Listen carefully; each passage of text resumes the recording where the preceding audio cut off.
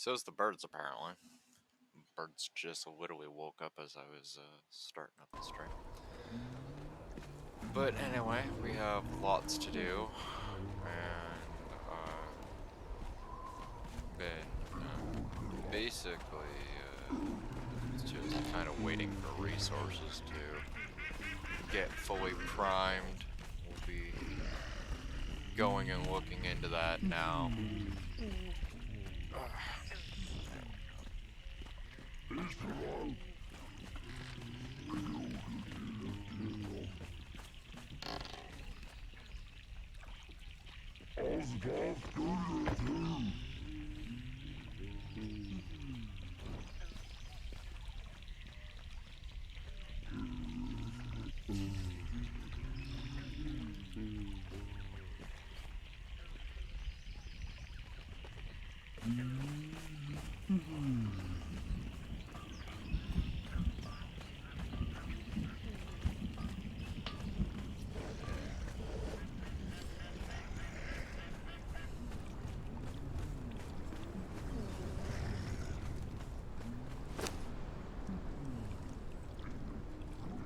I forgot about this little guy.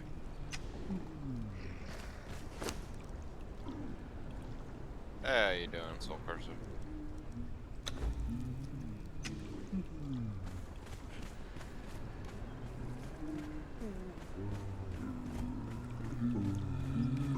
Ah, now the Mongolians will not be a match for my war dance. War dance.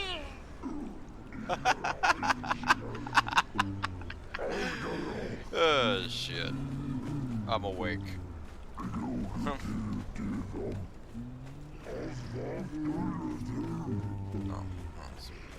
this way. I'm gonna walk in a circle here.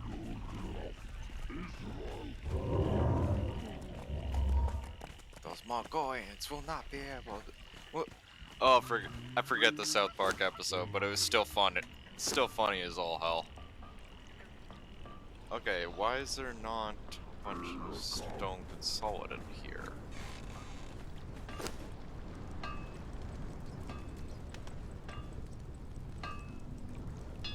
Let's get that fixed.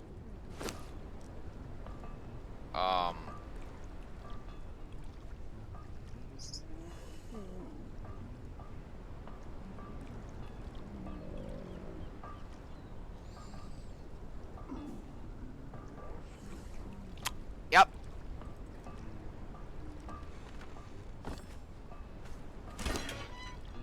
Oh wow, we do have a lot of coal, but still, nonetheless, that's used for something else.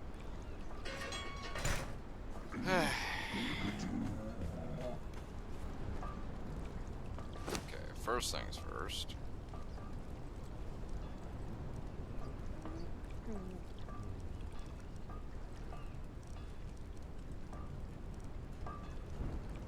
Get that out of the way immediately.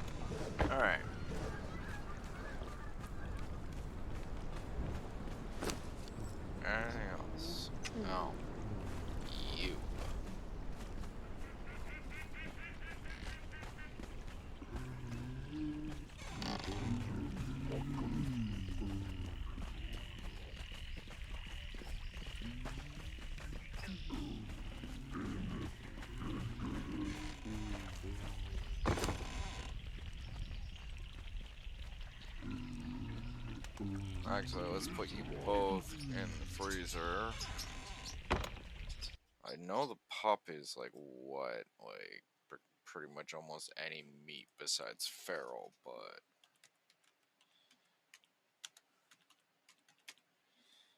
the ostrich chick, its food escapes me for the life of me. I have not raised an ostrich in probably forever. I think the last time I actually like raised an ostrich was just for the sake of raising an ostrich, you know.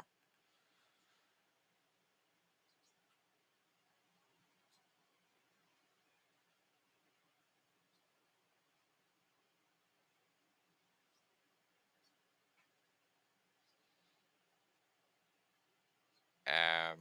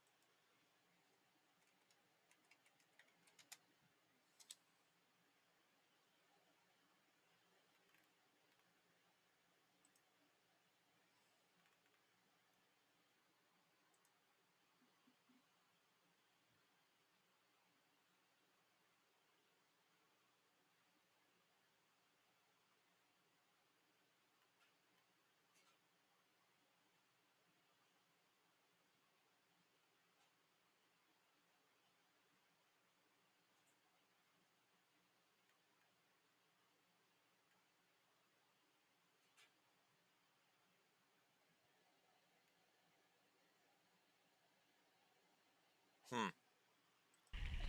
So it really doesn't fucking matter.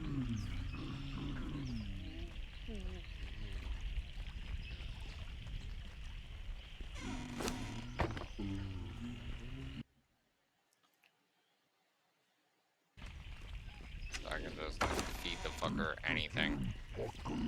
Because there is no actual greater variant. I didn't think there was, because, like, I've never actually faced an ostrich that was, like, one skull or anything like that, you know? Just different colored ostriches.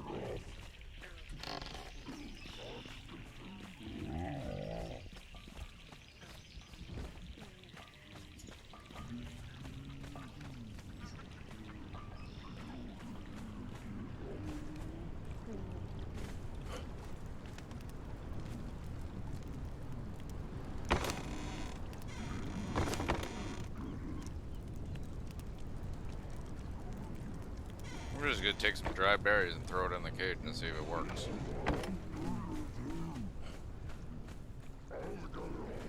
It's an ostrich, I really don't care. Like, if this were a game where it could produce eggs for me or something like that, then maybe I would kind of care, but I really just don't.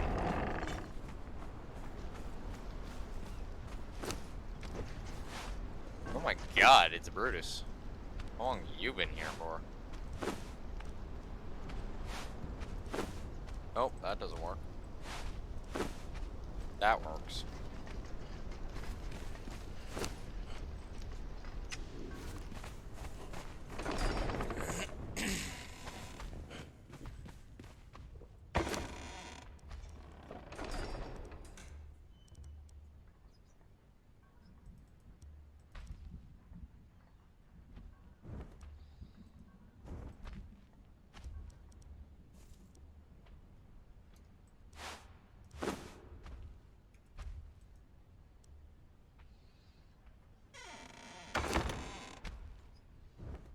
Oh my god, I still have a lot of animals that need to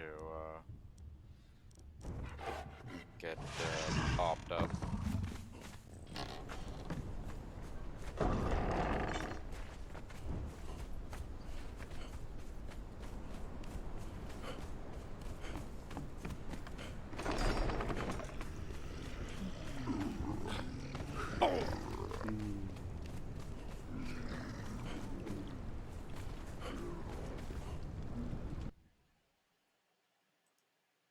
So dried berries doesn't work.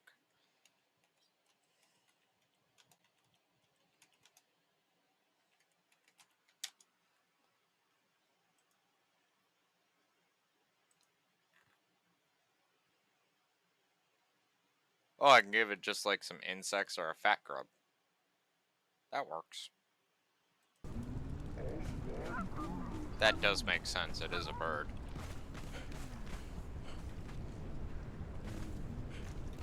Again, not something I usually raise.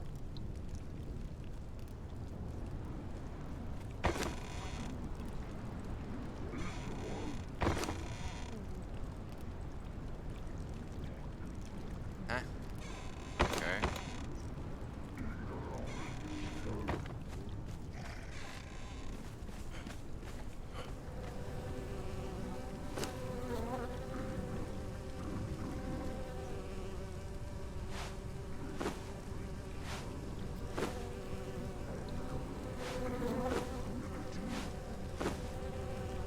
And we'll see what happens there.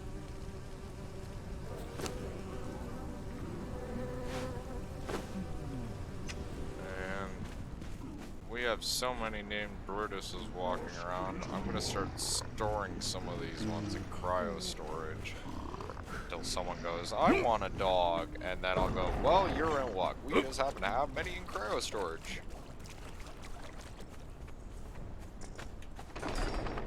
Like, I'll develop them inside the thing, but having them all out is just, like, hell on the server.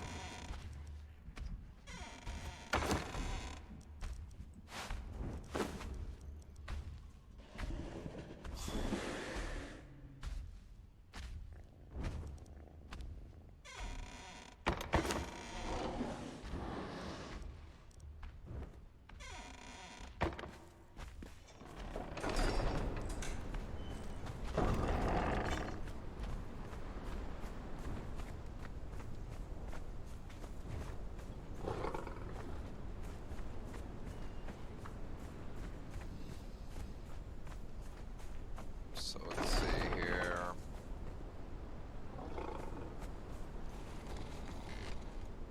Alright, definitely want a stairway into that. Make it easier to get in. I want higher walls, at least one high. With some sort of wall topper.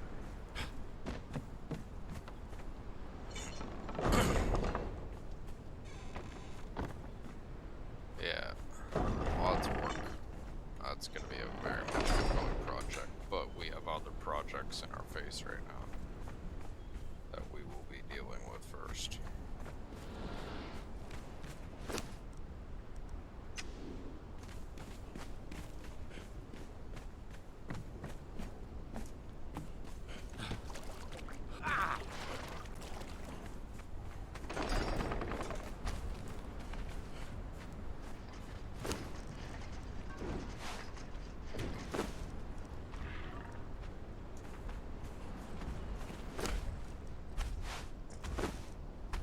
Boom. Done.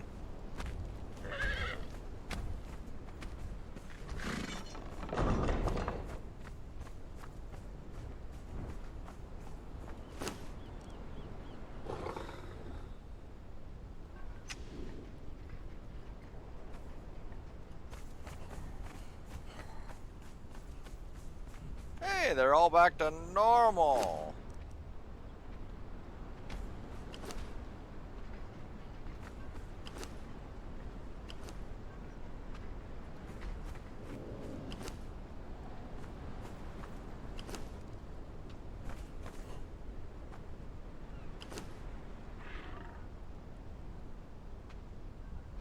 I hope.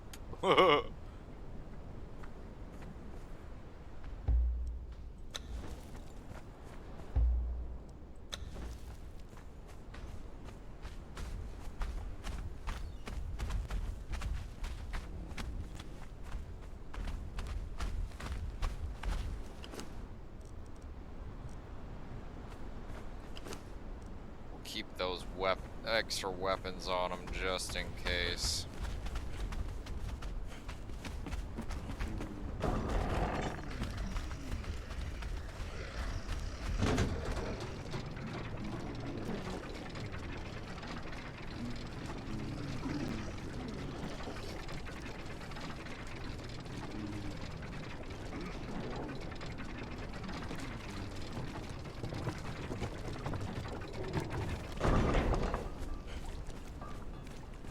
Okay.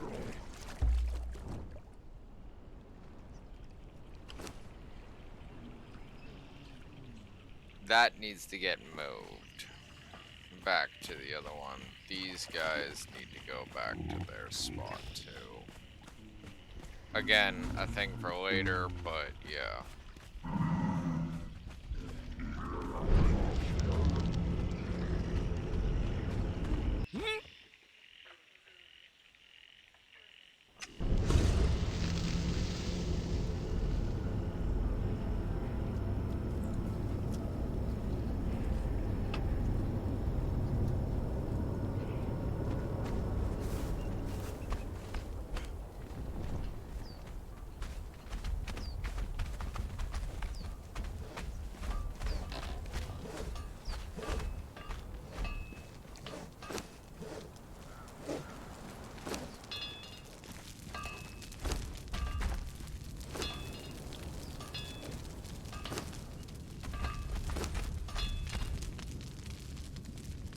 Got them producing my ass. What are they producing? What?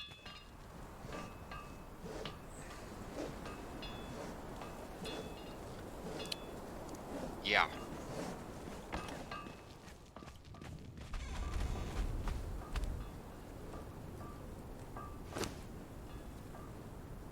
Okay. Okay.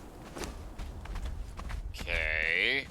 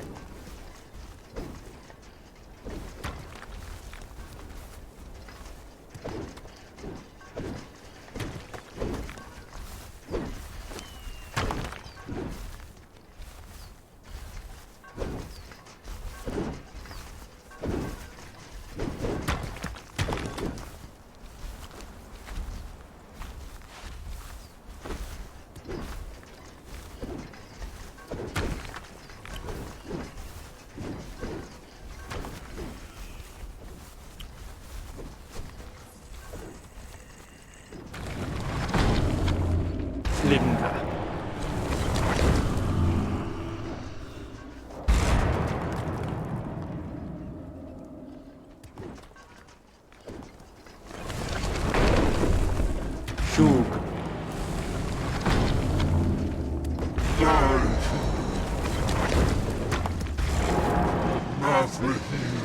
Shug.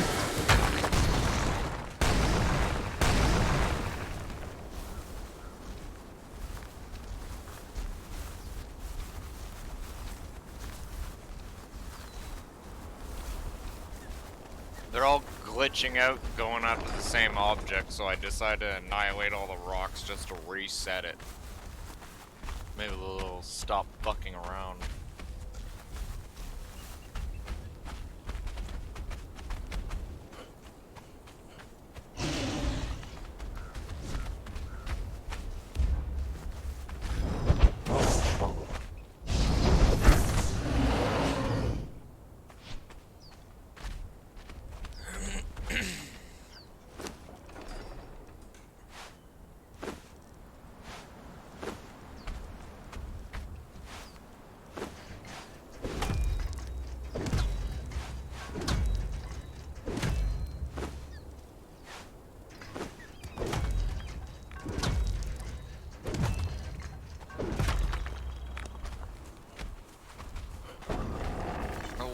He remembers he has a warhammer again.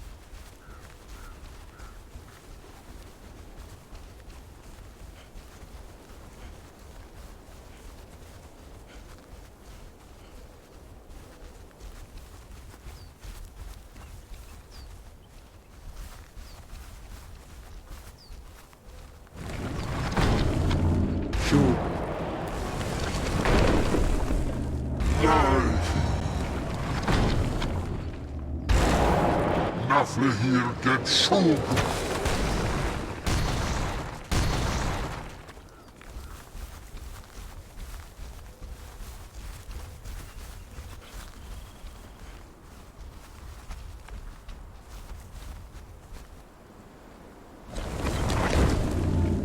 Shog.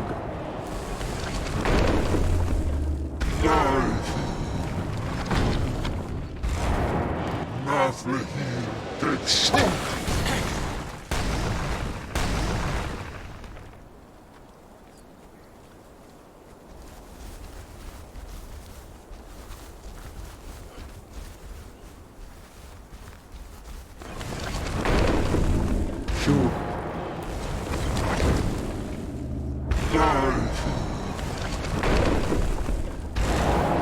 Nafle hier get shog.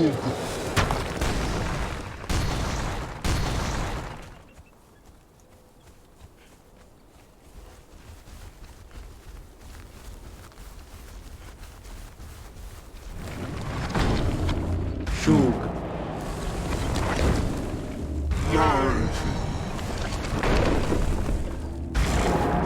Nafle hier get shog.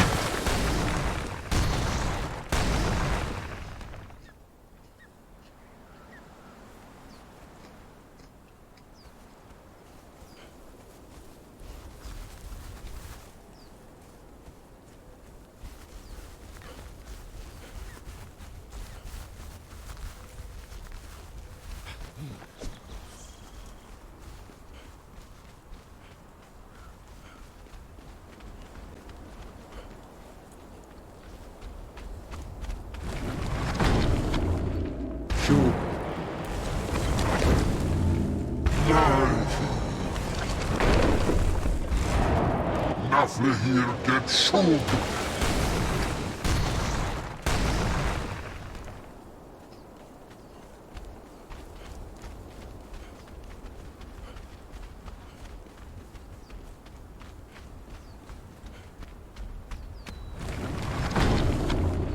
Shog.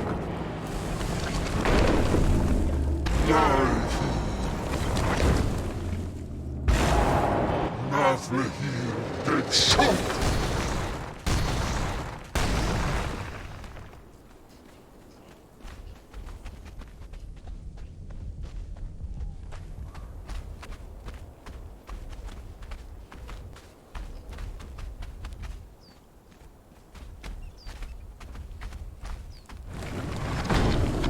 Shog.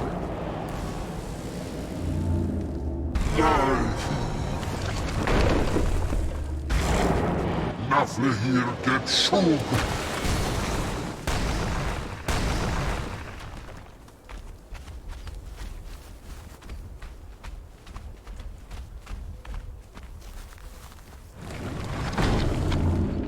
Shog.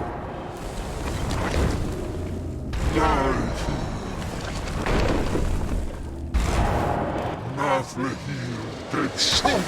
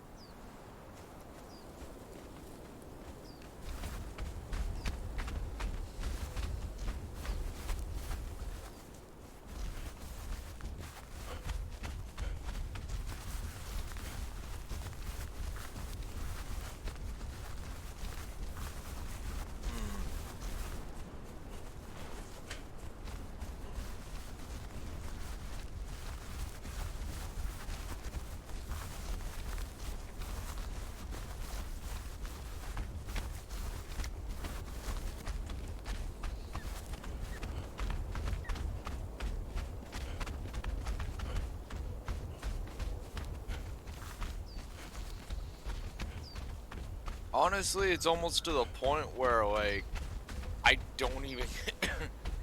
I don't even feel a need to carry my tools on me.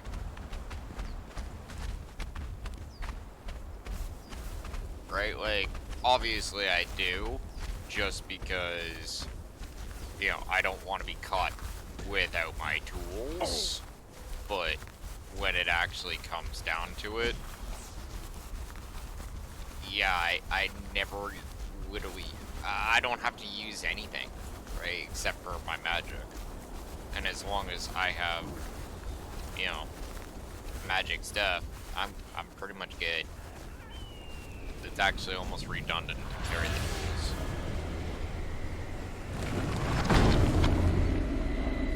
tools. Sure. But then I run into one of those moments where I need my tools, and so it's like, god damn it. Nafle hier get shook.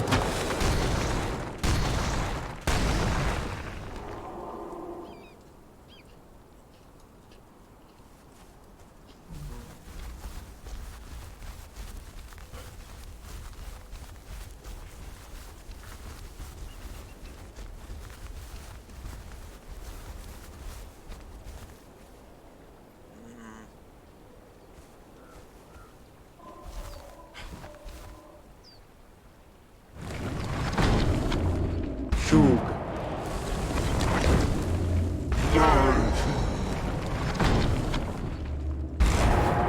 Nafle hier get shook.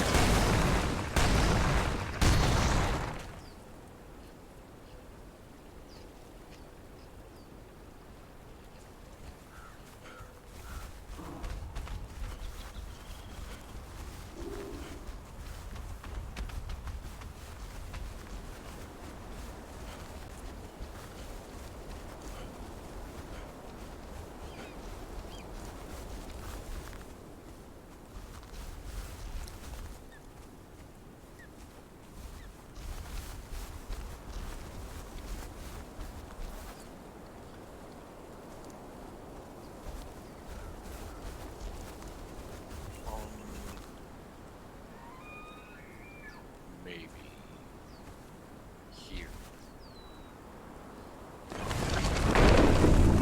Shook.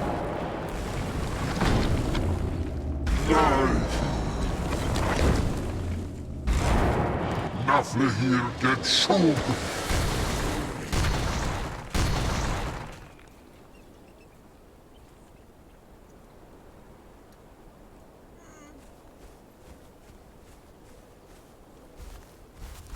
Missed a few rocks.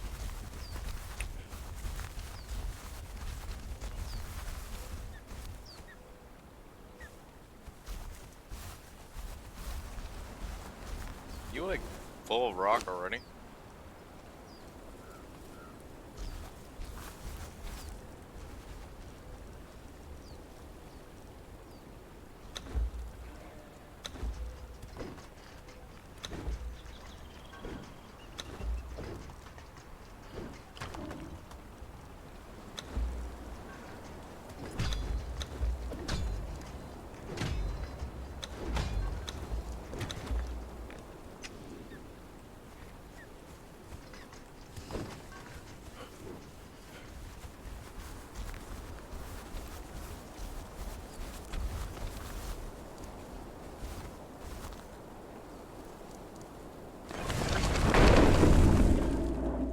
Shook.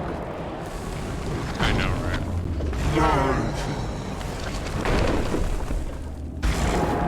Nafle hier get shook.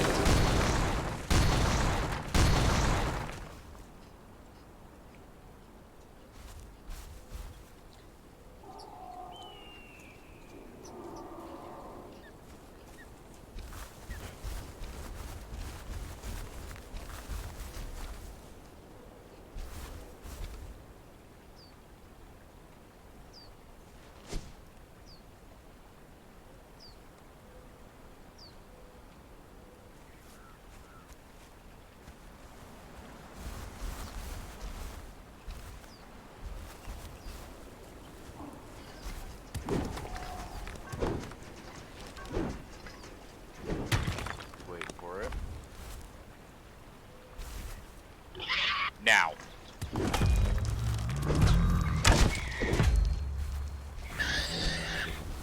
Charge!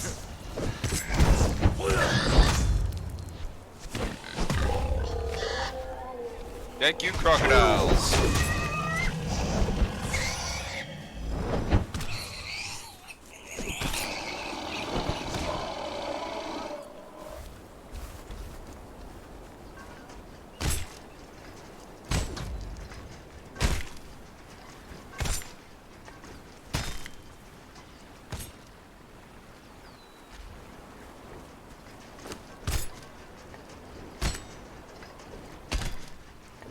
Wow, did you not pick up anything from him? You didn't even get demon blood.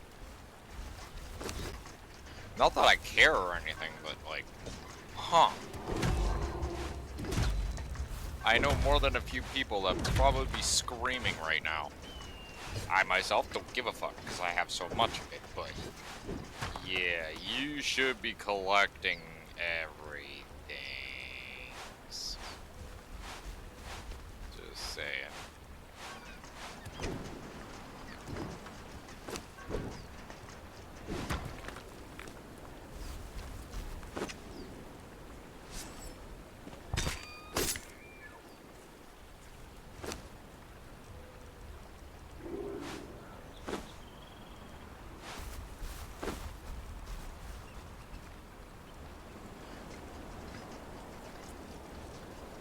Jesus fucking Christ.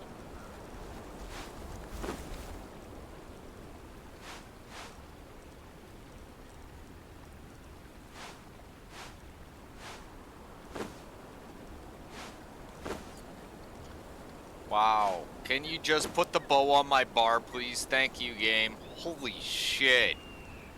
Making things a little bit too dramatic there.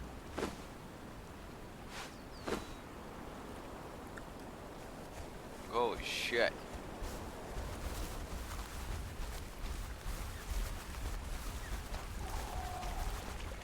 Okay, so the rocks is starting to thin out towards this sector.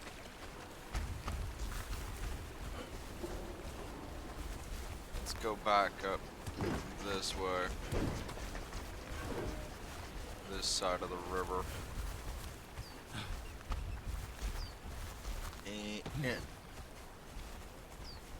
There we go.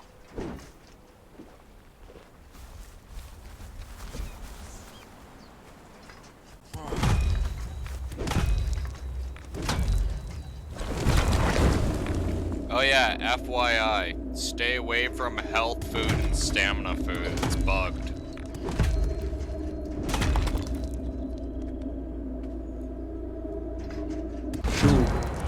We're talking full-out bugging of stats here.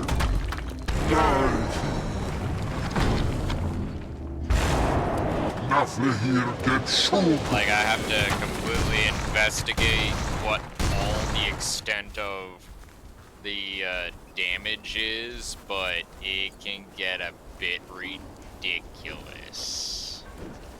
I don't know exactly what's controlling it or whatnot, but yeah, let's just say eating health food or drink could actually result in you lowering your max health. Right. And even after its duration has passed, that effect will stick, which can cause a number of issues. Obviously not permanent if you log in and log out and all that great shit, but still nonetheless something that has to be investigated and rectified. Because this is just, yeah, pretty fucking stupid. I personally like using health food and drink for my character. Right, so not having it is not helpful to me. Because my character doesn't have a lot of health when you actually get down to it. He has a lot of defensive capability, but he doesn't have a lot of health. Nafle here gets shook.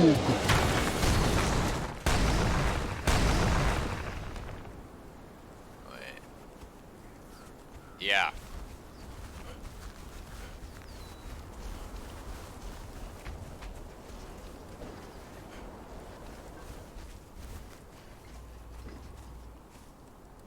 I ended up discovering it only a few days ago, and other people have seen it also.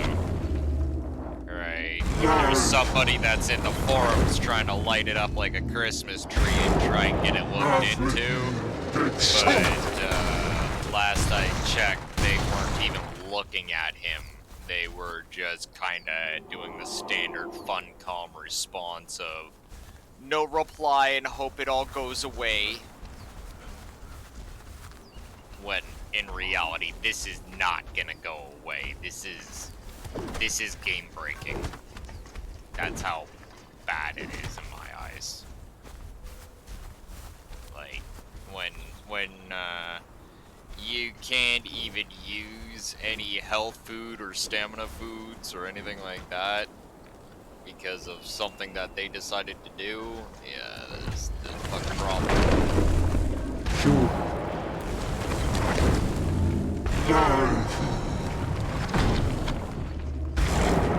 Nafle here gets shook.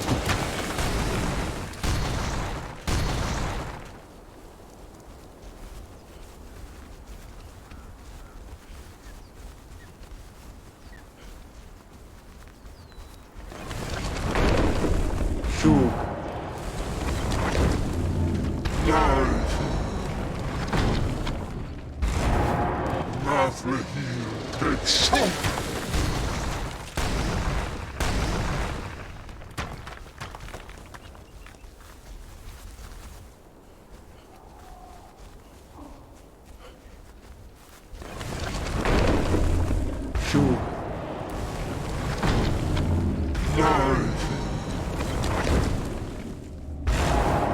Nafle here gets shook.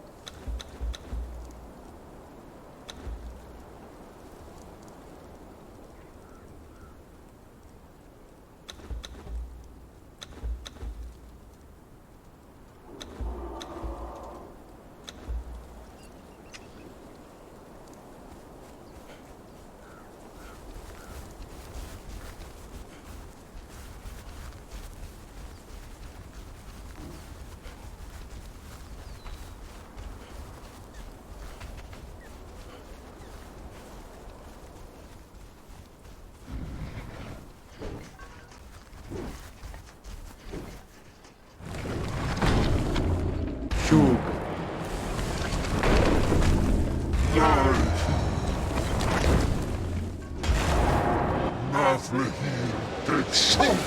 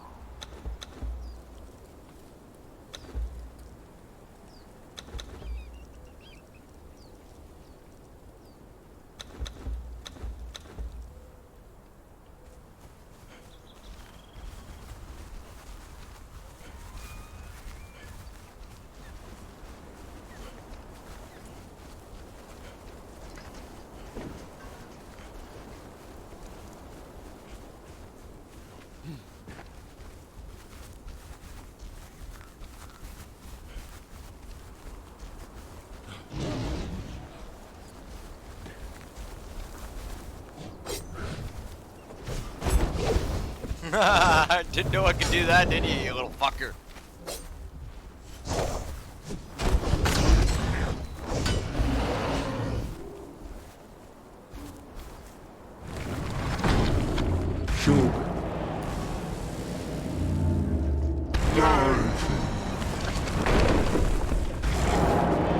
Nafle here get shog.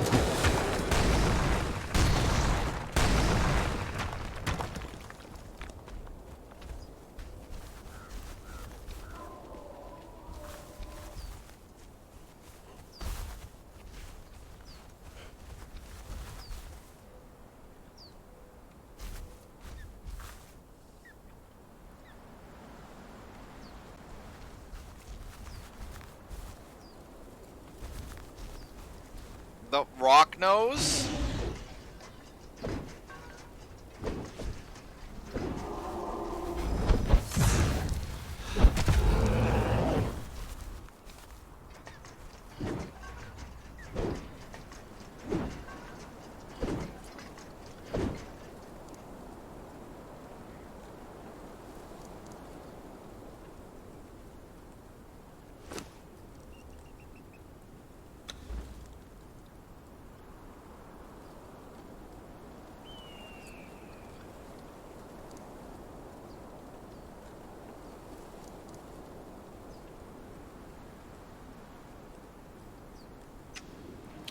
That's what I was about to say. Let's go do some experimentation. I know my hammer.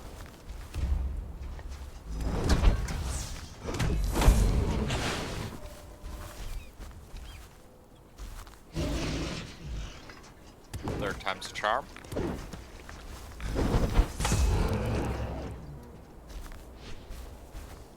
Maybe it's just a glitch. For a second there, I thought they nerfed my hammer capabilities. Apparently not.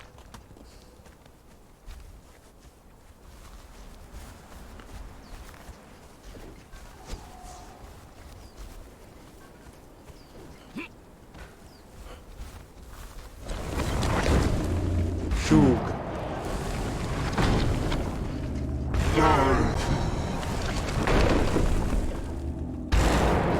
Nafle here get shog.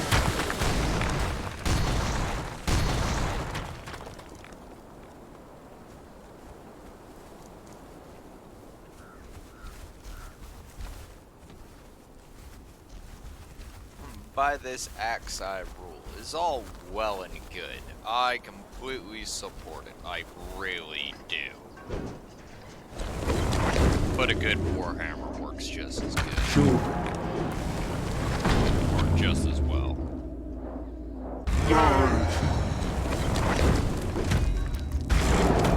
Nafle here get shog.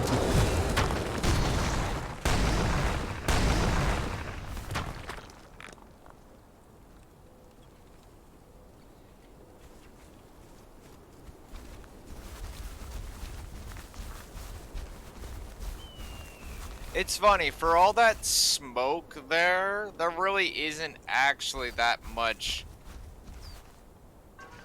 volcanic activity or anything really burning. Unless I missed something entirely. Right? Like, I have never, not once, really seen anything worth noting in terms of shit over there.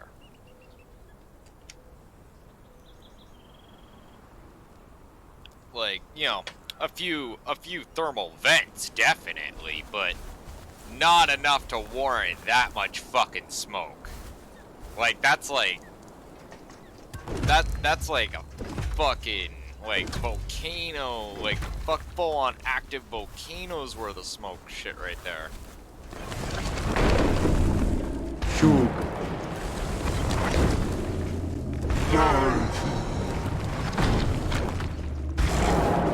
Nafle here get shog.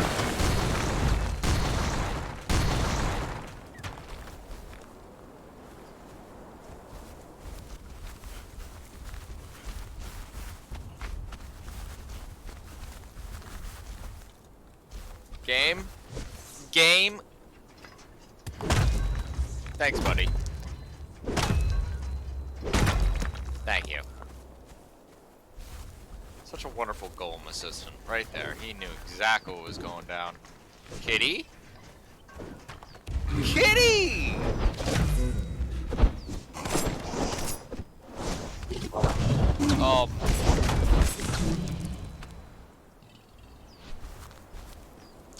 Okay.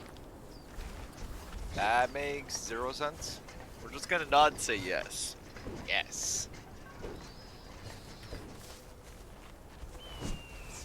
Alright, can you stop eating all the bread every 5 seconds?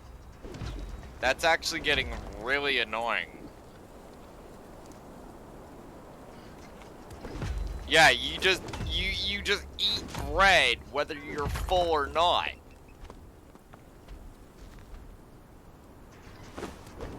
Like, that is something they should actually kind of change.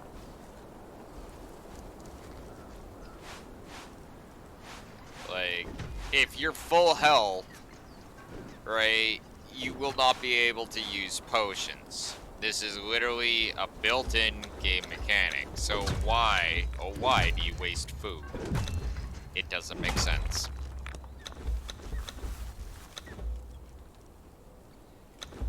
Like, that's very, very silly to me. I just don't understand that one. Nor do I think I'll ever understand that one. It's like, ah? Anyway, moving on. Let's put this right here.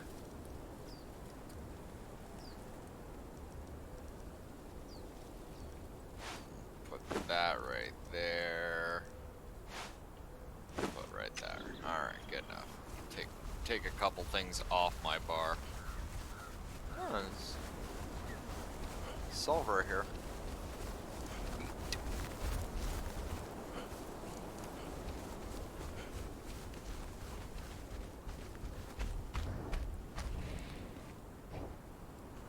Yeet.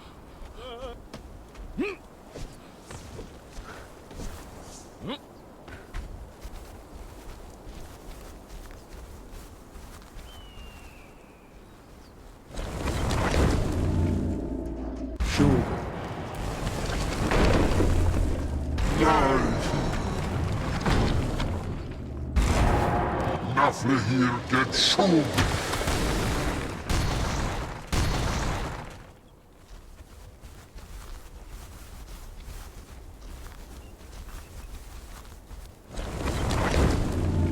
Flinda. Ogav Taor.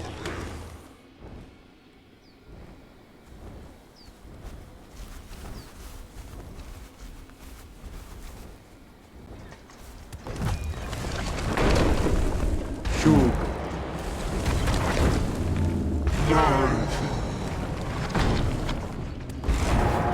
Nafle hier get shown.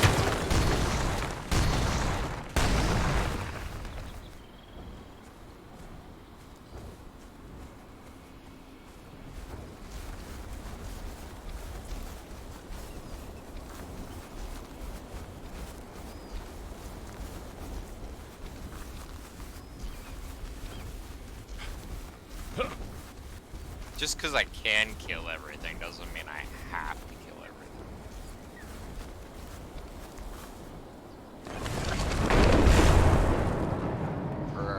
There. Shug.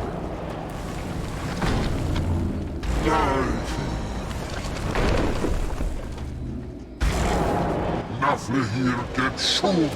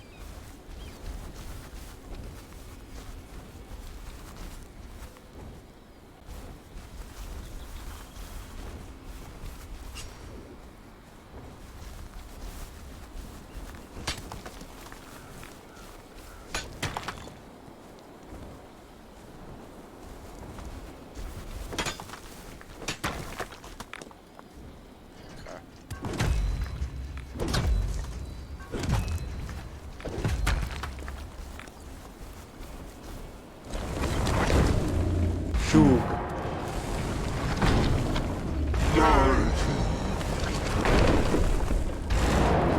Naflehir Ketchum.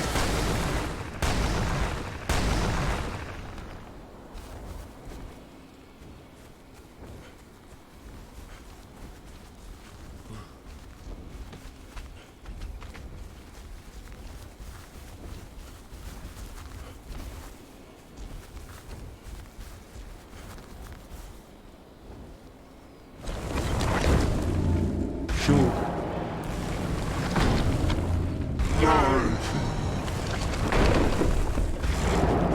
Naflehir Ketchum.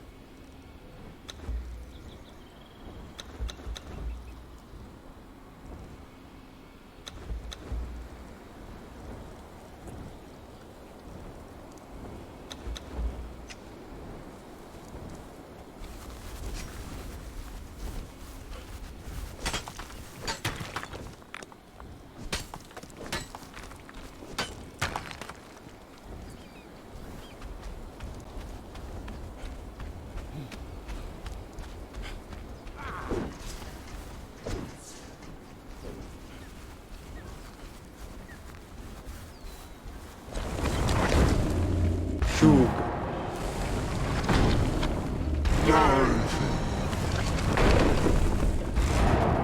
Naflehir Ketchum.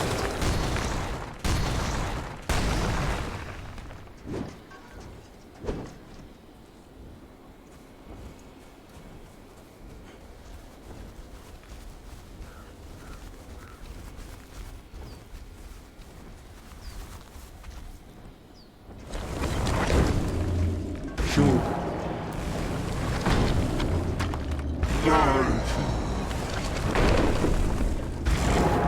Naflehir Ketchum.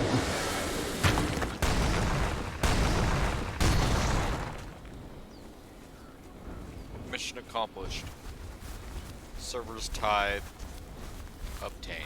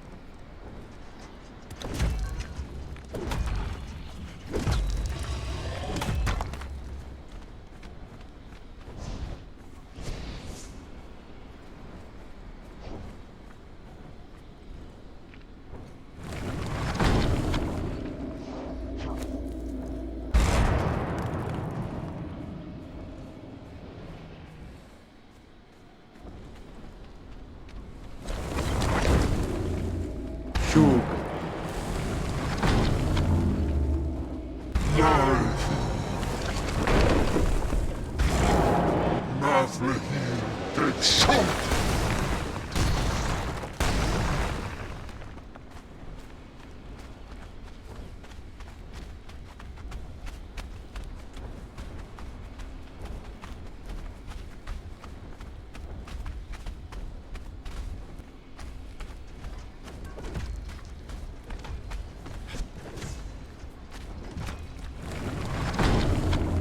Shug.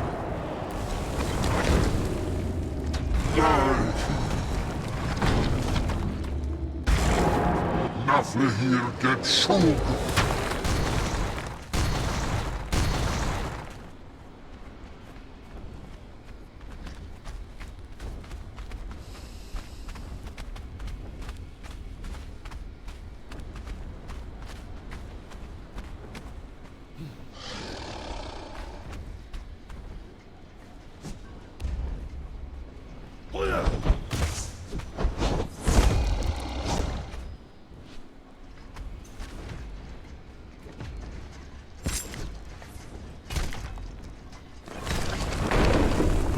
Shug.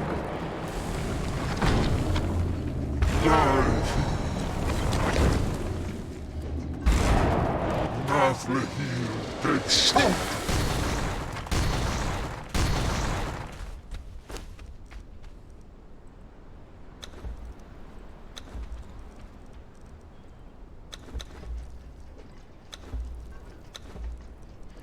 I think it's safe to say I'm pretty much at cap. Need to start moving back home now.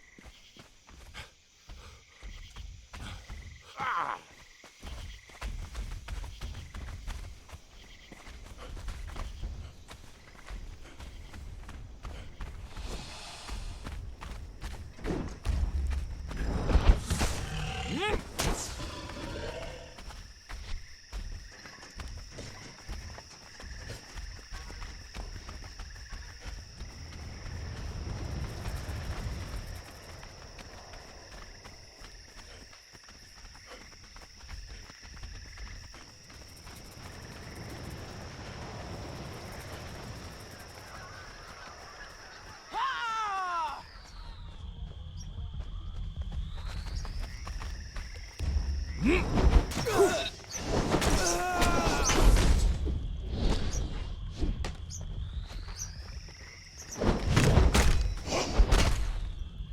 swear to God, that fucking annoys me. Like, stop blurring out my screen. Stop fucking goddamn well changing up my sound. That does not happen when you get tired. I don't care what anyone fucking thinks. No. No, you don't. Like, fuck off with that shit.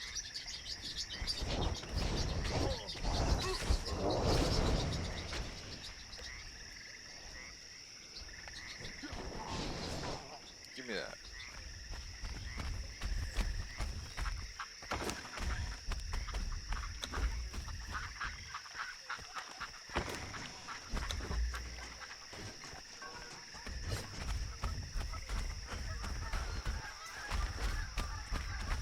Like, it's so fucking cheesy. It's like, no. Stop that.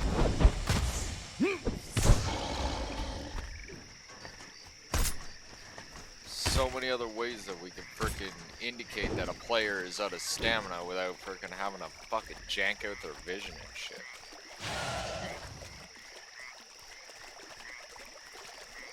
You're stupid enough to run at me in the middle of this dumbass lake because we're walking in the vicinity, you deserve to fucking die. Like, just fuck off. I got shit to do. Fucking moron crap. I'm a shaleback. I see you walking within 50 meters of me. As if he's got some sort of fucking court order or something, you know?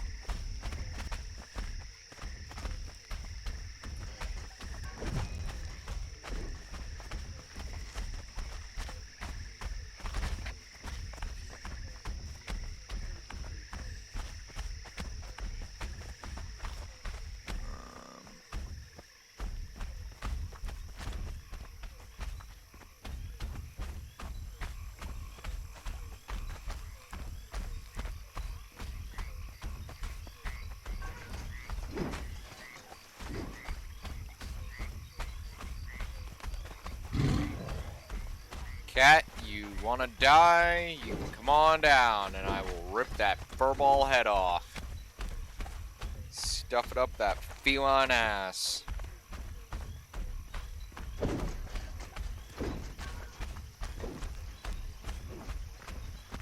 then mount you on my fucking wall.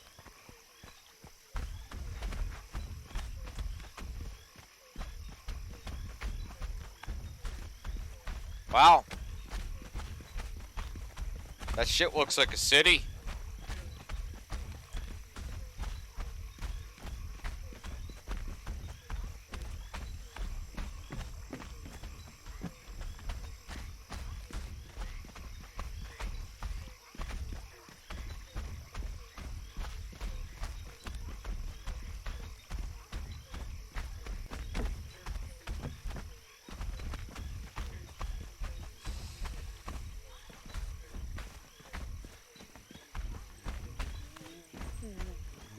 Holy fuck, huh?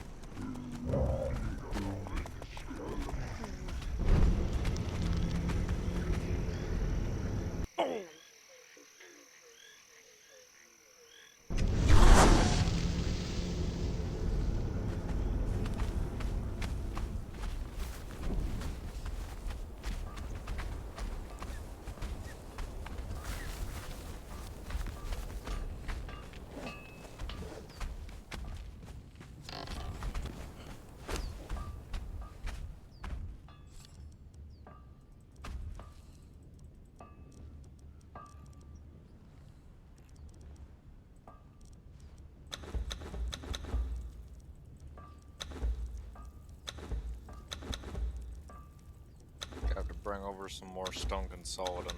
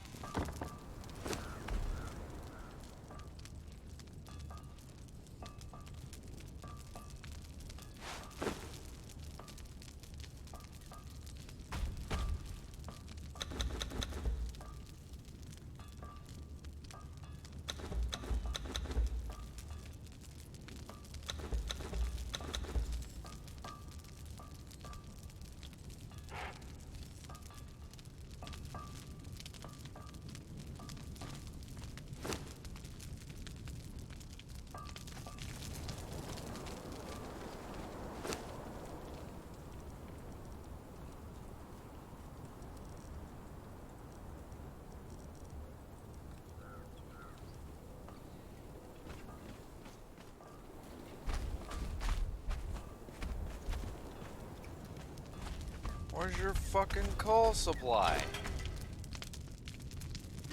Ugh.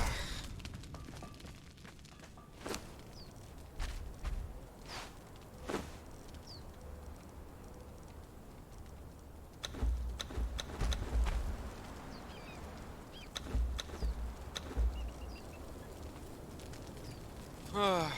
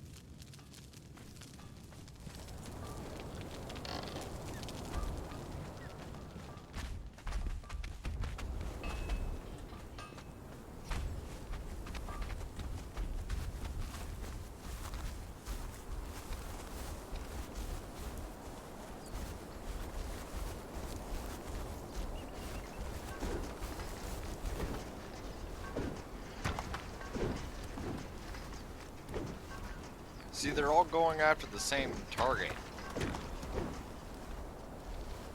Well, not all of them, but you get the point. You have 2 or 3 of them going after one. There's like 7 of them there. 7? Yeah, there's like 7 golems there. 8 now. And they're just gonna start all going after the same targets.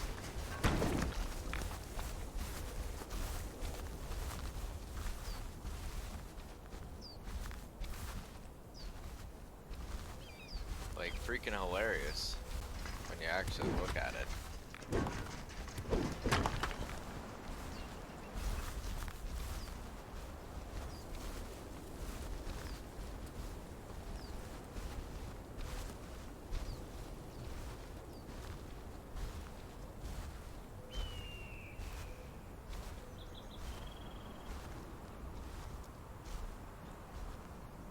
Wonder when they're actually gonna fix their animations. You know.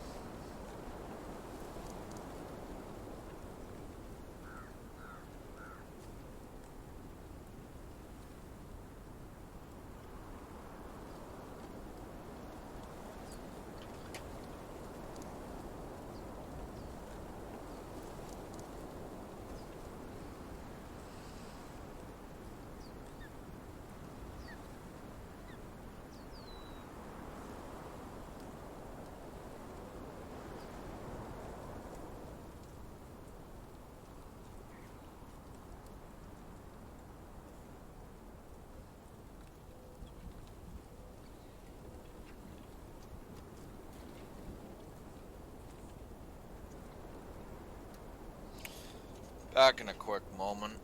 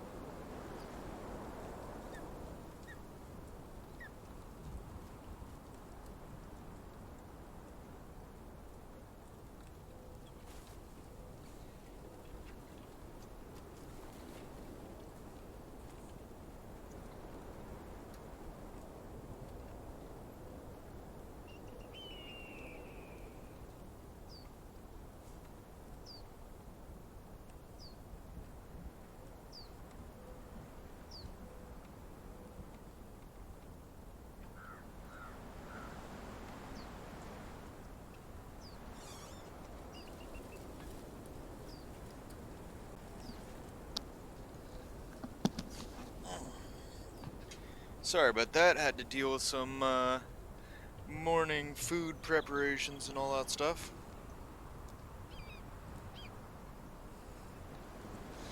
You know, breakfast and all that.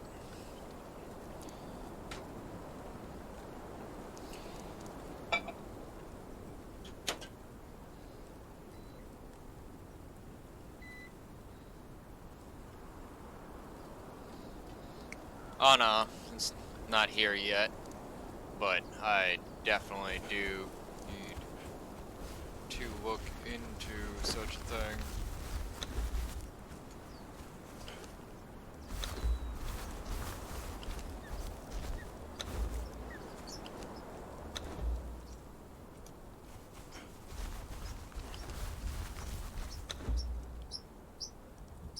Okay, so that's a little bit of crap.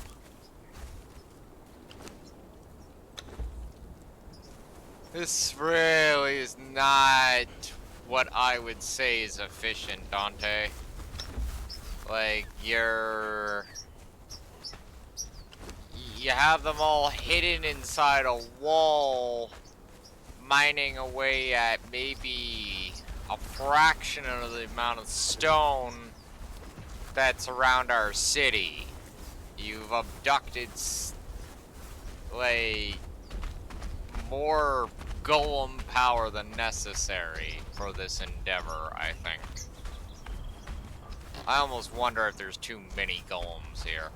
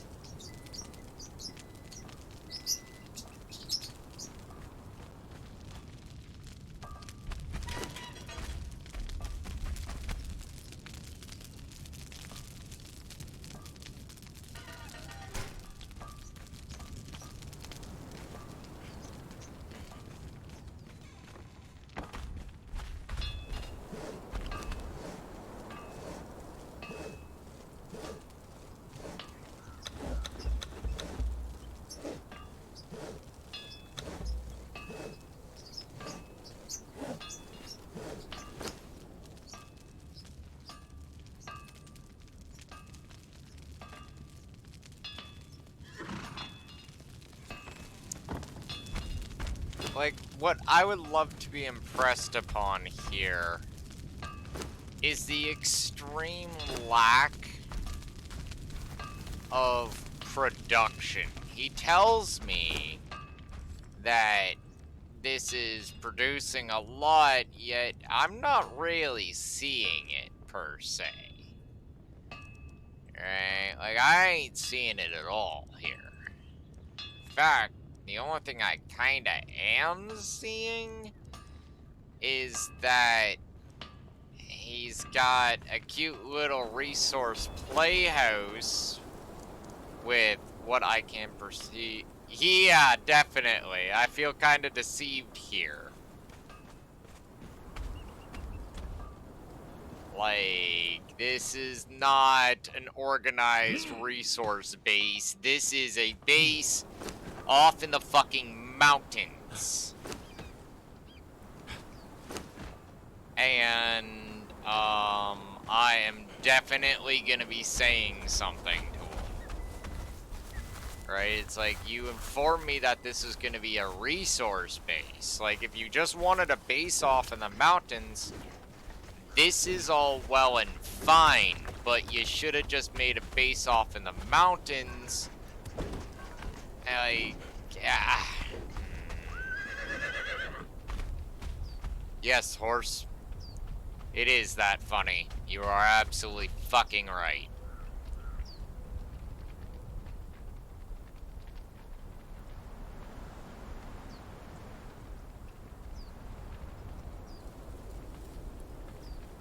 Like, there's, in terms of being, like, he does obviously have all the facilities to cover that of a resource base, but a resource base requires an active player to be attending it on a pretty decent basis, right? Or it doesn't produce anything.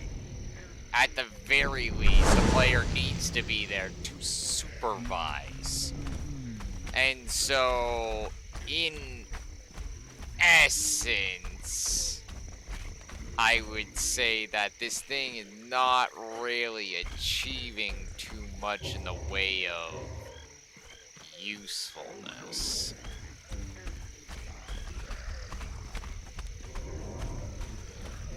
Like, yeah. Not saying that there's anything wrong with this, right? I'm still on board with the resource base, but he needs to really step up its production to impress me. Because thus far, I ain't seeing shit that would indicate that it looks like it doesn't even look like it's in full swing. Usually, a resource base, especially with that much storage, usually has that storage filled up with resources. As in, all they do is produce resources, right? And so far, and this is just me saying, I'm not really seeing what that thing can do beyond what we've already been doing right here. Like, I already have 2 fucking tier 4 purge thralls making me steal reinforcements.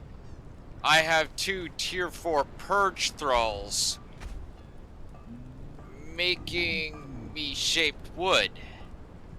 I got a tier 4 smelter and a tier 3 smelter that are freaking pretty much cranking out, like, you know, stone brick around the fucking clock. And then on top of that, I got, like, named thralls producing everything else required in between. So, like, I'm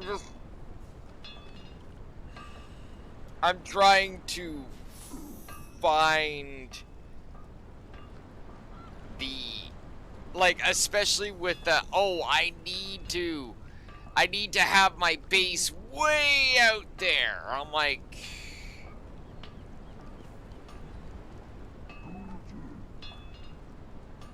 okay, right? Like, let's see here. Like, it's funny, I mentioned to him that he would probably want to build up over here or near here. Why? Why, would anyone ask? Oh, I don't know. Maybe because that's where all the fucking stone is.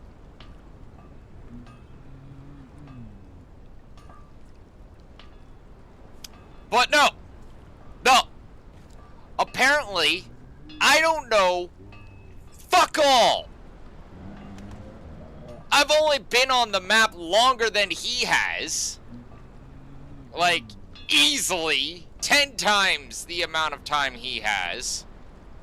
Probably even 100 times the amount of time he has. And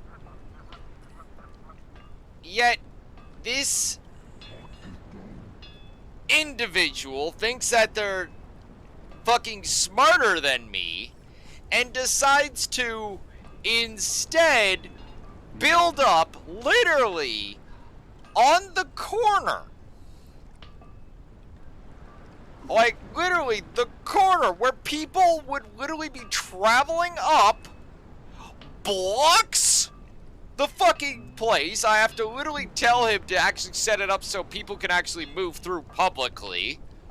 which is not what I wanted. That's not how you make a perimeter wall, right, to keep out the animals, but what the fuck ever, right? And he starts complaining to me about how all the bridge skeletons are attacking him.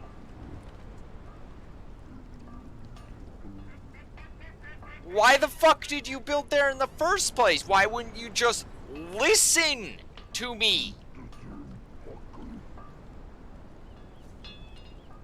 Oh my god, it's such a freaking complicated rocket science level freaking like thing where people have to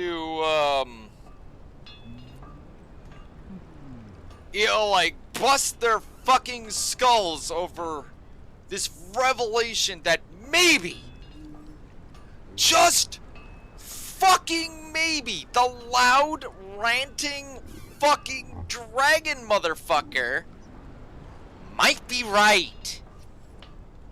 And maybe the only reason he's actually ranting is because none of these fucking morons listened to him in the first place and then choose to come and complain to them complain to him because they chose not to listen.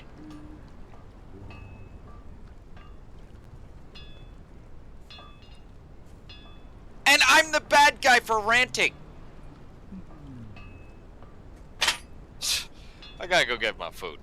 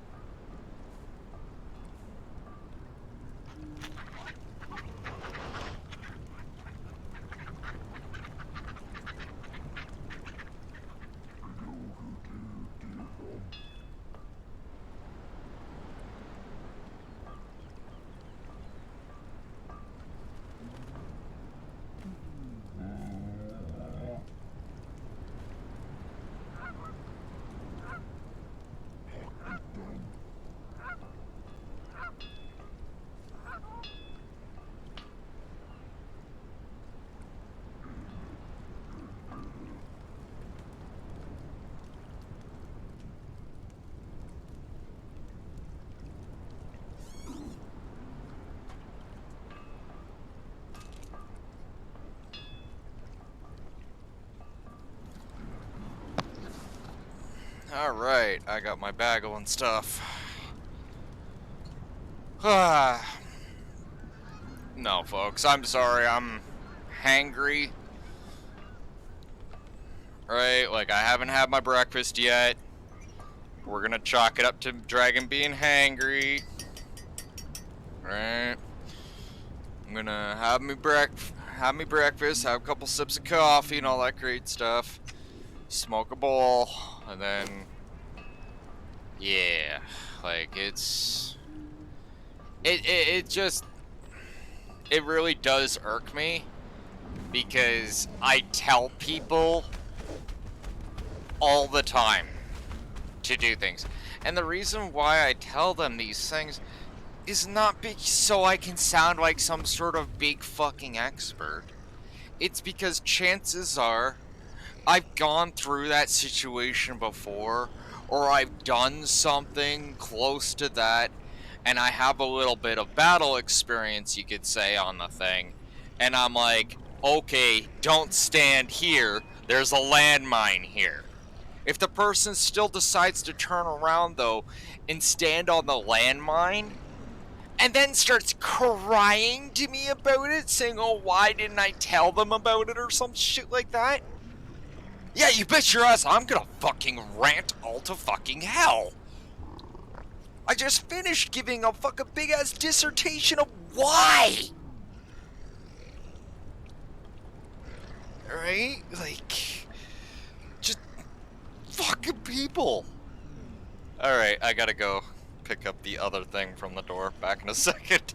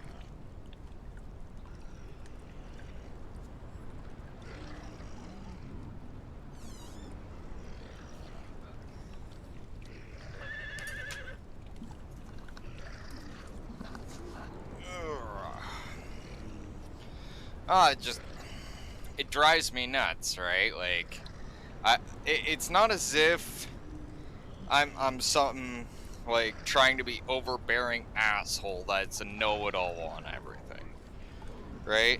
I try my damnedest, and I'm just very passionate about things, right? Like, don't do this, oh my god, there's a landmine there! If someone still stands on the landmine, and then they freaking blast their fucking leg off, and their character's sitting there bleeding the fuck out, and they're like, why'd you not tell me about it? Well, yeah, I'm gonna swing into a fucking full-on rant. It's like, dude, I fucking told you. And it's not my fault that y'all never fucking listen to me. Alright, and then they go into the whole, oh, we listened to you, and I'm like, well, then you wouldn't have stepped on the landmine, now would ya?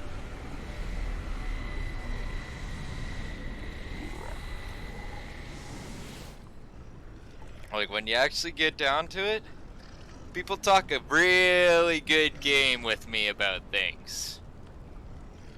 But as I've said time and time again, actions speak louder than words. I can talk a good game about what I'm gonna do. I could tell you exactly how I'm gonna go through every single enemy in front of me. But if I get through half of them and then suddenly I gotta fucking bail, well, that just kind of decided that one, didn't it? I didn't do what I said I was gonna do. I only went through half of it. And then I fucked off. For whatever reason. Actions speak louder than words. Right? Someone could tell me until they're blue in the face that they're gonna help me with a build. Or that they're gonna help me with resource farming or whatever. And I'll be that guy that will go, okay, man. Cool. Do it. But until you actually show me some sort of result, I'm not even going to even fucking acknowledge that shit. Like, I need some sort of result for me to actually freaking acknowledge it. Whether it's gonna be good acknowledgement or bad acknowledgement, that's another thing entirely.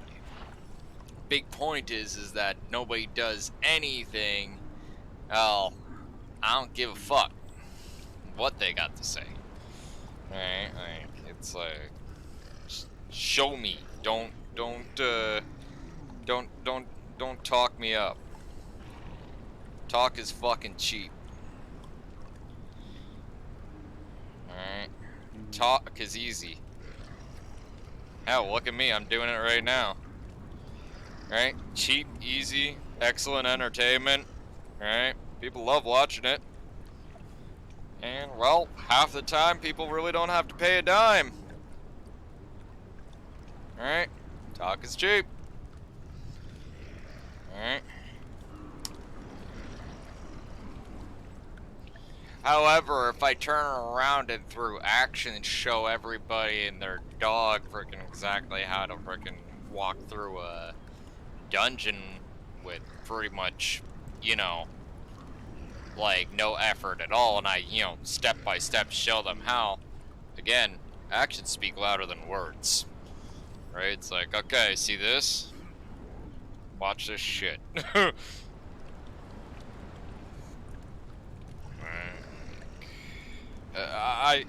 And that's why I'm like, the only thing I'm really ranty about with the whole Dante thing is that he told me he wanted to do this. He made it out like it's a great idea. Now he's got all that shit built up.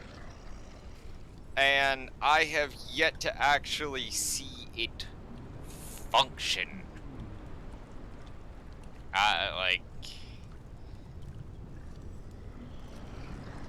I don't think he necessarily knows, you know, what he's, like, going on about, right? And yeah, okay, the facility is supposedly a public facility and all that shit, but,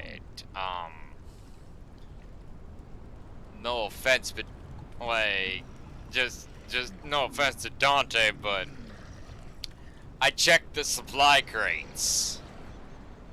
Right? I didn't see crates filled with stone or stone consolidant or steel fire or stone or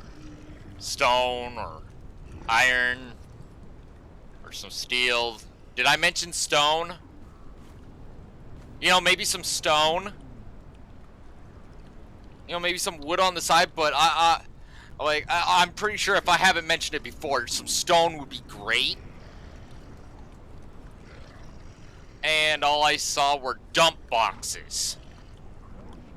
I know, I literally dumped some of my crap into those boxes because that was literally what it looked like to me. A dump box, all but name.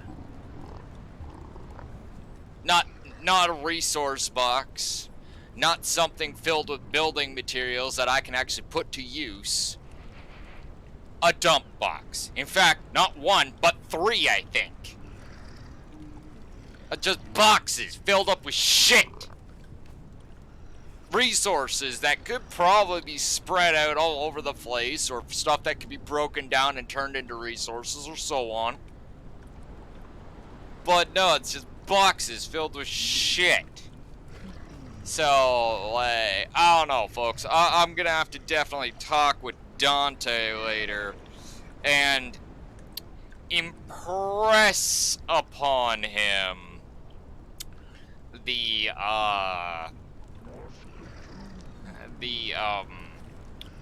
want to see this place functioning in full swing. Because the only thing I'm seeing there is, well, at the very least, some assembly is definitely going to be required, right? And, well, in some cases, acquired. Because, like, yeah, like, he needs to do something. Like, I'm not entirely sure on what his plan is there, right? Like, honestly, and I would like to say hindsight is 2020, but in terms of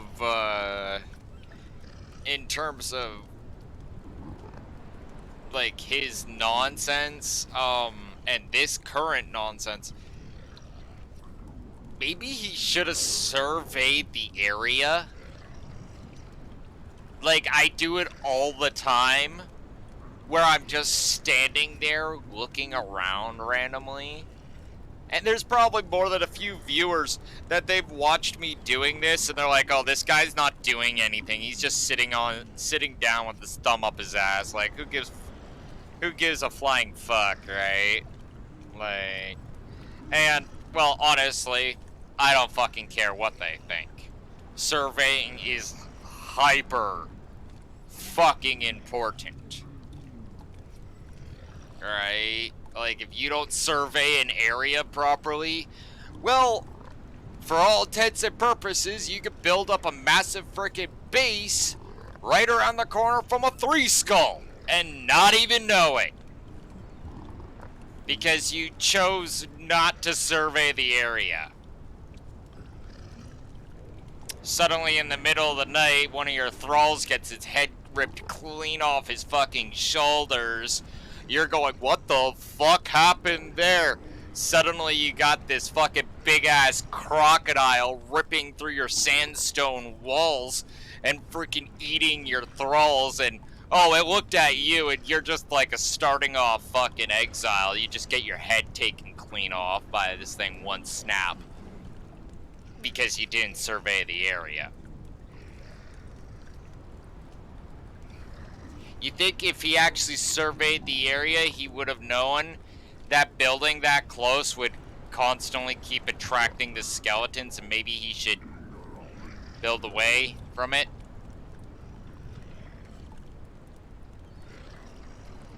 Or that he'd be blocking a path and all that stuff? Which, again, I don't give too much of a fuck about someone blocking a single pathway up, considering there's multiple pathways all through there.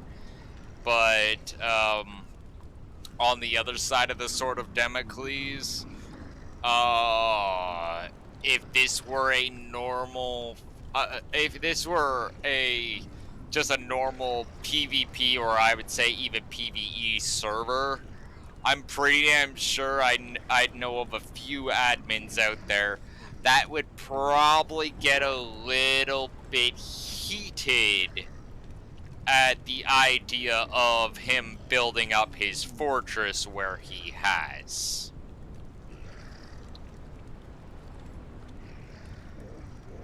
Like, just saying.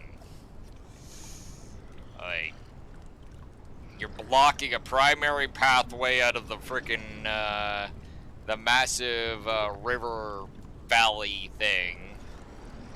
Right? Like, you're on the border of the Asheronian city, which means, like, in terms of a PvE or a PvP server, your archers will be shooting at anything and anyone that even came remotely near that slope or that bridge.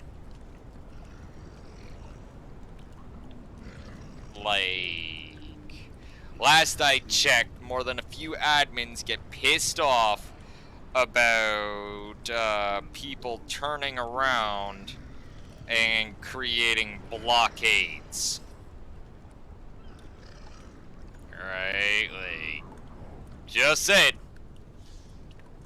Like, it's been a few years. Right? But I'm pretty damn sure that shit has not changed that much. Right? Like, just saying. Just saying. Alright. And again, this is a builder server, so I'm kind of in a live and let live sort of mindset, which is why I let it slide. But again, he can't be coming to me and complaining about how the skeletons be attacking him and shit, or how he be having trouble finding fucking resources in that sector. Cause, well, if he actually did as I told him, he wouldn't have so much trouble. Right? Like, I'm not the bad guy here. I do like that tent. And I have all the stuff that I want from that. Ooh, I do like that, though.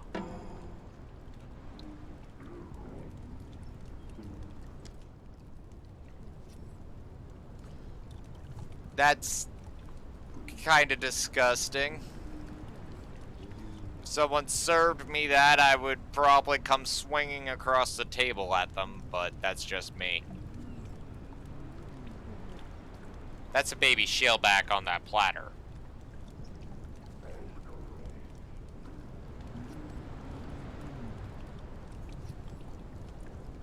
An archer thrall?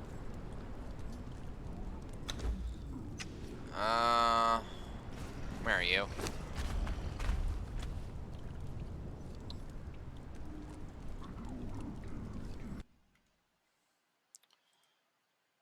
Which one gave the agility?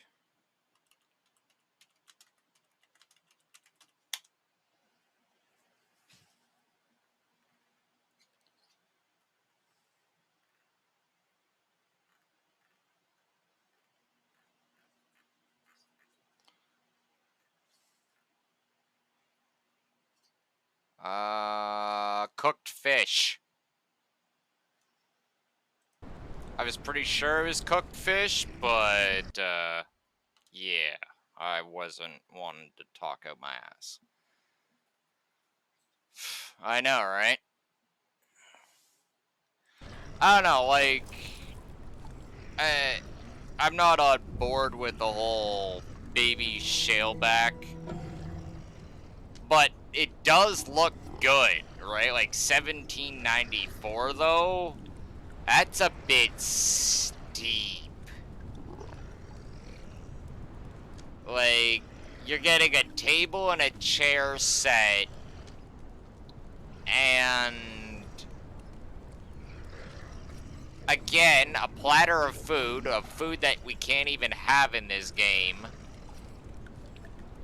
Alright, like, that's the one thing I don't like. Yeah, that's the big killing point here. Is that there is food on those plates that we can't even grow.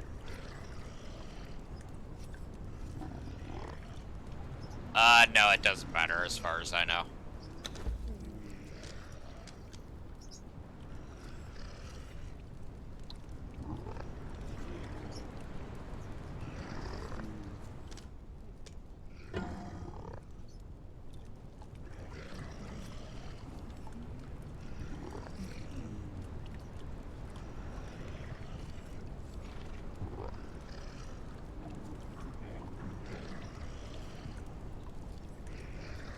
I do like this tent, though.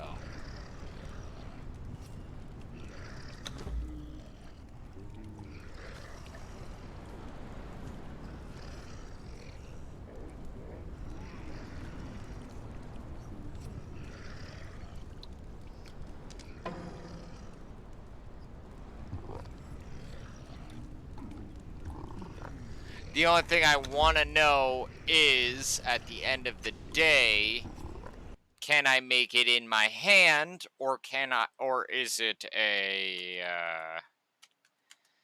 artisan bench thing?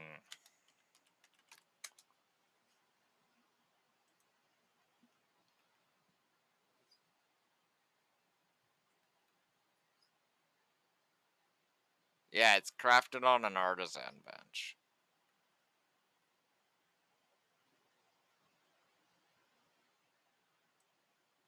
Which, that's not really hard to get a hold of or anything like that. It's more of the annoyance of having to, like, slam down an artisan bench anytime you want something, right? Still, nonetheless, I do like it. Like, I think I might... I think I might actually get it.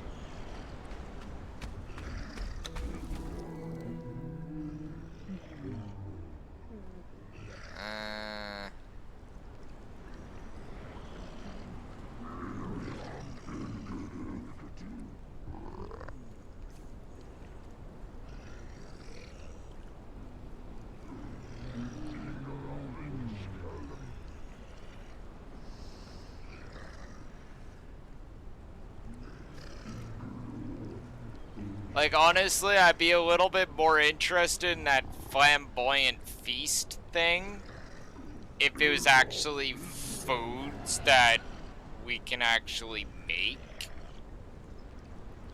You know, like, if I, for instance, saw some of the foods that we can actually make on the stove, like the icons, like what they look like and all that, on the table, then I would be a little bit more interested in getting that feast set. But that feast for all intent, yeah, I would be about wanting to eat that. However, this tent is mine. I will take this tent.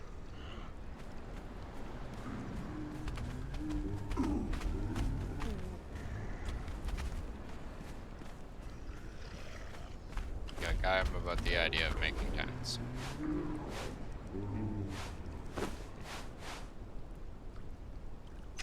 Why am I doing that? Give me that.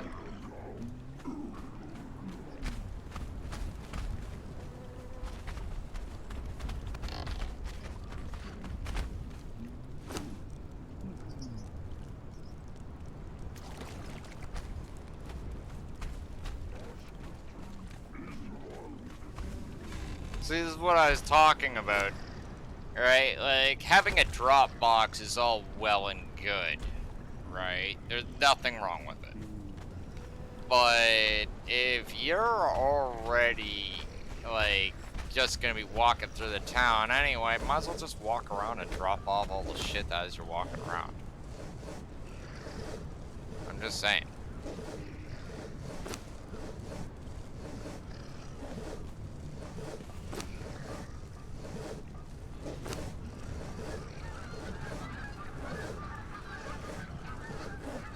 Like, I know I always just be saying, but, you know, I'm just saying, right? Like, sometimes there's a lot of things to be said.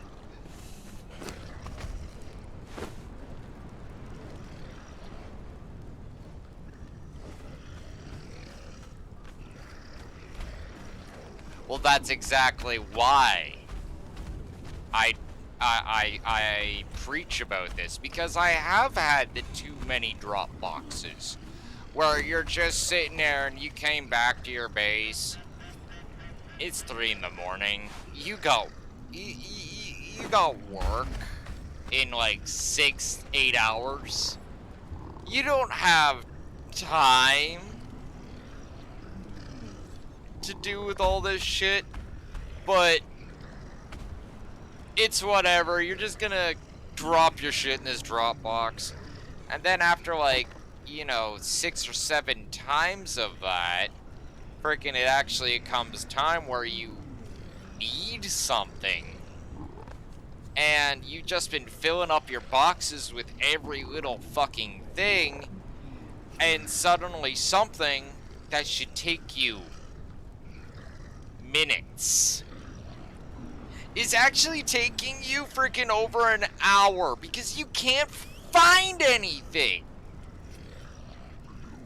Or worse, you can find it, but it's scattered in like 30 different fucking boxes.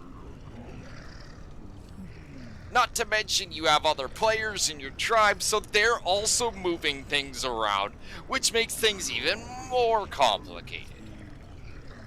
Right? That's why I say these things. I'm not talking out my ass. I've been there. I know. Dragon knows. Dragon knows these things. He talks about them because they facts. Alright? It's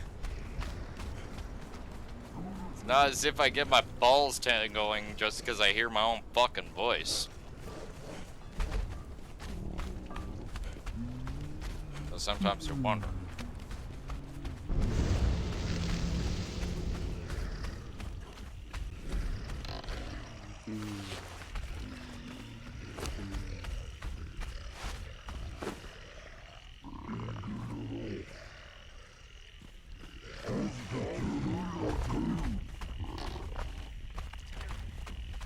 And that is why I have multiple doors.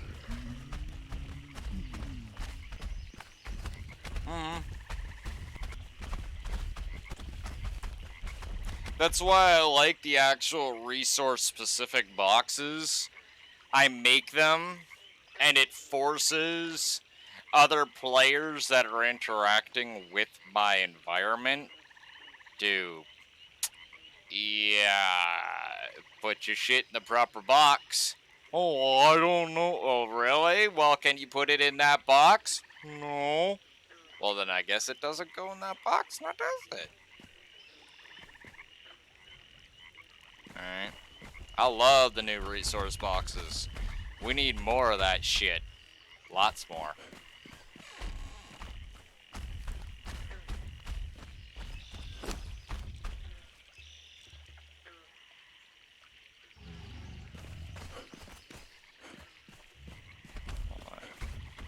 Got 2 more moats on my persons.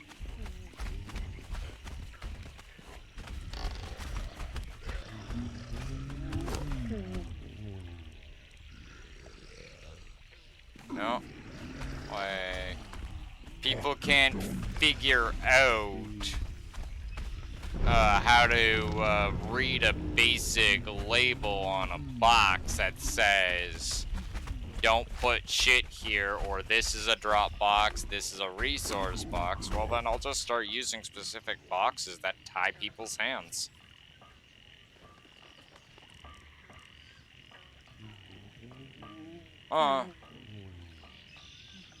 Oh, man. You do something that a lot of my tribe members don't.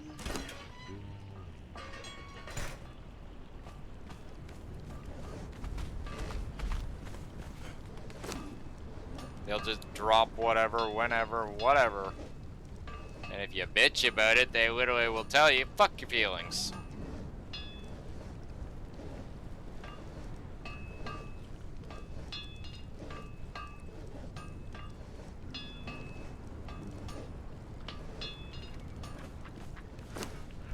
But that's just my tribe for you. They don't give a fuck. Oh, jeez.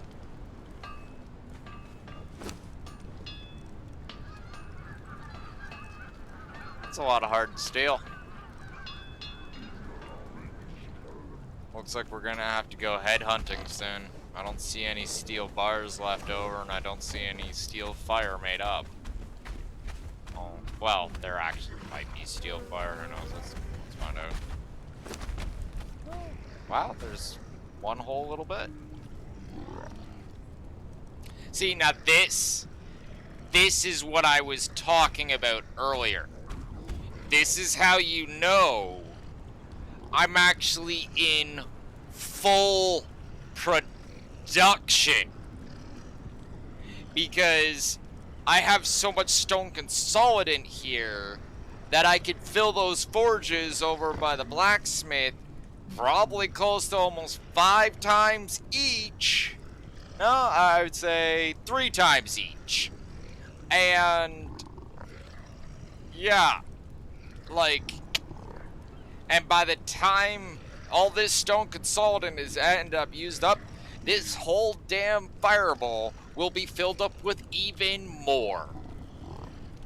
That is production, right? And it's contrasted with an overflow of adjacent resources. Tar for steel fire. Resin for freaking stone consolidant. This is not a complicated process. Alright? It's called build up resources to the point of overflow. And then, once you are at overflow, that's when you start skimming resources off of the top. Almost like taking foam off of the top of a mug of beer. Right? With a knife, you know. And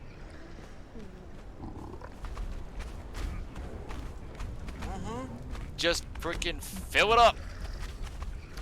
Fill it up. Is it start getting low? Fill it up again. It's like, oh, shit.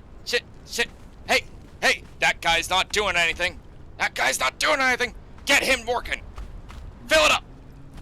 All right, that's why I was looking at this, like, you know, blacksmiths and enthras, and I was going, oh, shit, we need to get more steel. Because, like, even though I have a nice pile of steel, steel reinforcement in my pocket, I'm not thinking about the steel reinforcement in my pocket right now. I'm thinking about the steel reinforcement I'm not gonna have 10 hours from now when I fucking need it. Because making steel reinforcement takes a long time.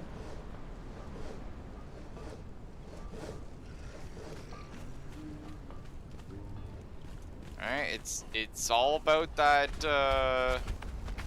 it's all about how you do things. Alright? Like, tactics. Tactics are great.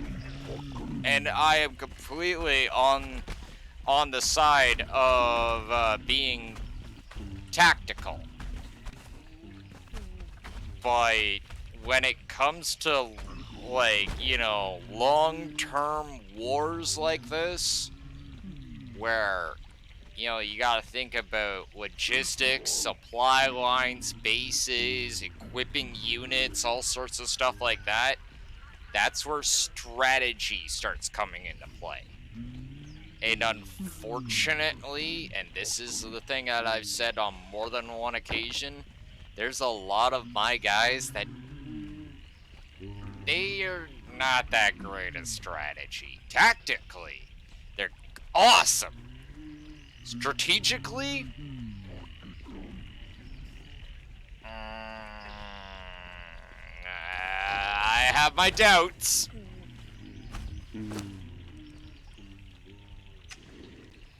Now, what did I come in here for? I had a plan in mind.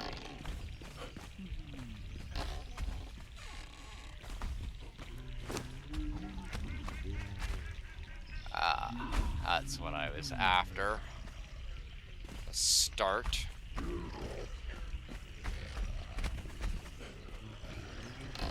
Also, like, you know, got rid of the railings in here, made this upstairs area more enclosed. More with the idea of making this whole entire complex into more of a mega building that is over top of a street instead of a building that has a street running through it.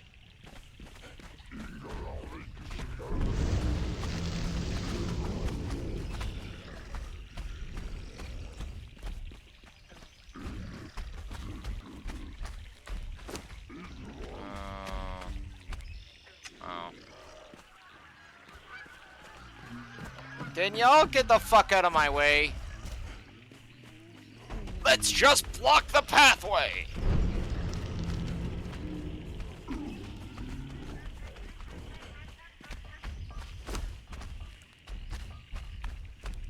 Okay, so we're only gonna need one of these to fix Dante's little fuck-ups. Because Dante just can't stop fucking up!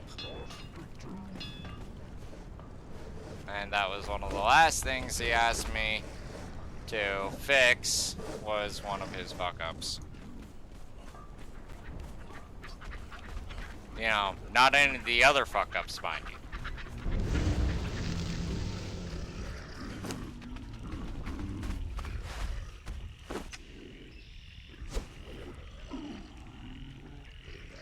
So before we get off on tangents with other things, let's just unfuck his situation. Alright, Tweedledee and Tweedledumbass, you need to go fuck off into a corner. And stop following me like puppies. Thank you.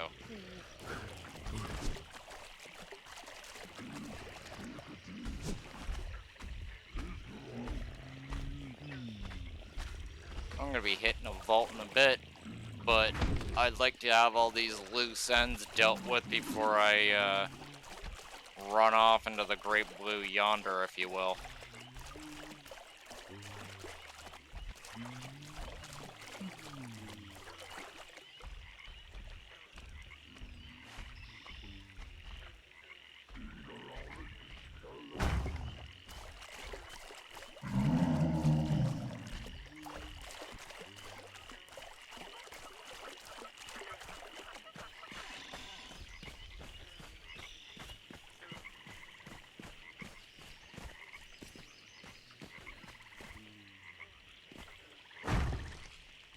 Okay, I think I got it all. I think he mentioned something about there being one inside. Let's go take a look. Why he would give a fuck about the inside, I have no idea. I would just replace all this with Aquilonian flooring and be done with it. Haha! I let a dog in the house. He's gonna have to deal with that later. Oh, I'm an asshole. That dog is just gonna annoy the flying fuck out of him. Okay, so this railing is kind of irrelevant until he decides to do what he's gonna decide to do. Because, yeah, who knows, he might not even want it in. So, yeah, I think that ties it up for Dante's little bit of fuckery. Hi. Follow. Follow. So that guy only has 500 health.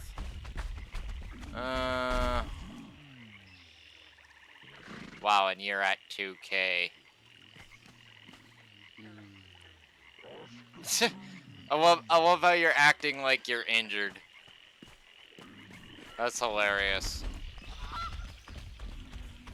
This thing, this golem is acting like he has feelings.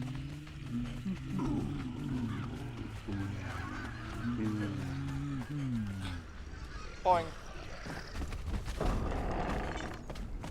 Alright, so we'll take them out front here and get something a little bit more useful.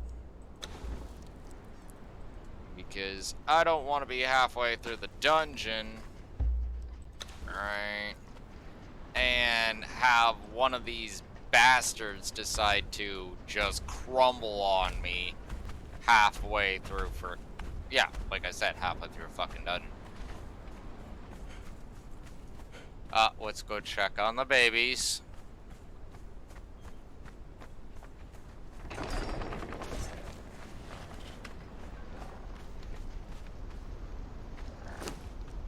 Okay, so they are done. We're just gonna throw them immediately into cryo storage.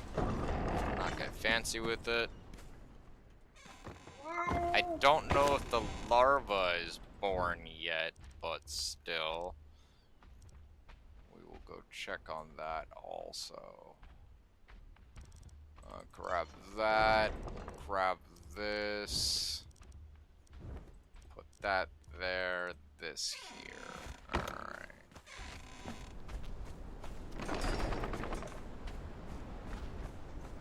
I'm gonna have to add another layer of fence to that damn zoo. That's just making my eye twitch.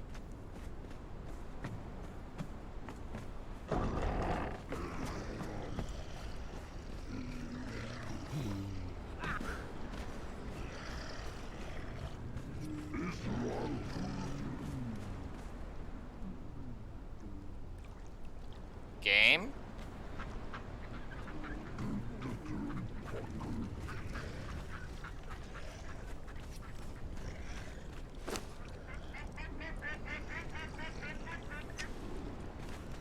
Serious.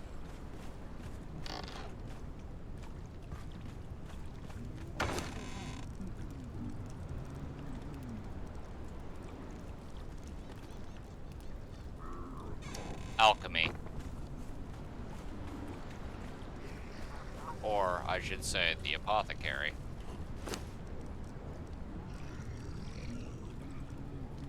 We need some tar.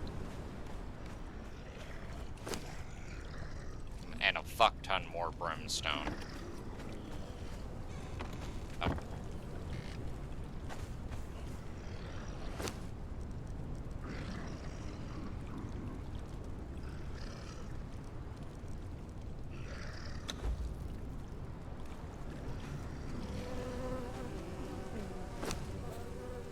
Alright, Shaga is third of the way through the development. Hopefully we get something better than a drone this time. Cause yeah, I just don't want to see another drone. Getting sick of them. It's like, give me something useful. Also, not to mention, I would actually like to take those things into combat sooner or later and actually see how decent they are. Cause, like, and this is just me saying, they could take a hit square from my Warhammer in the middle of a maelstrom. If they could do that, right? Like, if a wild version can do that, I have to say it's kind of impressive, right? If we can get the tamed version to mirror this capability, yeah, it might be actually kind of useful.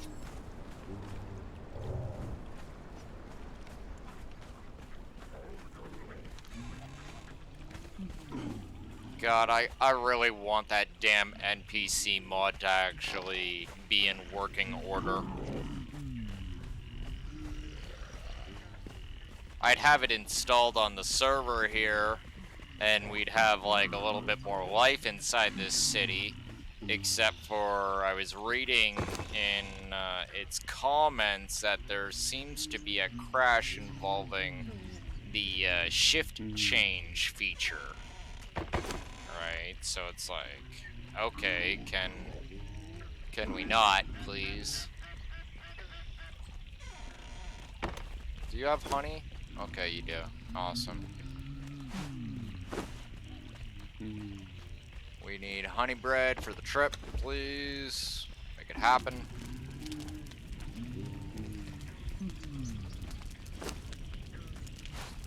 Pound that, please. Yeah. There we go.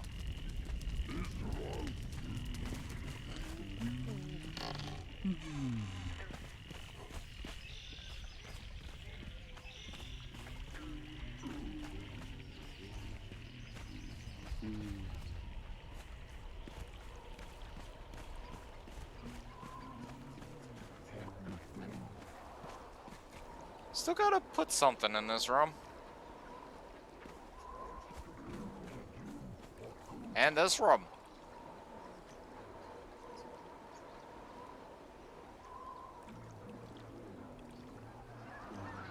Could swear I put something. Oh wait, no, it's this room.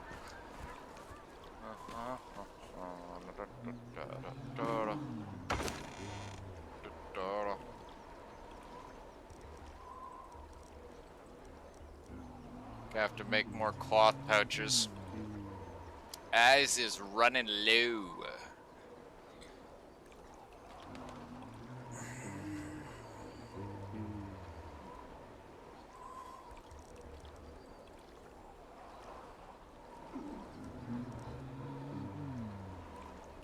Nah, I ain't gonna need that.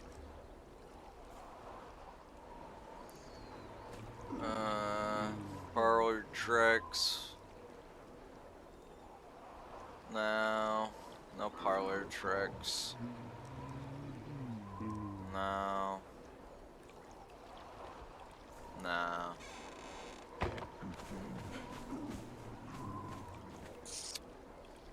Serpents. Immune to poison. So, no poison hammer.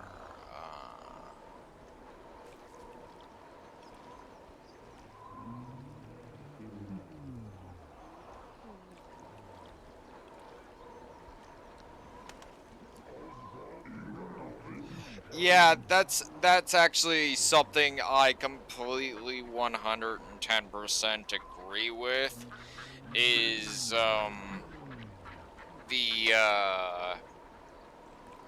it seems to be this what I would call stupid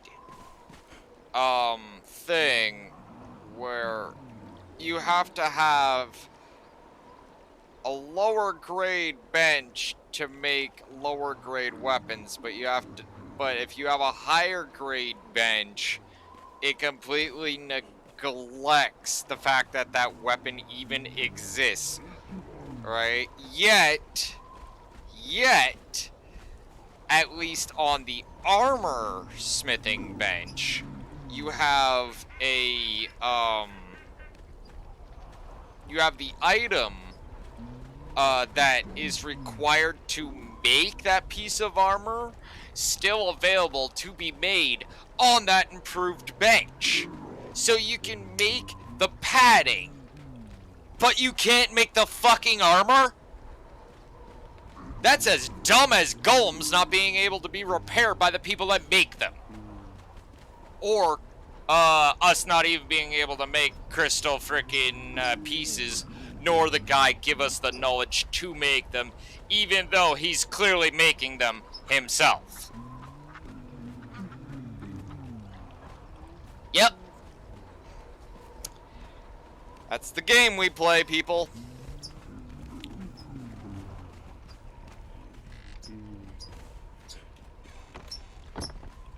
Like, I mean it.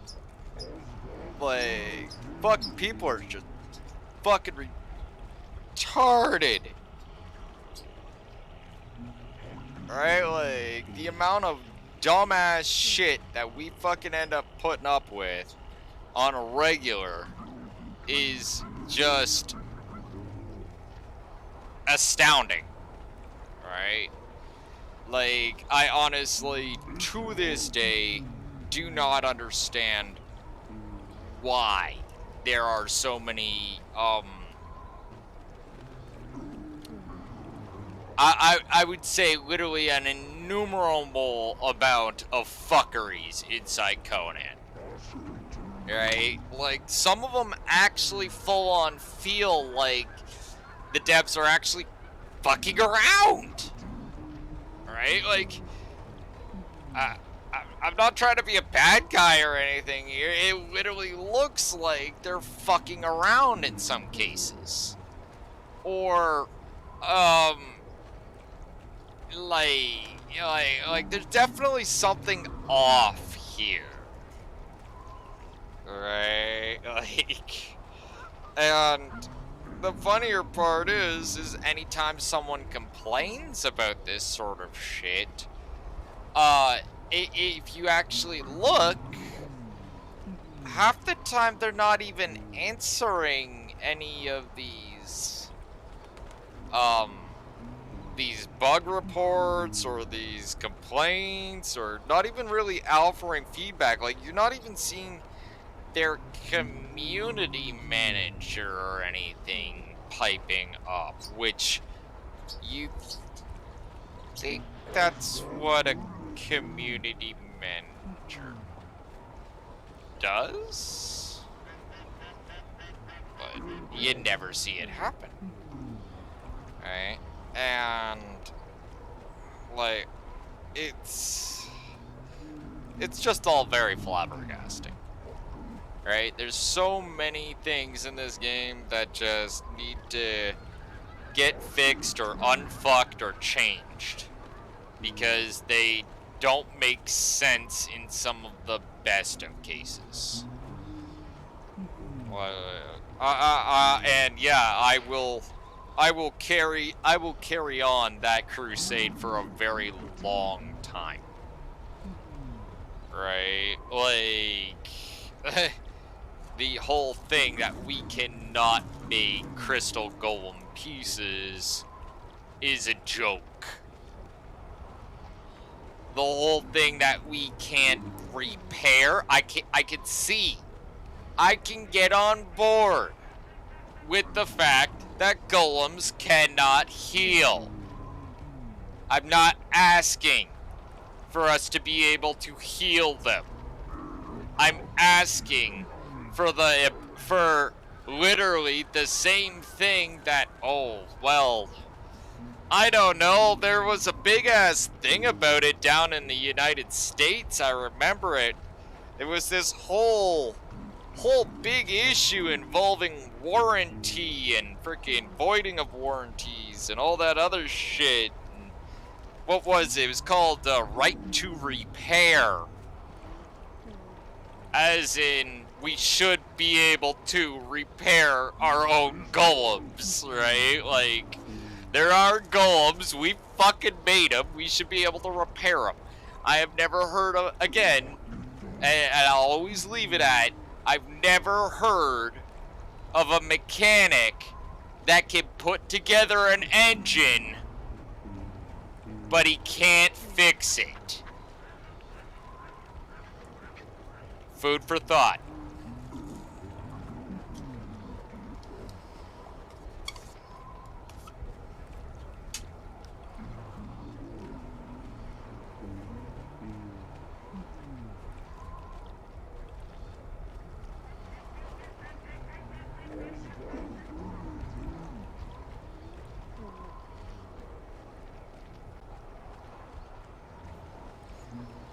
Like, I'm not no rocket scientist, but last I checked, any craftsman worth their salt from one end of this multiverse to the other, no matter what species, race, or freaking whatever else in between, I've never heard of anything, god, man, demon, or dragon, that can't repair what they make.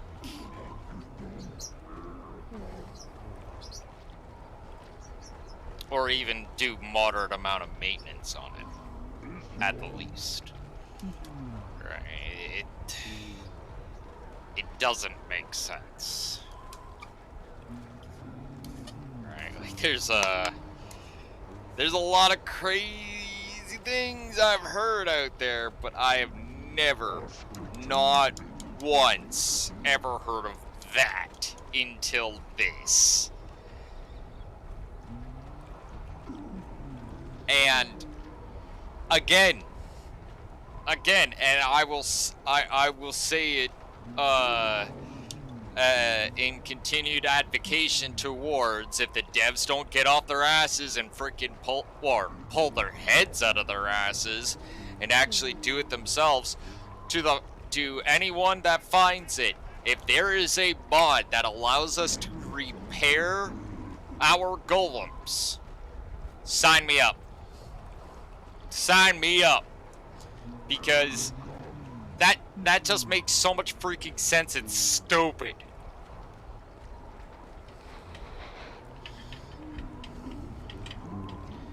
Like, for it, like, we're talking logic here. Basic fucking logic. Right? Like, alright, hypothetically speaking, woodworking. Not the kind of the same as stone crafting, but it's still within that realm of artisan shit. I'm actually really good at woodworking. Make lots of cool stuff. Think I'd never fuck up? Of course I fuck up! Lot! Right? Like, you know, freaking blade slips here, lathe freaking ramped up too fast there, not enough linseed oil, or freaking wood's too dry, so on, etc., etc., etc. Big point is that I'm getting at is that at the end of the day, when something got broken, when something got cracked, when something got fucked up or varnished or what the fuck ever, or not varnished but tarnished, yeah, I knew what to apply, what oils to add, and what freaking things to put together to create wood filler and varnish and other things like that that would actually solve the issue. And that's me working on an organic frickin' substance. That can literally go through full-on fucking chemical reactions that once this shit's gone down, you're fucked. Right? So, we can make stone consolidant, yet we can't make cement. We can't bolt on plating to cover up cracks. No. We can't repair gears and replace gears. We can't resharpen blades. We can't replace broken crystal power cells and blah blah blah with, oh, I don't know, maybe new ones? Like, no, there's no excuse. No excuse at all. Nope. Sorry. Like, in a lot of places, someone might actually have the capability of bringing some sort of argument to the table that would hold water with me. But unfortunately, in this instance, there is no fucking way, unless you are literally dealing with multiversal quantum fucking physics, that this could not be a thing. Right? Like, it does... It does make absolute sense to be able to repair anything you create. Right? I've never even... Like, hell, 5-year-olds. A fucking 5-year-old knows how to put all the blocks back in the same spot to repair his little freaking block castle that his brother came into the room and field goaled.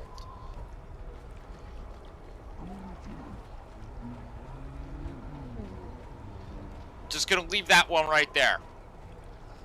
A little kid can repair his block castle. Yet we can't do this.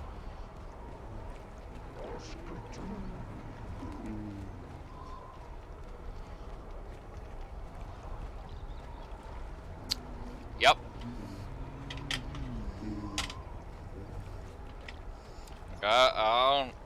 I don't need to rant at a camera till the end of fucking time. This shit literally writes itself.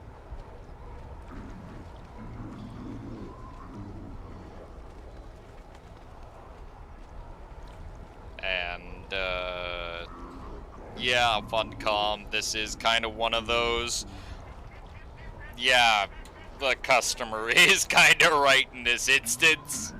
The customer does know what the fuck they're talking about, and the customer is not the only one talking.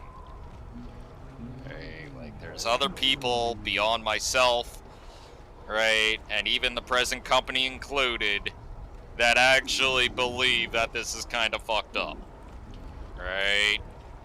So, yeah. Like, I have not actually met a single person that if you told them, oh yeah, the mechanic can't repair your car, they'd be like, but he just put in the engine. Oh yeah, but he can't repair your car. Why? Reasons. You gonna accept that answer? Like, probably not. You're probably gonna go, are you fucking kidding? And you're gonna go find a mechanic that can? I.e. modders? Funcom? Hint, hint. Right? Like, why don't you be the mechanics that can and just fix this little thing? And you know what? Honestly, legit, there's nothing wrong with doing this sort of thing. No one's gonna think, you know, weird of you guys for going back on one of your decisions and actually, you know, coinciding with what the community wants for once. I'm just saying, right? Like, sometimes it is a good idea to actually go with the opinions and wants of the masses. Sometimes. Just saying. Right? Like, when you got over 100 people telling you, no man, you should jump off that cliff, I don't think it's a good idea, there's shit at the bottom. Well, yeah, a few of them might be just talking for the whole sake of talking, but a few of those people might actually be from the area and know exactly what's at the bottom of that cliff and know that if you jump, you're gonna break your leg in so many different places, it's fucking stupid. And chances are you're not gonna be walking out of there. You know, when people kind of say, hey, this looks fucked up, maybe it actually is fucked up.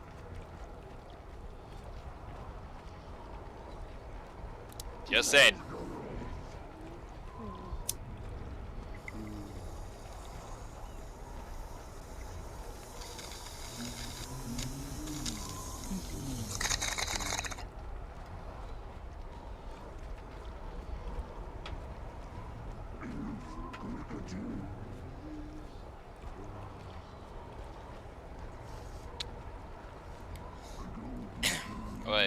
know,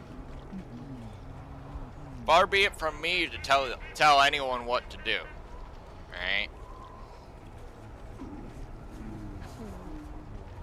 I've always said on the internet, you can never tell anyone what to do. You can only appeal to them of why it is a great idea. So, honestly, devs, bottom line is, I can appeal to you guys until I'm blue in the face. But it's up to you guys to decide not to walk into the ridiculous minefield that you guys are traipsing into. I'm just saying. Like, y'all some brave boys. Look, let's just keep on going to the minefield.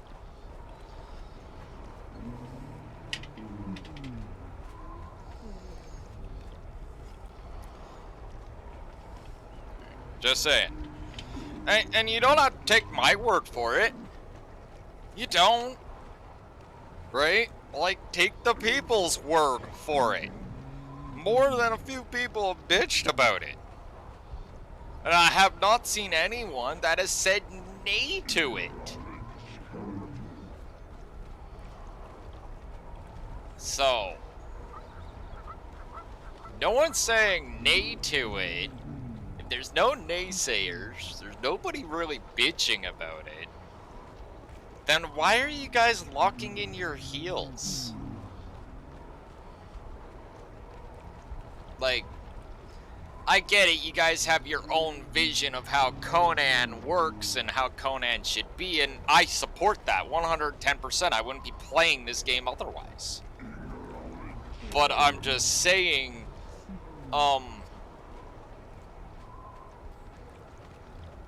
you're not really going outside the realm or even the scope of Conan by, like, you know, catering to the community in a few places here and there. Hell, look at the Yamatai. Like, we want to talk about fan service, right? Like, frickin' Yamatai, for all intents and purposes, as far as I knew, weren't even a thing in Conan. I knew Khitan was. Yamatai? Yeah, someone produced me an actual map that was drawn by Richard himself, and, yeah. Show me on that map where Yamatai is. Oh, wait. There is no map. Which kind of points towards, again, fan service. Right? So, like, would it be so bad just to kind of hook us up with what we're asking for? Right? Like, we are the people that give you guys the feedback on what we want. Right? Like, I'm just saying, more than one individual out there has voiced their concerns about how we can't even repair the golems. Right? Like, healing, I can understand. The golems are not flesh and blood. And I will be very much on the whole idea that, yeah, no, fuck off. No, your golem cannot heal like Wolverine. It is not made out of some liquid stone material crap that just magically comes out of nowhere. It's not sucking out matter out of its surroundings to incorporate it into itself. No, there is no canonical thing that I know of that would actually produce the healing effect for a golem. However, being able to bring it back to base, put it up on a bench, and work on it like a car, that sounds completely believable.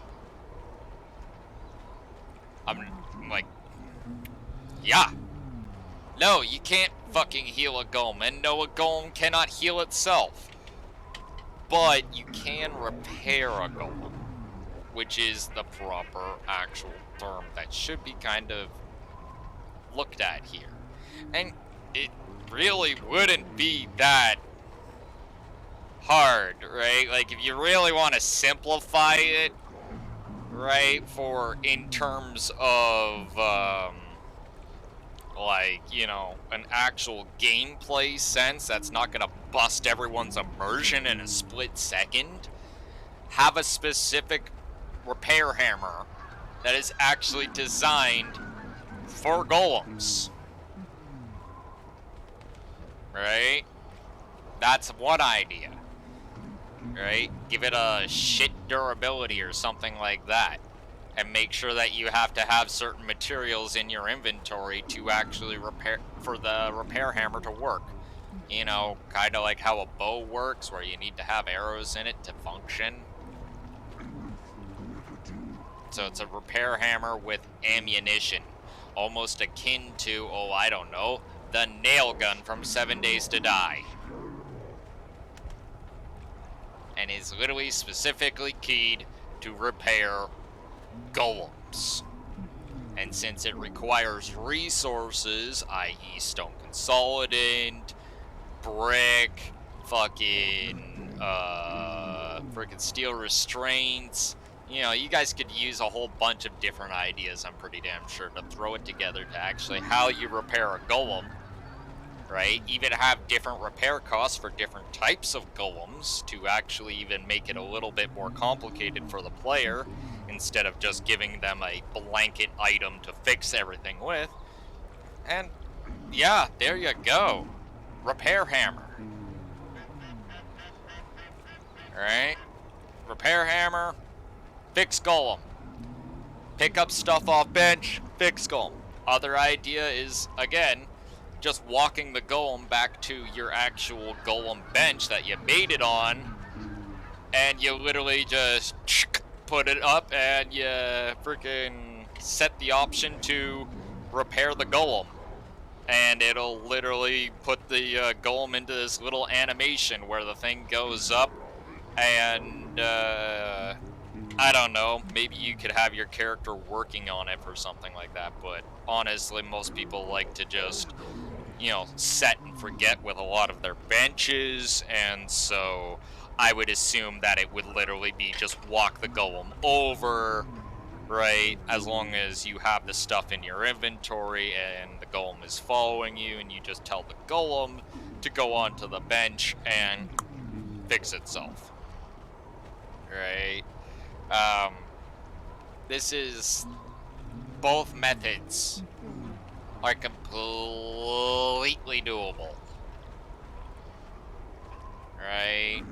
Like, I'm just saying, and believable even. Like, if someone told me, oh yeah, you gotta take your golem back to the bench to repair it, I'll be like, oh, bet, all right, let's get you fixed up, buddy. Right? Like, I'm just saying, it's not a hard thing that they could be doing here. I don't mean to get into a long-winded rant about it, but again, artificing as far as fantasy settings go has always been something I've been really interested in, and so I feel the need to poke at it a lot and go, that doesn't make sense, right? Like, I don't think I would be paying the Warforged genre very proper respect if I were to just kind of let things slide the way they do.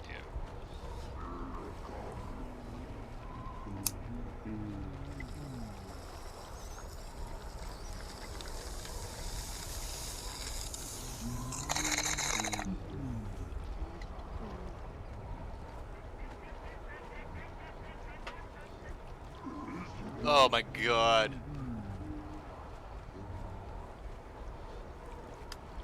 It would probably cost a lot of bloodstone, or blood crystal, or whatever. but the idea of even having one Warforged Titan or Behemoth on the field. What's that? Oh, that's my answer to dealing with the Tower of Septa. Yeah, but what is it gonna do? Oh, it's gonna remove the tower. There's nothing that can remove that tower. There's nothing that can break that tower. Oh, well, we're not gonna break the tower. What are you gonna do? Oh, he's gonna rip up the entire valley underneath the tower, and then he's gonna yeet that tower into fucking orbit.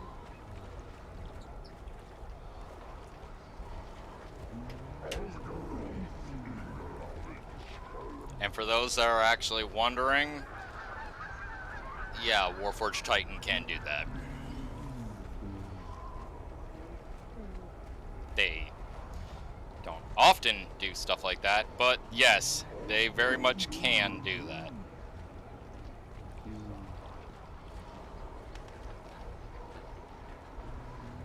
God, if I could have some Warforged in this. I would literally be at a point of shut up and take my money if someone were to offer me Warforged in this game. Like, it's like, oh my god. First of all, Warforged actually kind of look like a standard Warforged citizen looks like our golems. They do. That's why I keep referencing them. They look almost one-to-one. With a Warforged and a loincloth. Yeah, Warforged actually have their own clothes and stuff. Alright? Like, that's what happens when you gain sentience. Right? But, yeah, there's other Warforged that are like the size of fucking, like, this building. Even bigger. Ah, Soul Curse knows what I'm talking about! Yes, Warforged from D&D. Specifically the Eberron genre. If you really want some referencing.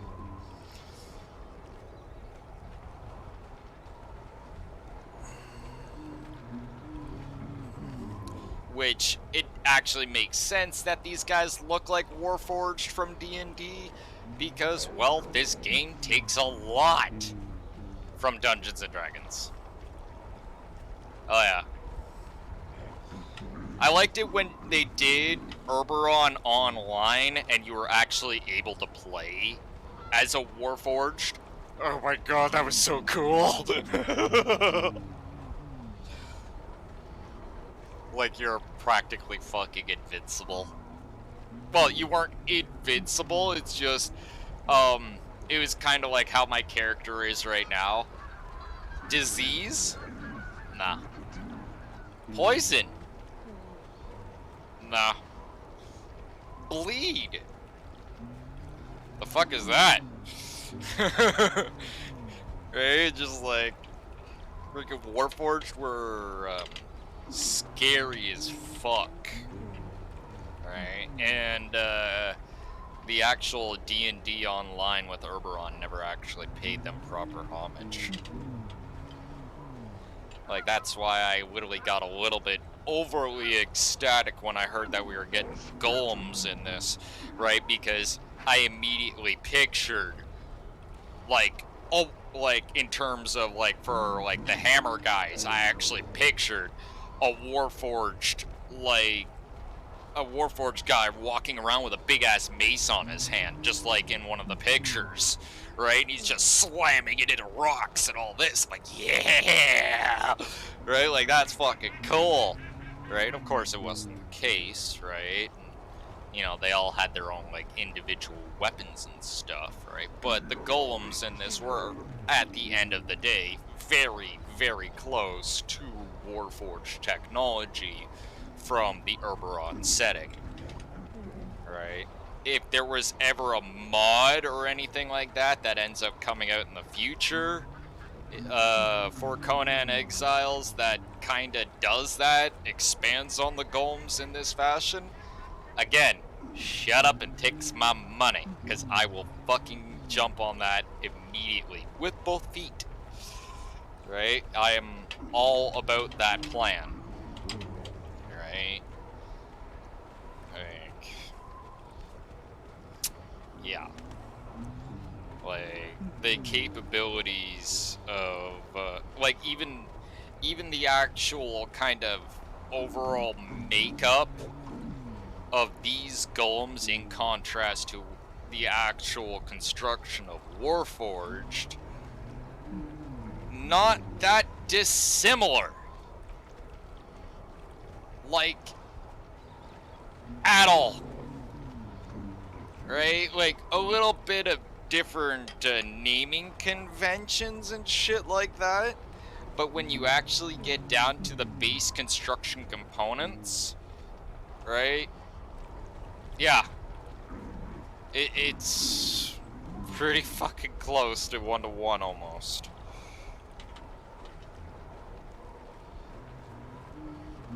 Like, especially with the different parts and stuff.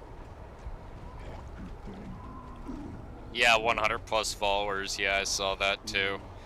Honestly, I could just see that wrecking the server. Right, cause yeah, that someone loads in all the frickin' thralls that are following one person, then another person shows up and they got another 100 thralls. Another person shows up, they got another 100 thralls. And then you got my ass that shows up and I got 100 golems at my back. Yeah. Suddenly you see the server go you know, just like everyone just kind of stops. It's like our games are frozen, you know? Like, I'm just saying. Like, I know I always be saying, but I'm just saying. Right? That's what we do here, right? That's what we do. We talk.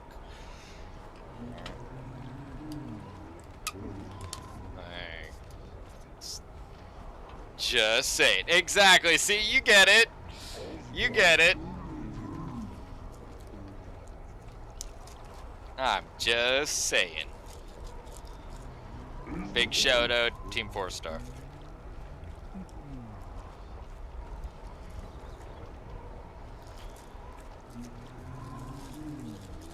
Right. Yeah.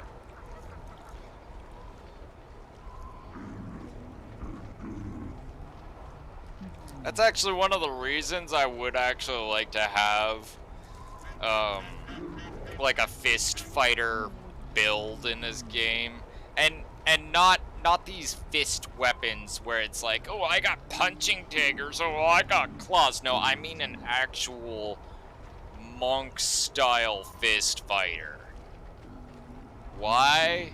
Because stuff like Dragon Ball Z and Fist of the North Star was shit that I grew up on.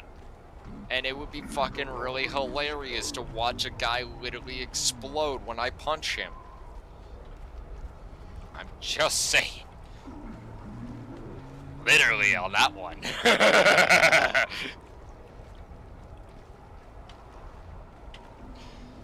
I want to go fucking full on just Super Saiyan.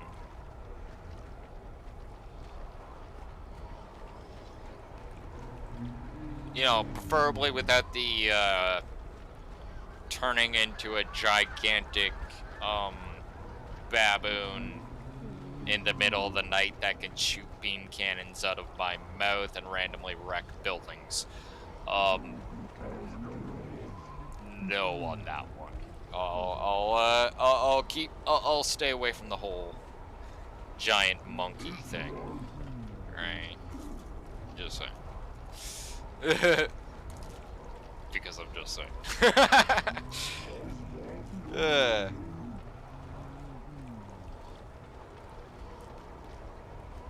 It's actually funny, I've been getting like a lot of Team 4-star stuff like popping up in my YouTube feed lately. And it's funny because you haven't seen too much of their stuff lately. Alright? Like, not in the volume that they used to do stuff. Like, I suppose now you got stuff like Devil Artemis and all that are all over the place, kind of doing the same stuff that they were originally, right? But yeah, you just don't see them doing too much stuff anymore. Anyway.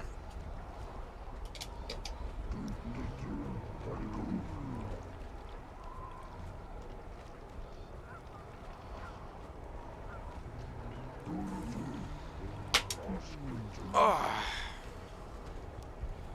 What?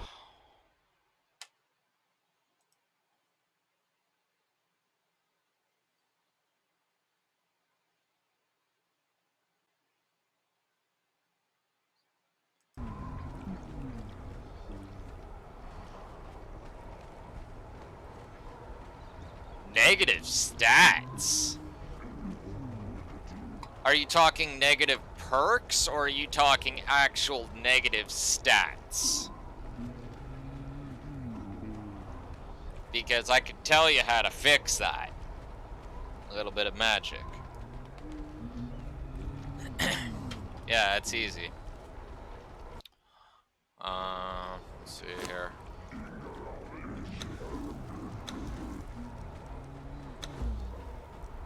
This little thing will fix your problem. Make a few of those, feed it to the thrall, right? Basically, each one you pop in their mouth is going to re-roll their perks that they have.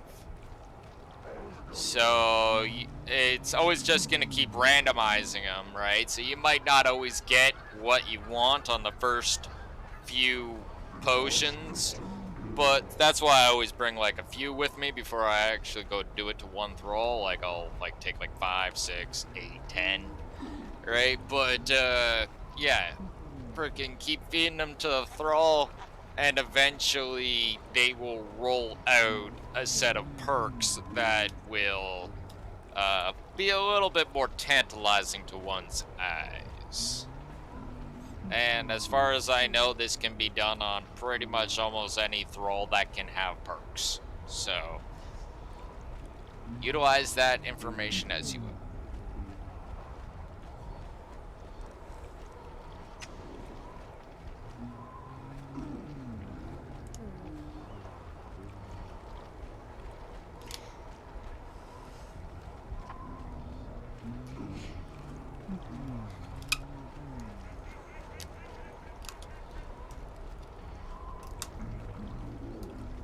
Oh yeah, it's one of the secrets to my sauce. I don't have an extreme amount of thralls if you actually look at it. Like, yeah, I have a lot of thralls, but I don't have an army. I have maybe a few squads worth, but definitely not an army. Like, most of my thralls are actually made up of golems and animals, you know, pets for the most part. Actual soldiers, don't have too many of them, but the ones that I do, basically, well, in case it wasn't abundantly obvious already, I'm a major 40k fan. Warhammer 40k fan. Meaning that I am completely 110% aware of something known as the Astartes program, which is what I do to my thralls. I literally equip them in the best weapons freaking possible, the best armor capable, and then I turn around and I bioengineer them. Well, I'm basically just doing what the Emperor did. I just freaking equip them in the best weapons and armor, and then I bioengineer them. They're already psycho-indoctrinated. Like, I don't that step's already been done, right? So, yeah.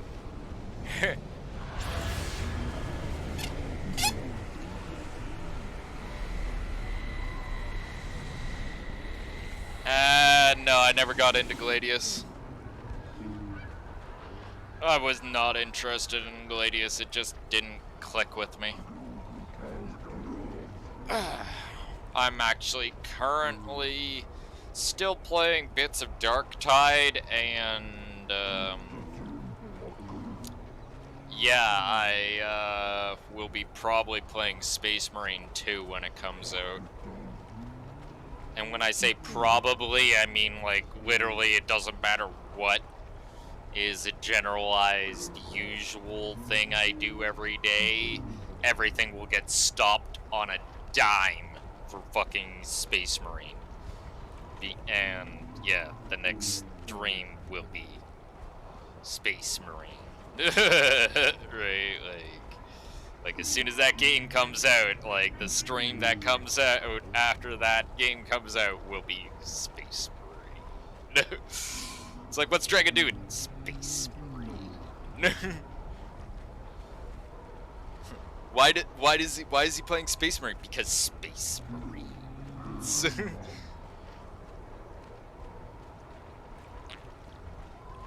Like,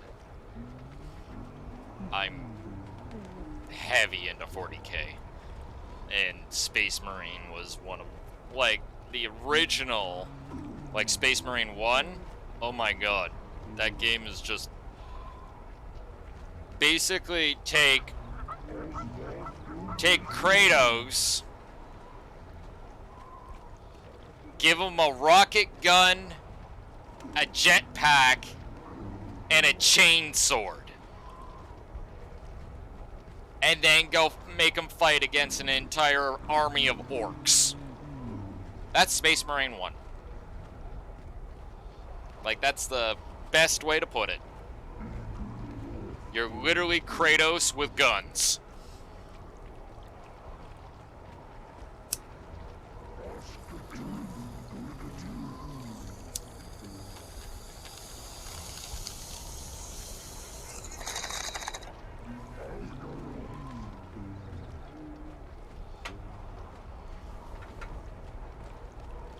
And I mean that in a literal sense, not a figurative sense. Like, you even do kind of crazy, over the top things that, yeah, you probably see Kratos doing. You know, moving insanely huge objects and shit like that.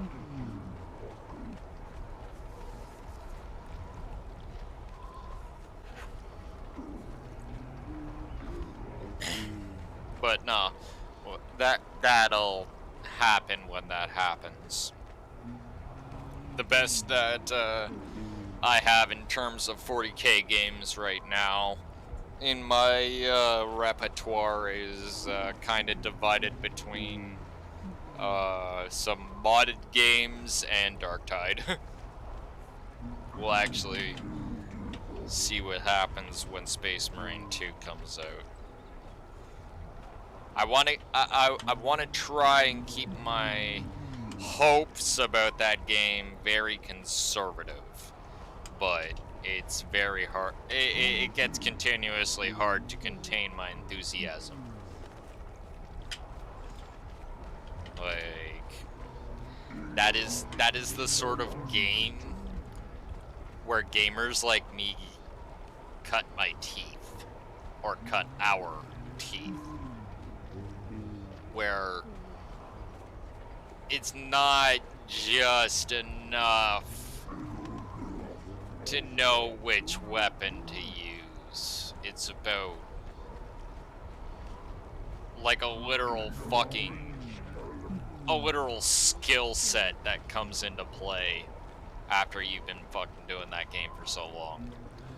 Right? Like, you just get into that mindset. It's very hard to describe. Well, not that hard. Alright. the unindoctrinated, I would say that, yeah, it looks like something, it literally looks like Kratos found himself a jetpack, right? To those playing, they're literally on an edge of their seat thrill ride, freaking on, like, literally riding on a freaking goddamn burning train wreck, careening towards the maw of fucking hell with a shit-eating grin on their face. Like, we're talking Doom guy level enthusiasm here. And you kind of have to have it, right? And keep it all the time, because if you start to let up that game, well, Space Marine 1 was one of those games where if you started to relax, the game would fucking eat your ass alive. Literally. Again, literally, not figuratively. Like, holy shit. Oh, and not to mention the PvP in that game was so much fun.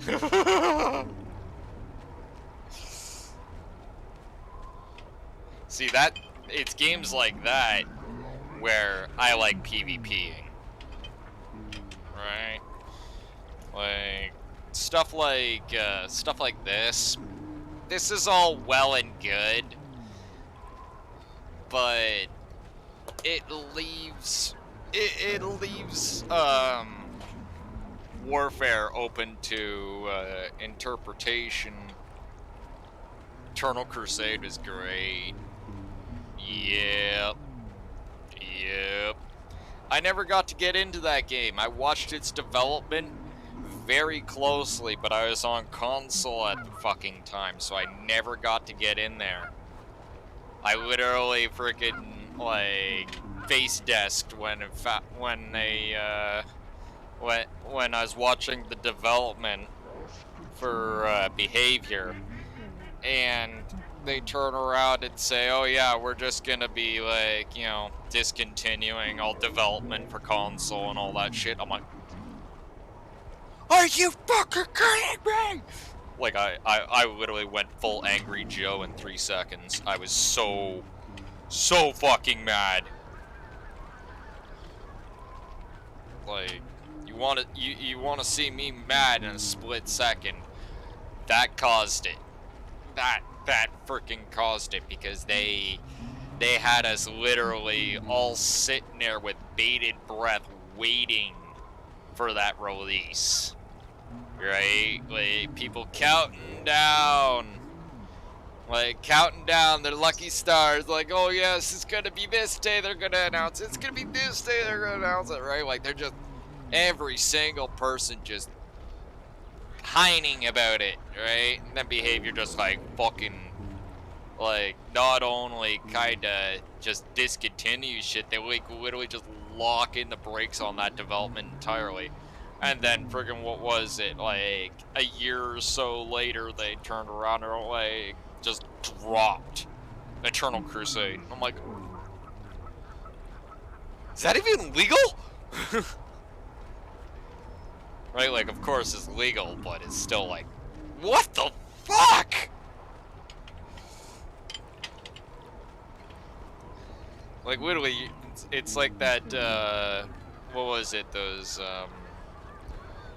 those trade guys off of, what is it, Star Wars Episode 1. But my lord, is that legal?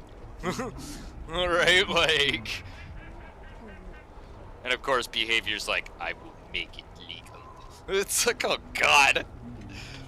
Freaking just order 66 to freaking entire, like, budding genre in 1 second. The funny thing is, that game is still alive, as far as I know. right? Like, it's not as if it's completely winked out of existence. It's just, and this is what's actually kind of got me a bit curious, right?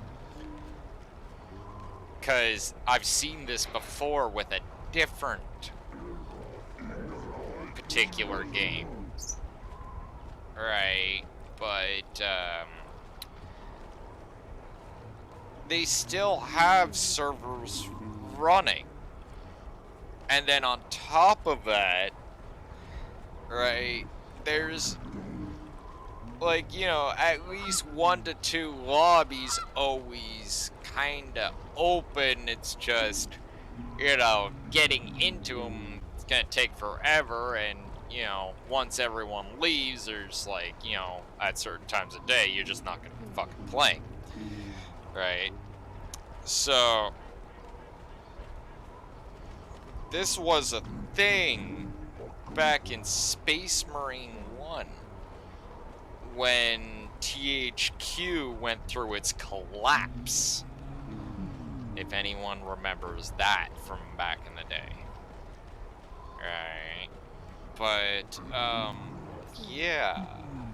This happened once upon a time with Space Marine 1. And then, wouldn't you know it, not only did Space Marine 1 get a bit of a return after a few years, right? Like, you know, more people started joining up in the servers and stuff because they got people in playing it again. But also, they eventually released the second game, so I'm almost wondering, in the deep darkness of my mind, are we gonna see history repeat itself with Eternal Crusade? Considering, for all intents and purposes, Eternal Crusade, fun fact for you, is, or was, I should say, derived from, I would have to say, a large amount of Space Marines' original freaking model sets and code. And I will argue that until I'm fucking blue in the face, and we'll probably get into a fight with a motherfucker about it. Like, I literally watched that development very, very fucking closely. And I also played Space Marine 1 very, very religiously. I know what my armor looked like. I know what my bolter looks like. And I know what a dreadnought looked like. That was more than enough. Like, the beginning sample videos of their development for that game, oh my god. You swear you were watching development videos for fucking Space Marine. Fancy that. A big free roam version of Space Marine. Fancy that. Space Marine's already kind of free roamy, but, you know.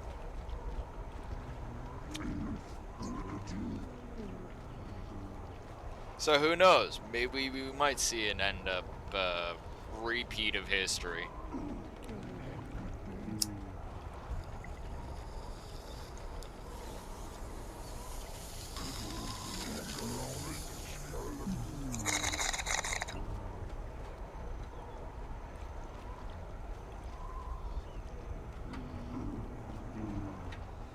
Like, I ain't no fucking expert.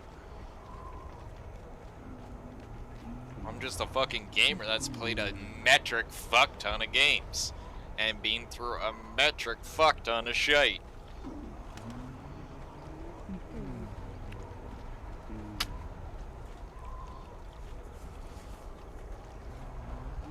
Like, never once do I ever claim to be an authority or an expert on any of this shit. I'm just experienced. And my experience kinda hints towards the possibility of many things going down. Sometimes it's wrong. It's true. But more often than not, it's actually right or very fucking close to it. I don't like working with variables. So I trust my gut and I follow my, I follow what I know works.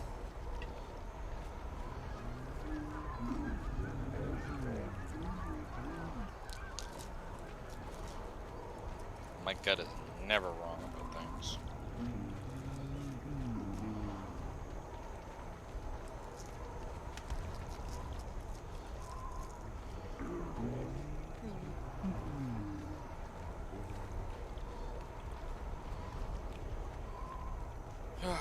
So,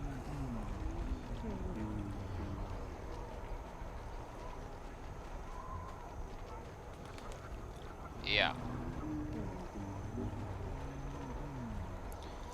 I know exactly what vault I think I'm gonna go into. I don't need any particular vault. I just gotta decide which, you know, fucking version of bullshit do I want to put up with. And I think I know where I'm gonna go. I don't feel like dealing with werewolves, and goblins are overplayed. So, I think we're probably just gonna go to the... You heading to the Drowned Vault? Yeah, Drowned are not bad or hard to deal with. It's just more of... It's all that swimming, you know?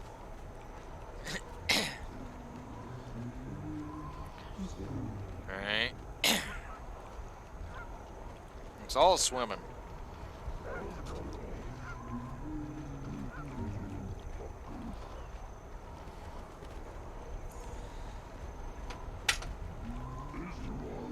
Like, I just don't like things that have the possibility of fucking killing me. Alright?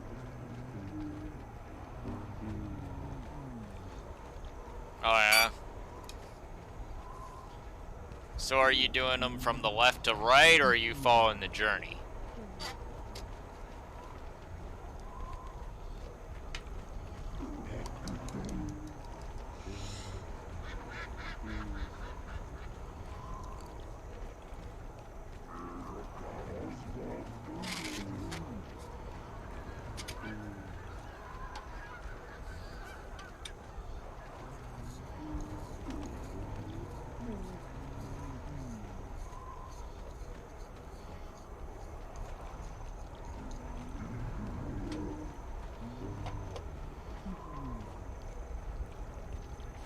Well, that is the way to do it. Doing them as you come across. Believe it or not, the actual order is actually like almost like text. Right? Like that's literally the actual, if you want to follow the air quotes, story order. Right? Of all the different Elder Vaults. Oh yeah. No, it took me a bit to actually figure that out myself, but yeah.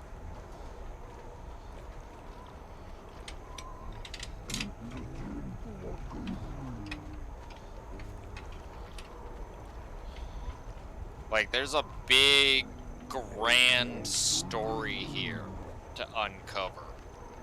And the funniest part is, I still don't know everything. Like, I have an idea of, or I know what frickin' caused Septa go fucking bonkers. It was frickin' betrayal. Right?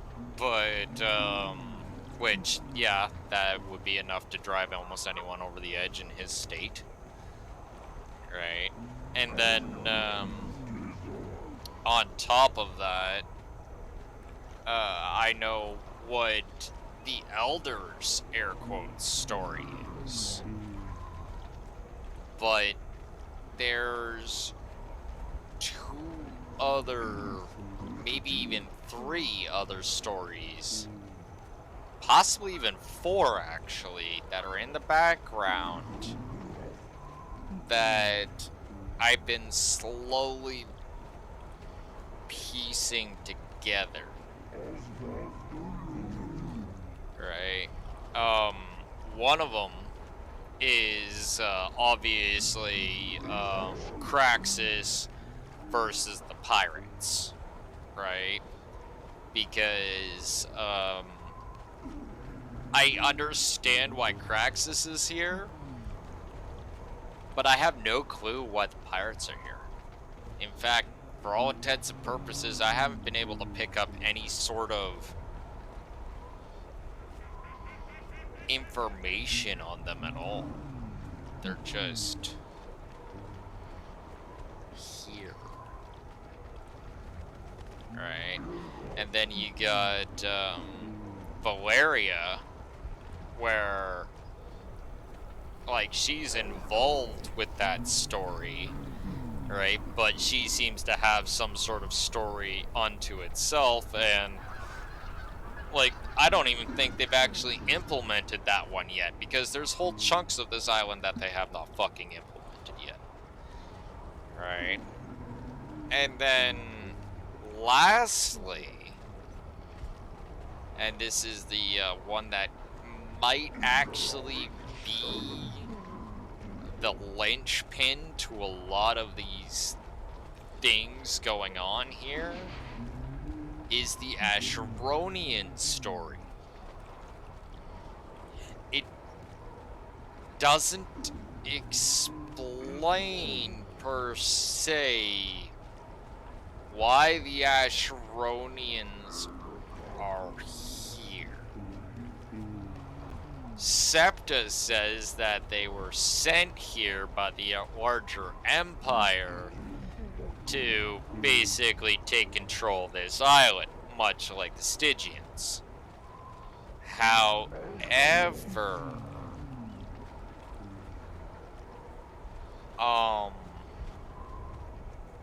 the Asheronian leader, he basically went full-on fucking separatist and actually separated from the Asheronian Empire. Like that little kingdom right there, that's not actually a part of the larger Asheronian Empire. It does have a lot of Acheron's, you know, architecture and all that shit, but they are not actually loyal to Acheron. These are their own separate fucking kingdom. And I've even found even more evidence that points towards this guy maybe in the background kind of orchestrating some serious fuckery that may or may not have had something to do with the fucking current state of this island. Like, I'm not 100%, but this guy's involved. I know that much. I don't know how. I'm still digging. I've been digging for a bit. But this fucker's involved. And not in a fun freaking Las Vegas way, you know? Like, I mean, this guy's fucking been making moves and shit in the background that quite possibly right from the very start. Alright? And yeah. that's pretty much at this point all I really got. Like, I know Septa goes to the tower, and that's where things start to go dark as far as he goes. Right? Like, he went fucking crazy, wiped out the colony, and then goes to the tower. Right? But the other two stories here, or respective story parts, which are their own stories unto themselves, I don't know shit about. Right? Like, there's a lot of loose ends floating around here, and I don't like any of them.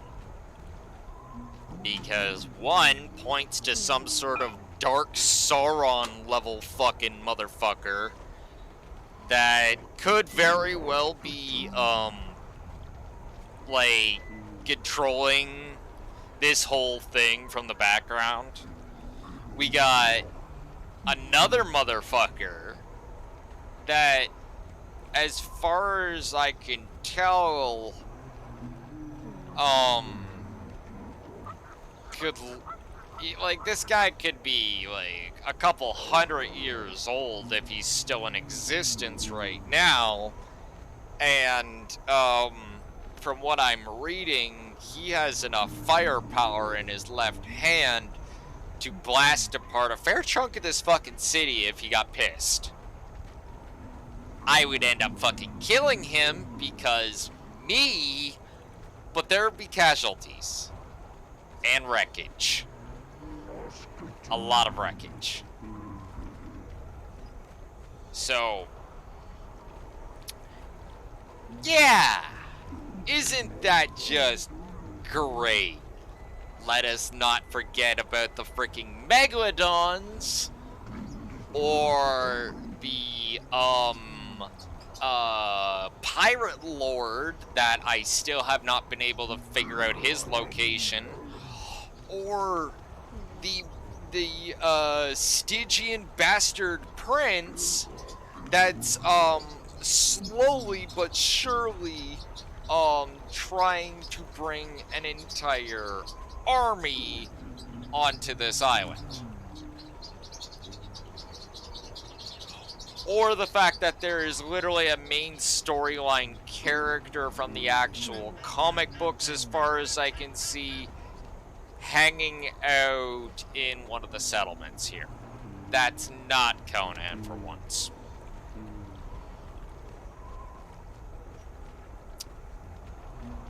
Yep, like I said, a lot of loose ends.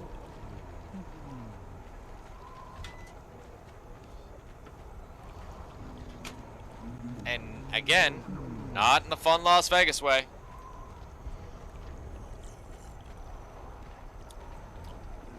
Like, look at all these fucking papers. Think this shit's decoration? No, these are all notes. Notes and files. See? See, look at all that red string. That's a lot of red string.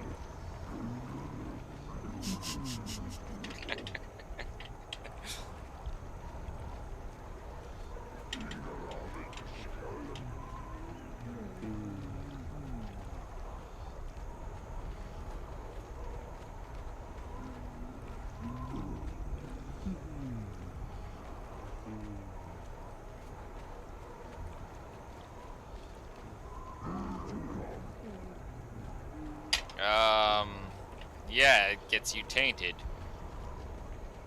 It's what causes tainted.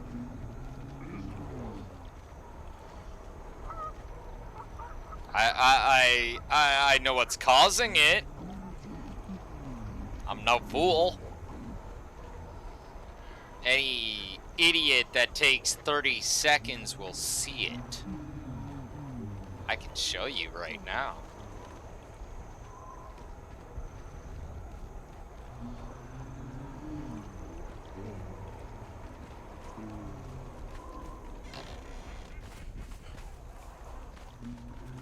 I know exactly what's going on.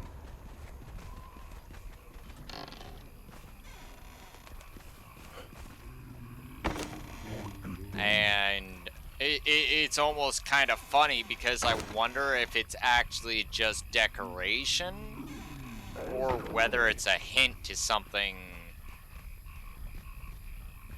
No, it's not a teleport cooldown. You really don't know what's going on, do you?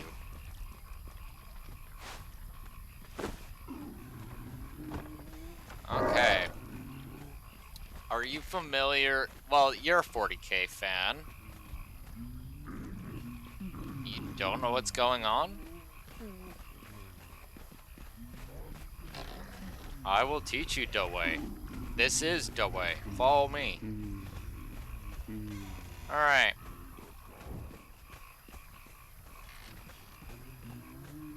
Check my inventory, make sure I'm good. Okay. Portal. Yes?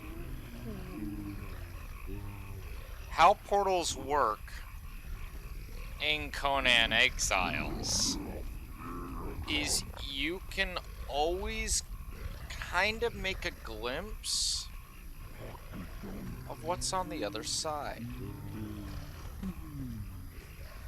I'm not kidding. Next time you're frickin' looking at a surge portal, look up. Look closely. And then think of how it would look if you were really high up in the sky inside the exiled lands. Anyway. This portal is no different.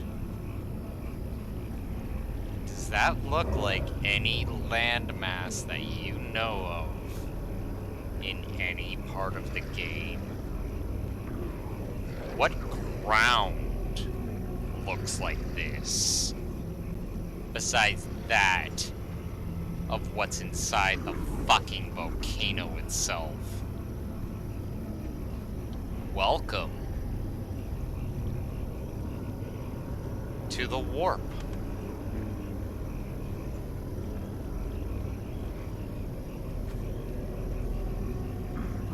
This little bubble is the Geller field. But for you to go to teleport somewhere else, you're gonna have to go through the warp. And you don't have a Geller field on you. Understand now? You're literally being tainted, mutated, and corrupted by the warp. Like 40K logic. Kinda scary shit.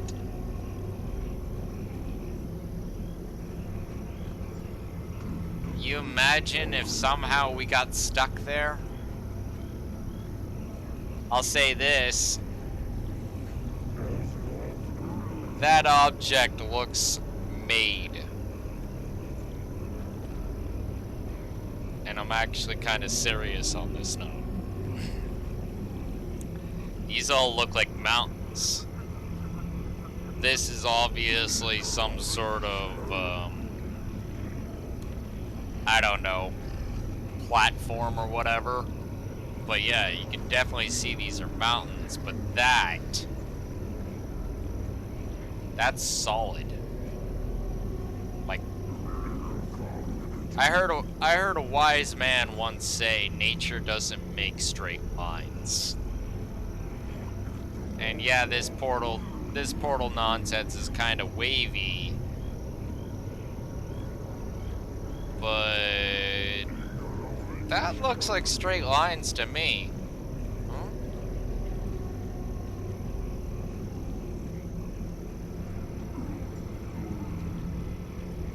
What do you got up your sleeve, devs? I played enough Doom. Bring it the fuck on.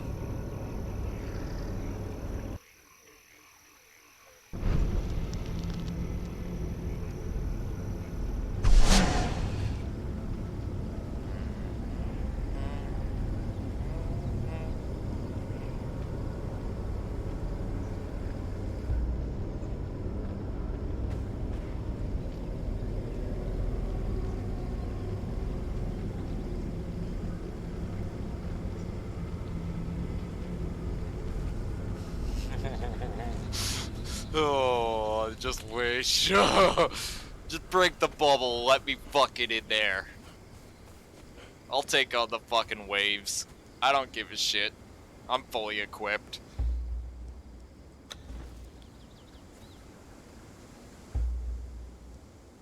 You don't know much about... Okay. You like war. Okay. Um...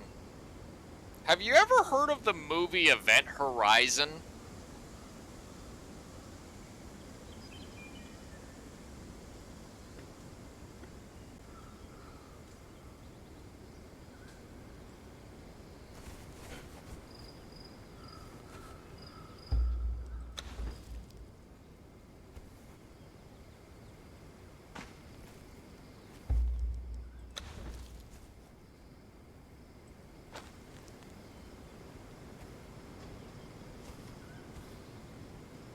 Okay. There's no short version of this. There's a short-ish version, so don't hate me for being a nerd. Alright?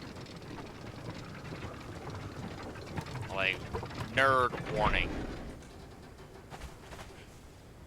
Major nerd warning.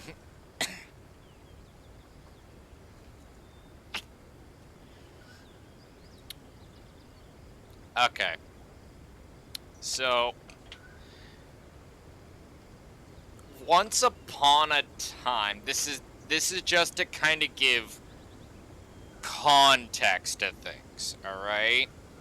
There's nothing actually indicating whether or not these two things are actually tied together. Always keep this in mind. Okay? Actually, technically there's three, but I'll get into the third thing later.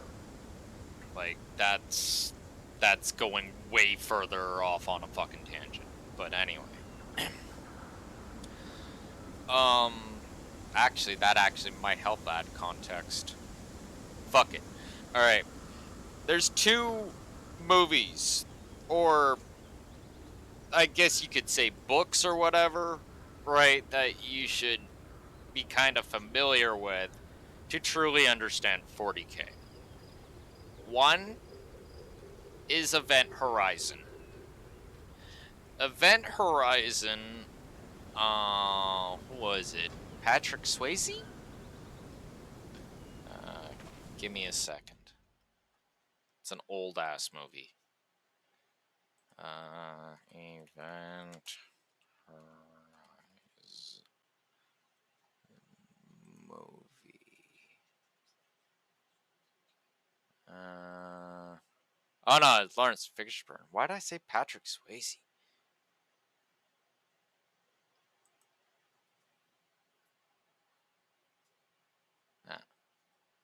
I have no idea why I said Patrick Swayze. Anyway, fuck. See, like, I'm off on.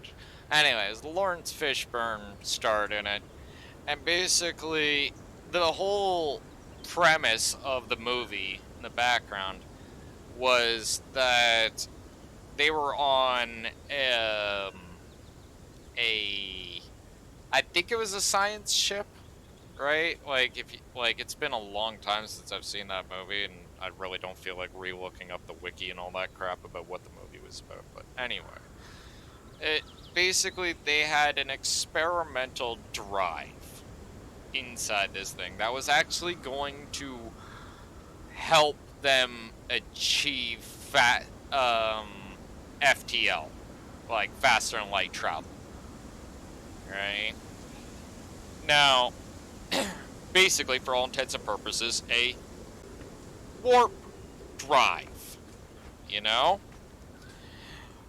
And so, you know, the movie starts off, blah, blah, blah, yay, everything's all fucking good. They activate the drive, and they literally get zapped through fucking like the hell dimension. Because when you go to warp, you're literally popping out of our dimension, going through another dimension, and then hopping back in. That's the technical nonsense to it, right? Without getting into a bunch of nerd mumbo jumbo. But yeah, this exposure to the hell dimension, right? Again, time is relative and only really a thing in our plane of existence.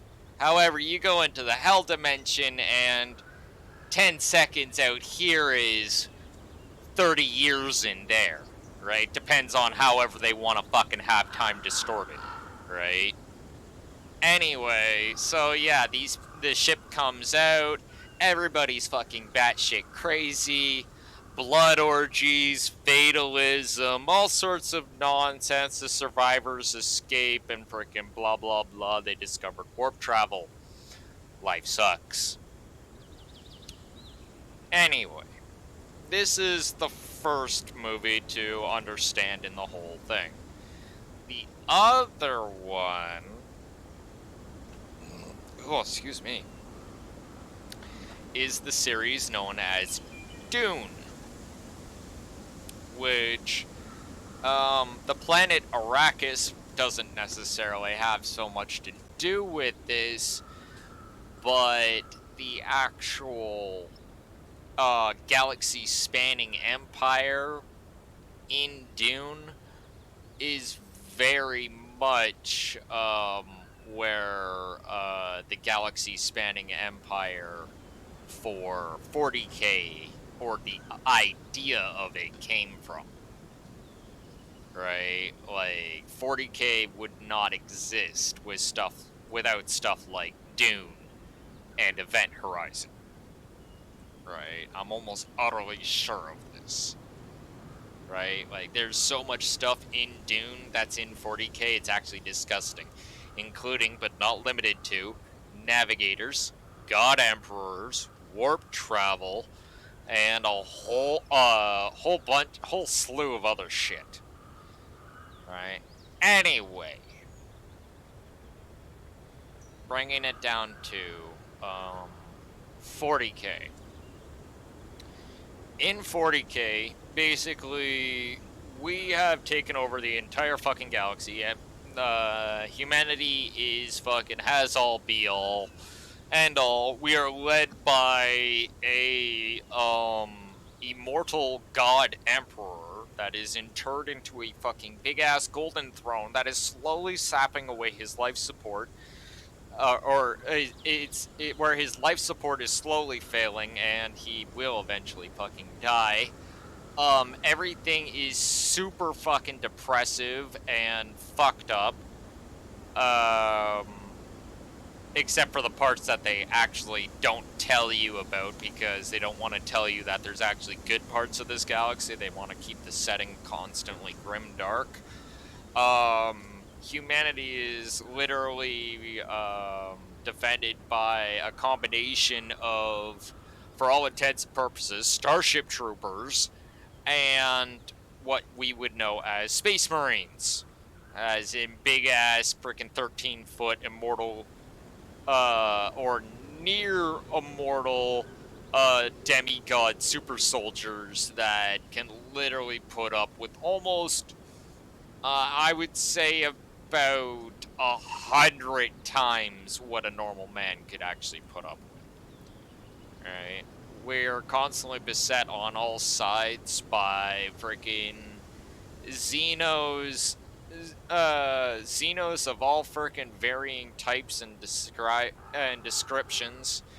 Friggin' heretics that are within that want nothing more than to literally corrupt humanity and feed it to their dark gods. And traitors that want nothing more than to freaking, unseat everything and freaking take power for themselves. Freaking in the mix of all this bullshit is what we would like to center on for this subject as the warp. right? Which was, at one point in time, better known as the Realm of Souls, but now is actually a hellish freaking, warped dimension. Hence the name, the Warp, right? And it is filled with, basically every single thought, unconscious and conscious, that every single soul-bearing creature in the galaxy has is manifested in the warp. Right? Like, every word is a power, every feeling has a meaning, right? Like every freaking aspiration or freaking want or whatever literally manifests into some sort of fucking demon. As in the whole literal saying of we are our own demons is actually it's a thing, right? We are creating our own demons around the clock in a never-ending slew. Keep in mind that humanity's size is innumerable at this point, as in an entire planet of trillions can wink out of existence, and we will have that shit repopulated within a week. That's humanity now. This warp is filled with a whole bunch of fucking demons and nonsense. Again, that they're all freaking in there, and they actually want out. And they want nothing more than to corrupt and destroy everything. Think everything from fucking hell demons to Cthulhu shit. To stuff that literally looks like it crawled out of your fucking garbage bin. I'm not kidding. Alright? Like, we are talking some of the nastiest shit, and they literally... they're not the good guys. In any way, shape, or form. Like, technically in 40K, nobody's the good guys. But in the grand scheme of things, these guys are definitely not the good guys.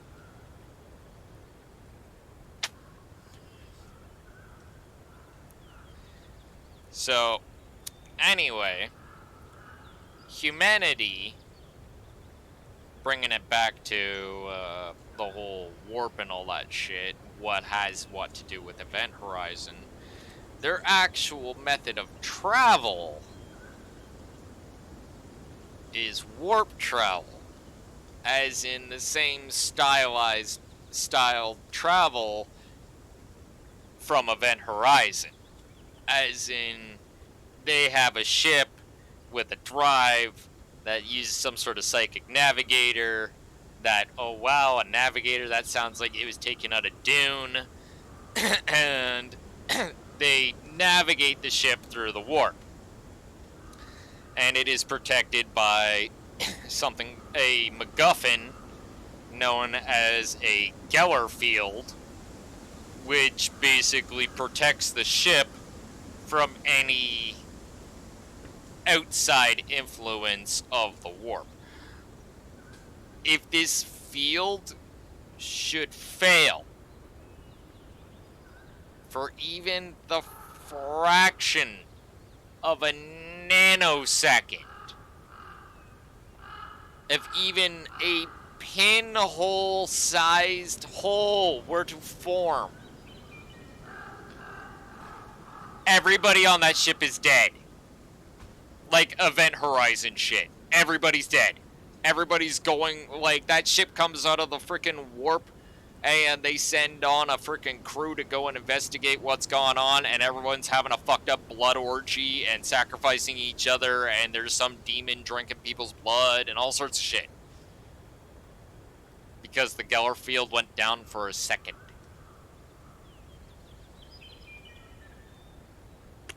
Yeah.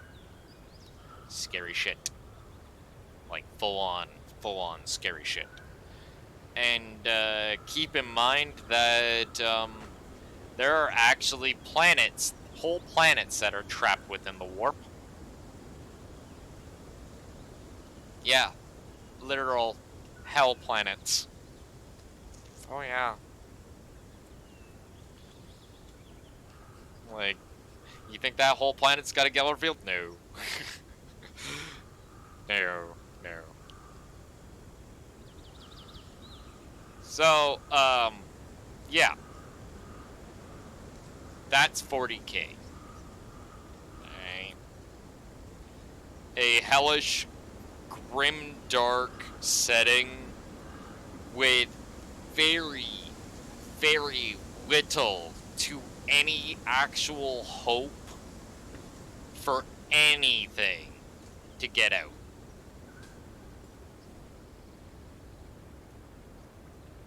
Yes, Chaos Space Marines get their power from their powers from the warp, or the Dark Gods.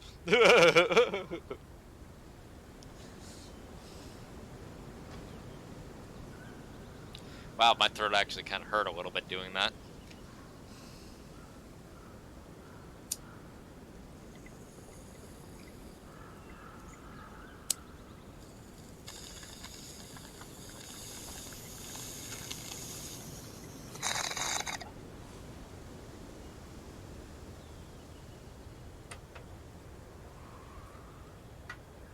And yeah, if you do have any questions, I can answer a lot of them.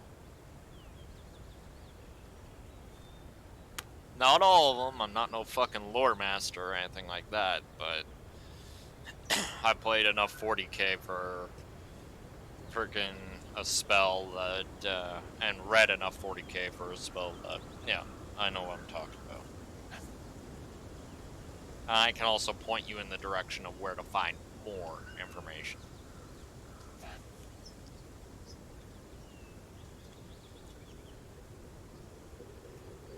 Like, it's not hard to get a hold of 40k info. It's just, you have to have the fortitude to be willing to wanna read through walls and walls and walls of text. Usually it's not necessarily the fortitude, right? Like, once you actually start getting into 40k, like, if you're interested in 40k and you actually start getting into 40k, it won't be a matter of fortitude. It'll be a matter of when you actually have time. Because you'll be like, oh my god, I want to read this, but I don't got time right now.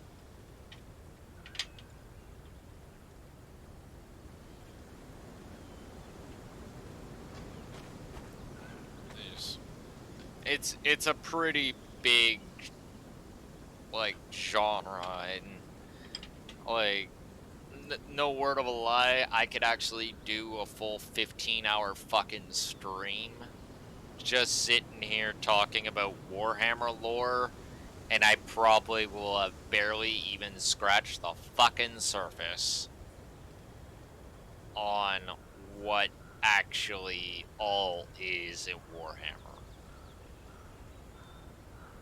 Like, yeah.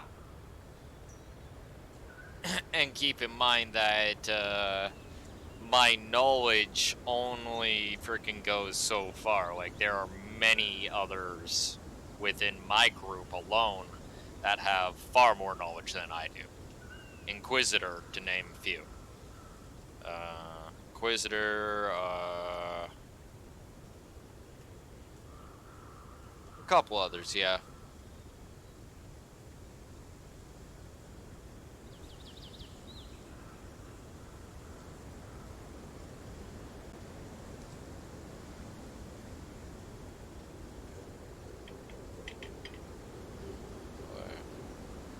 every time I hear that, it sounds like somebody's throwing an axe. It's like, what the fuck? Someone throwing an axe? Stop throwing axes.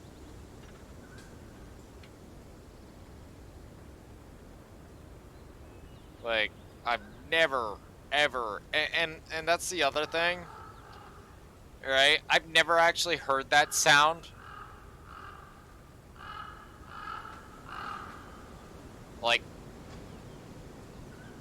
not once. I've heard something similar to that, but I've never once actually heard that sound being made when something's being thrown.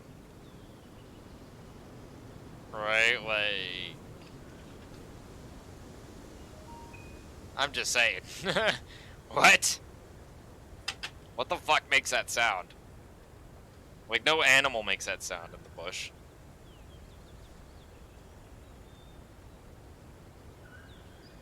For fuck's sakes. I'll be right back. Fuck.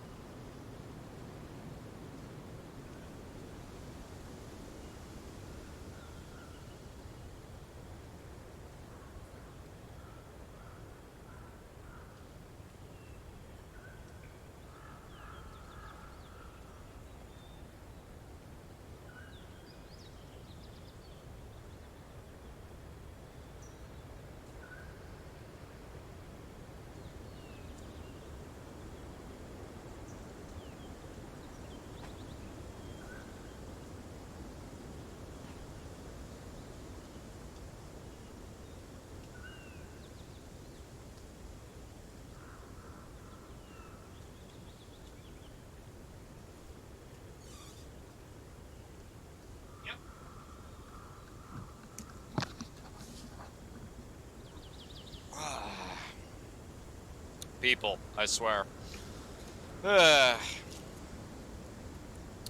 Anyway, where was I? Yeah, they really, that cover everything? In, like, kind of the quick abridged version? As best as I could? Without going into everything?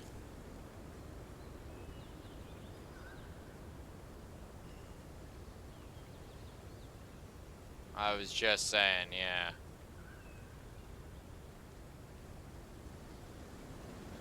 Oh, there really isn't,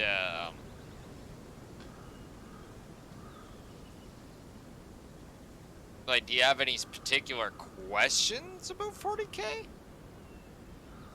Right, because, yeah.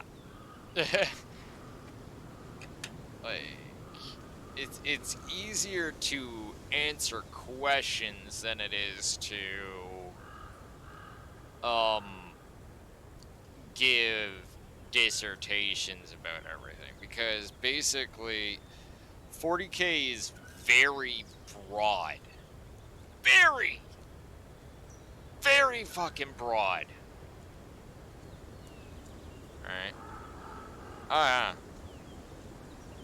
Alright, like it's easier to, you know, centralize the questions about one particular subject than actually to turn around and, like, you know, explain the whole of 40K, because there's a lot to unpack.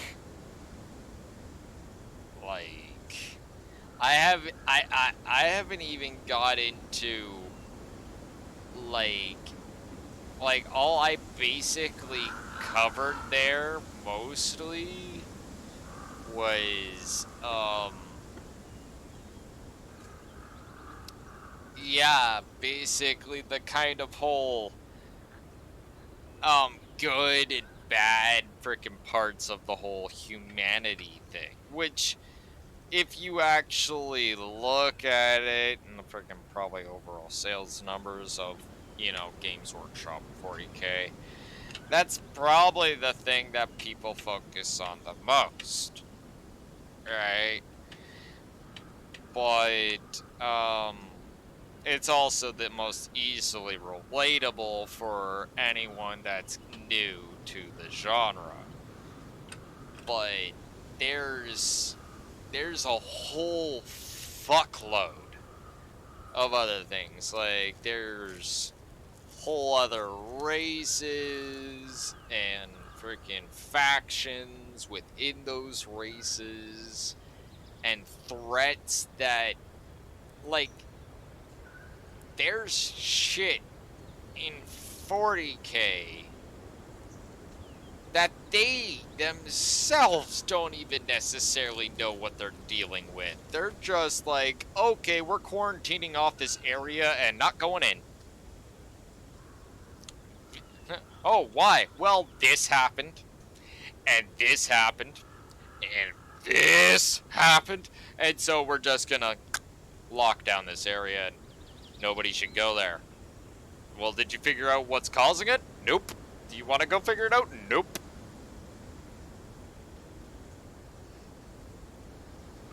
Like, there's whole sections of the Milky Way galaxy in 40K that, if you were, like, some random dude on a ship, right, and you're just kind of overhearing guys talking about, you know, certain places that, you know, they would never be caught dead in, the words, the Fringe Worlds, Ghoul Stars, and several other nasty freaking places of nobody's interest would probably be named. Right? Like, there's shit out there that literally fucking full on comes right out of freaking, like, Cthulhu level Eldritch horror shit. Right? Like, and the funniest part is, like, that's not even the worst of it. There's shit that's outside of the galaxy that people can't even necessarily make a complete heads or tails of. Right? That is coming and going to, and has nothing more, like, no more intentions than to literally just devour everything. Right? And that's not to mention all the unnamed frickin', literally, like, they're just kind of a species or something that is named in passing lore and stuff inside the actual series itself that they don't even have armies for. But a lot of people have actually speculated if they did, it would be beyond disgusting. Like, We're talking stuff that makes even Space Marines look like little bitches. On a good day. Alright. And, yeah. All this stuff is within that universe, and, like, it's just there. Right? Like, you almost wonder how it's not all fucking, like, destroyed itself already, and mostly I just say probably canceling each other out somehow.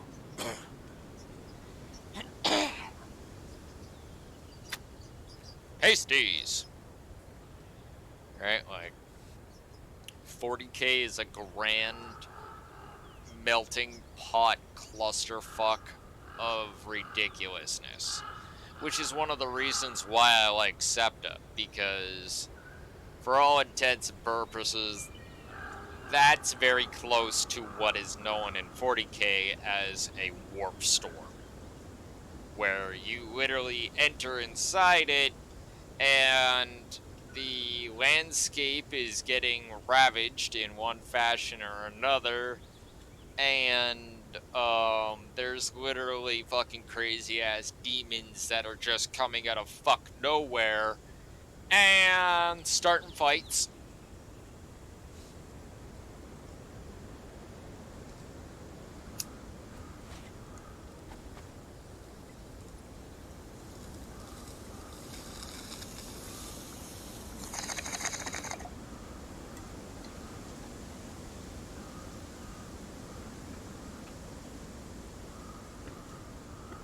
Which actually brings me to my next question about that thing.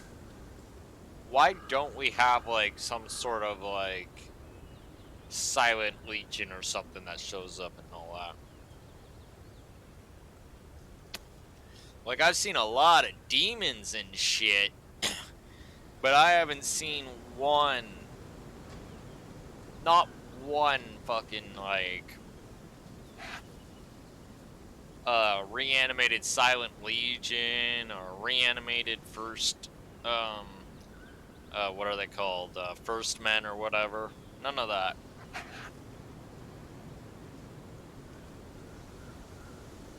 Like, there's just none of that.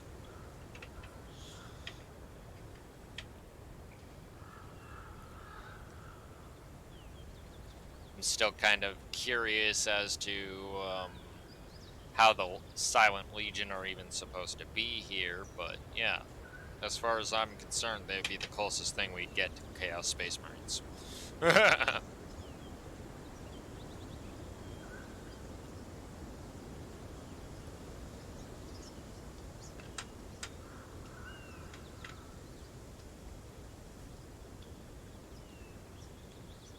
Which actually brings me to my next project plan that I have in mind. Right? I want to, like, really overhaul the Foundry. Right? I just haven't completely decided on what all I want to do just yet. But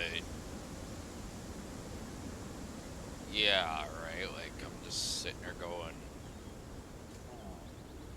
right?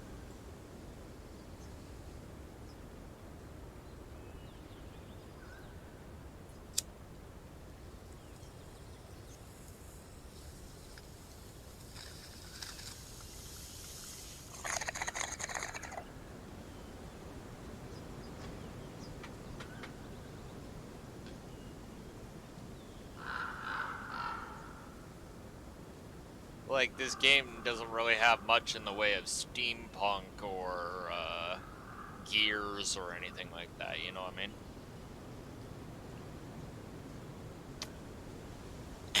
So it's kind of very hard to decorate our foundry or whatever.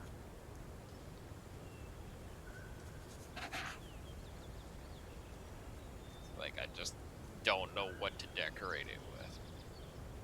Like, I kind of want to throw some sort of aesthetics up, but Just don't know what to do.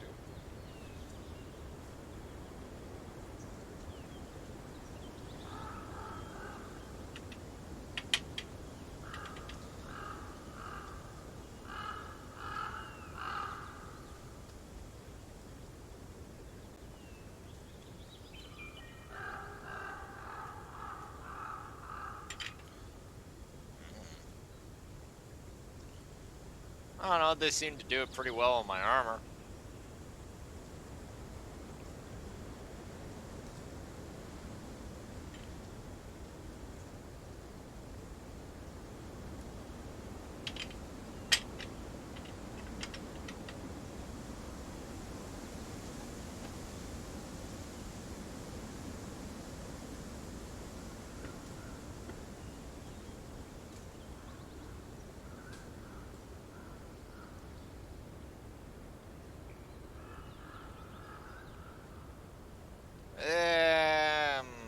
I think it's actually more lighting than anything.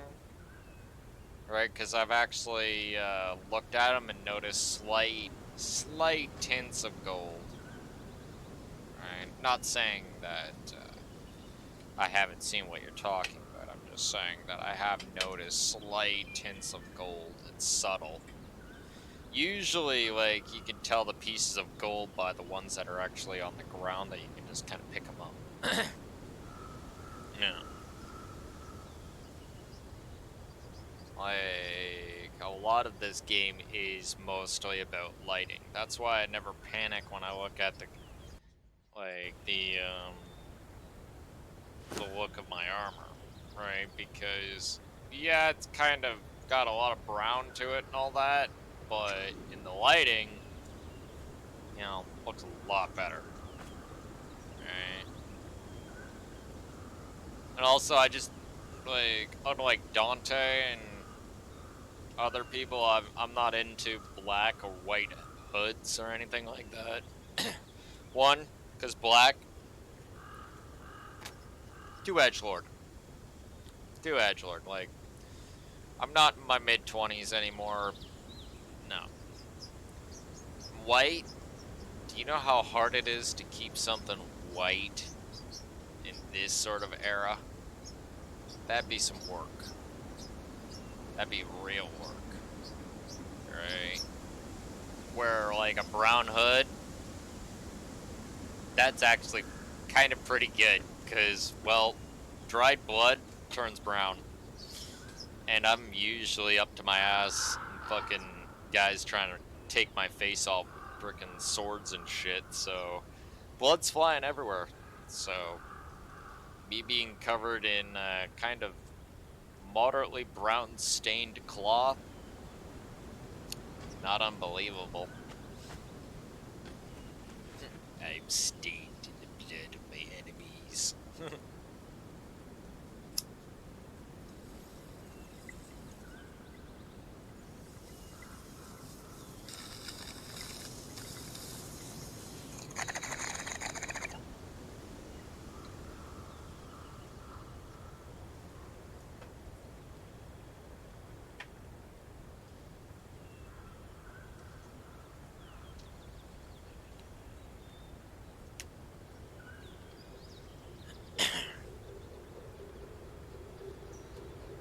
Not to mention also the brown goes well with the gold.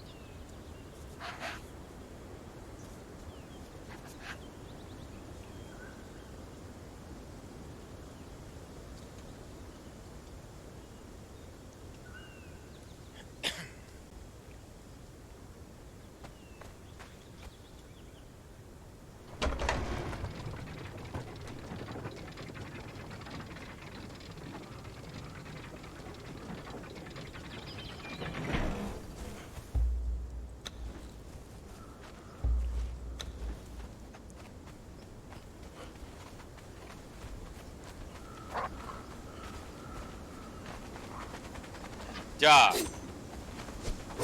Dumb dog.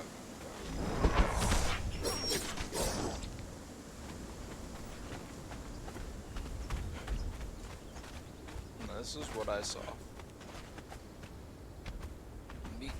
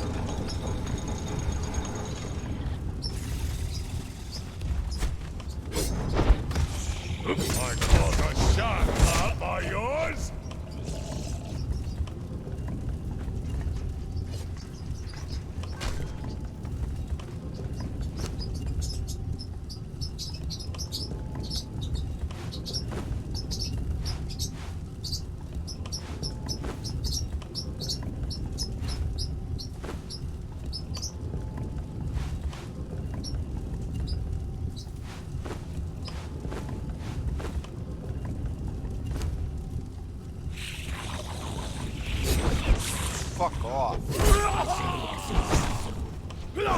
Speak English. Works better with the natives.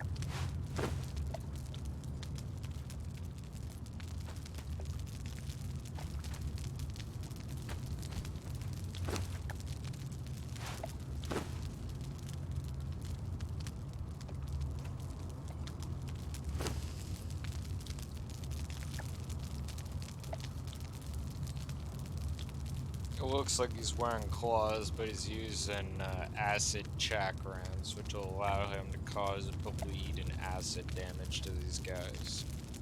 Serpents are immune to poison damage, but they're not immune to acid. Many things are not immune to acid. In fact, I don't think there is anything that's immune to acid.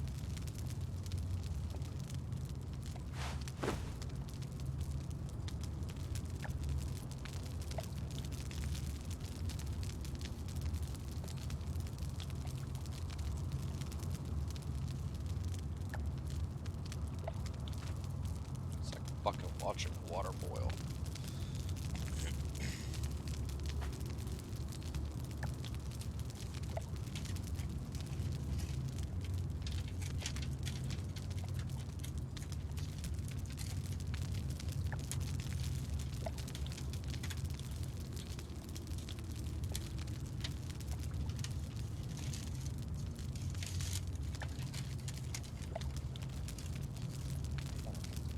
Figures.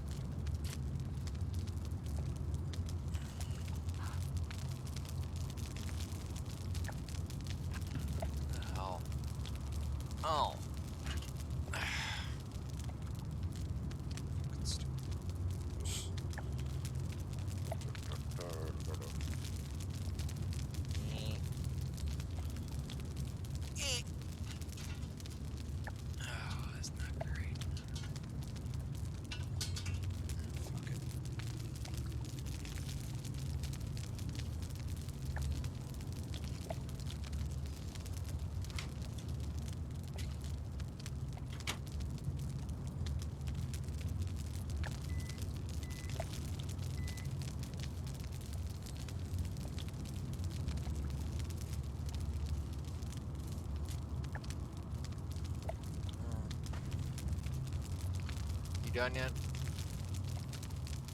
Oh my god.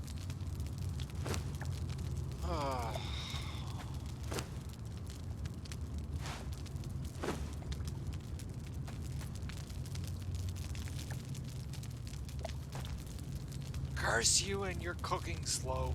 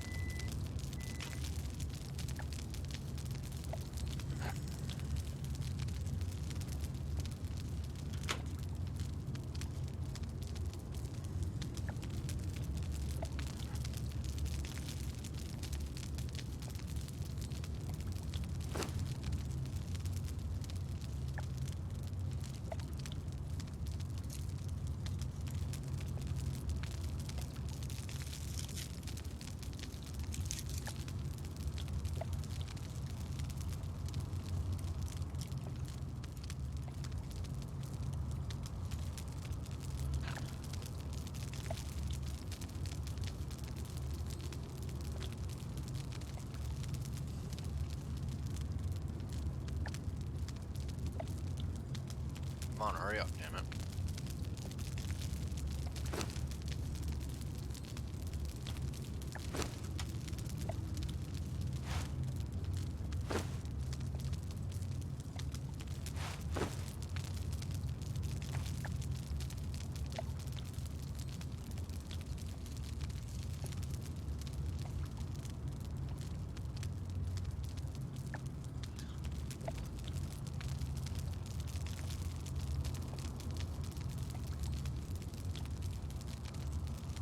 Army runs on its stomach, and I'm no different either.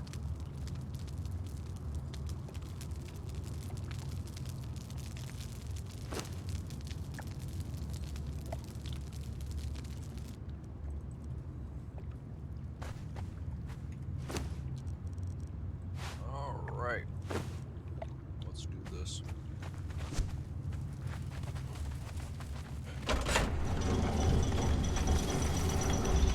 Come on, Snake Man, dude. Whisper and terror, fool!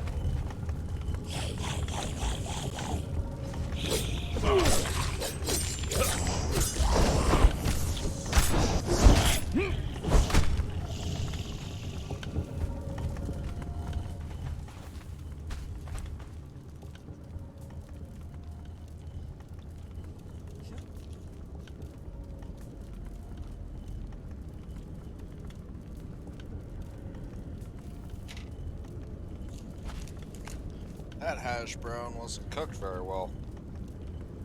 Almost tasted like it's half raw.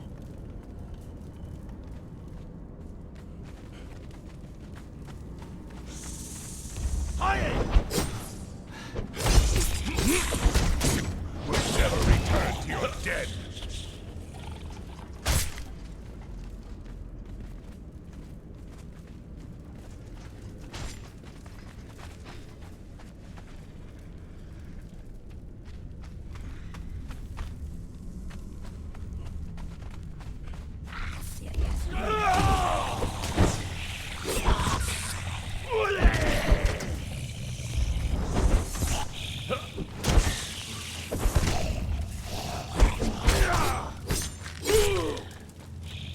jump in anytime, Golem.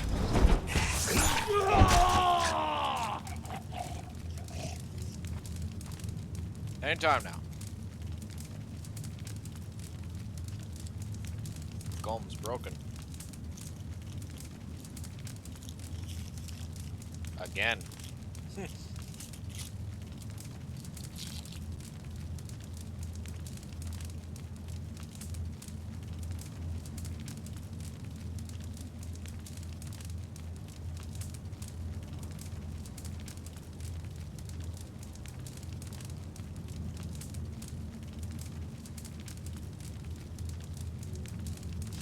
Pretty much.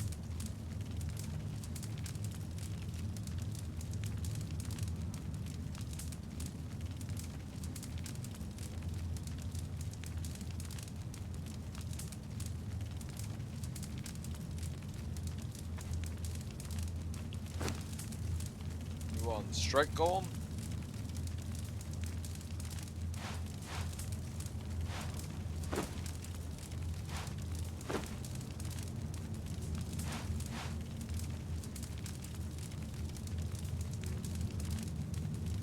No.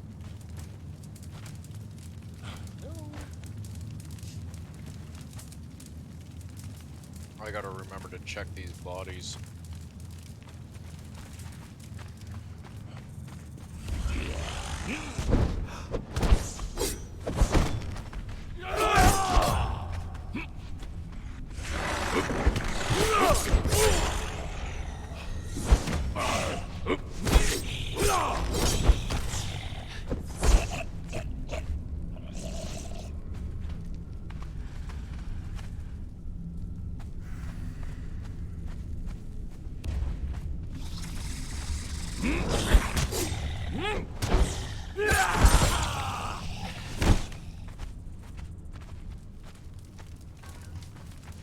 There we go, now he's waking up.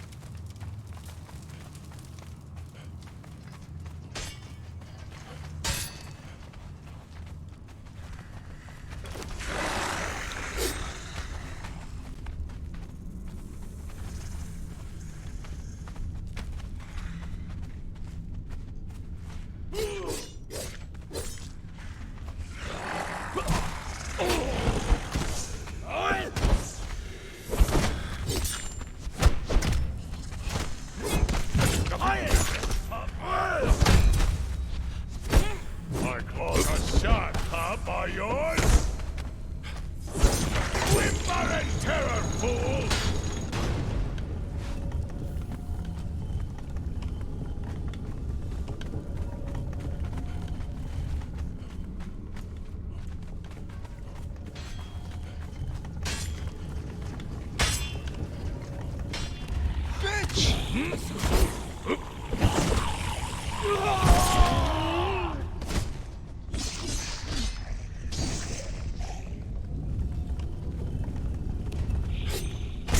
My teeth will taste your throat!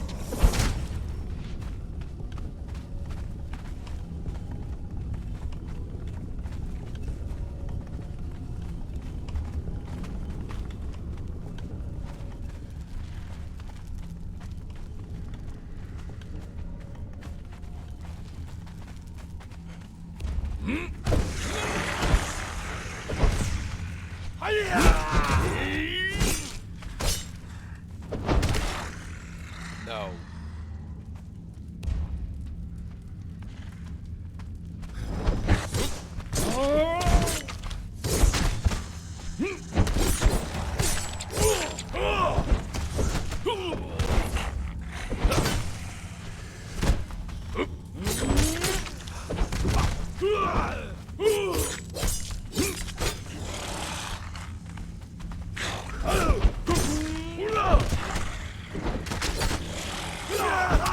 My teeth will taste your throat!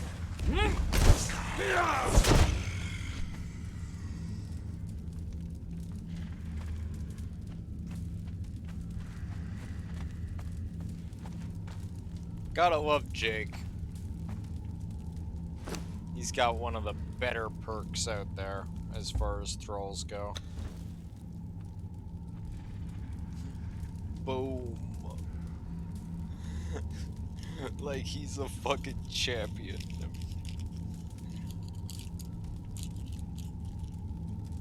Fucking full on invincible half the time. Especially when I equipped him in, you know, decent armor.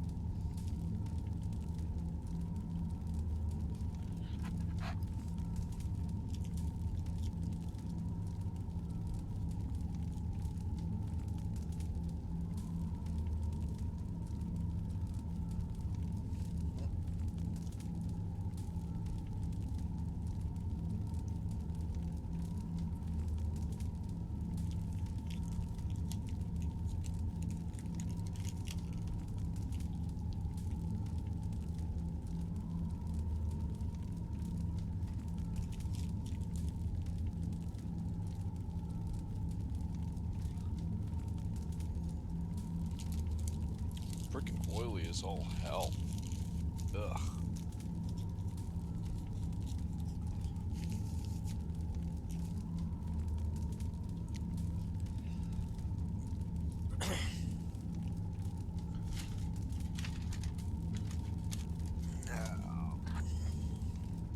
My coffee, damn it.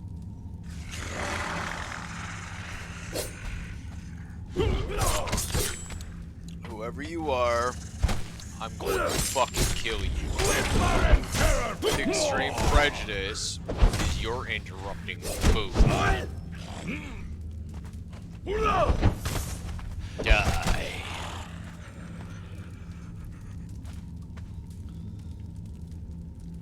Huh? What did we learn? Don't pass go. Don't collect $200. Fuck you.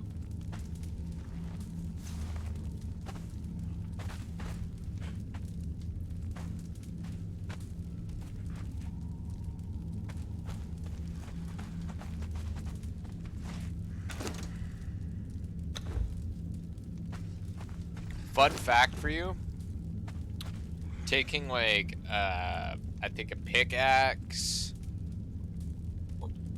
or even a skinning knife or anything to these guys, won't just yield a whole bunch of serpent skin, but you get a whole fuckload of eggs and serpent glands. So if you have some sort of food or whatever that, you know, requires, that's where the devolved Serpent Man statue is, by the way. Yeah, if you need eggs, that's where you can get a lot of them.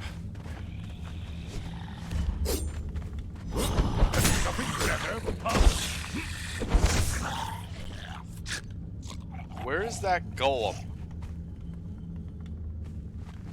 Also, if you don't have a good skinning knife, like if you haven't got your Eldorium, or not Eldorium, but Black Blood skinning knife, where I can tell you where to get that, by the way.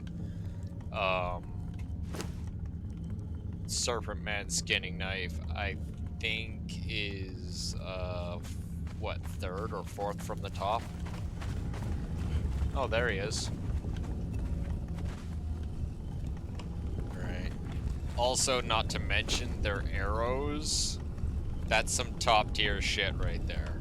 Not necessarily the top tier, but Serpent Man arrows are really good for early game Septa.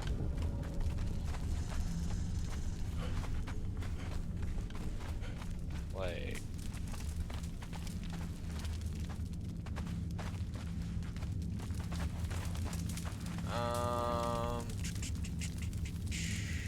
yep, Refuge of the Goblinoids. I'm running around in circles. Oh.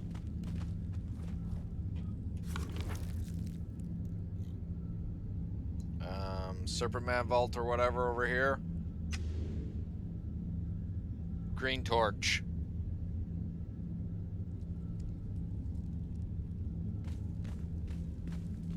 Green torch.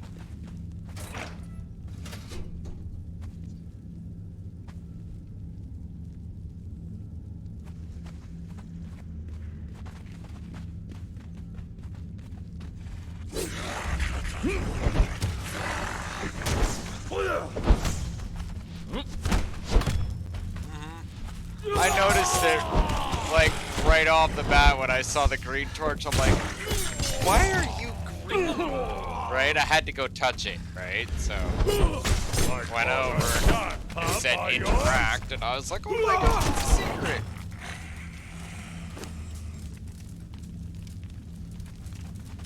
You know, not like super sophisticated secret or anything like that, but still nonetheless pretty cool. Also I'm in the, oh jeez. Sanctuary of the Snake Men.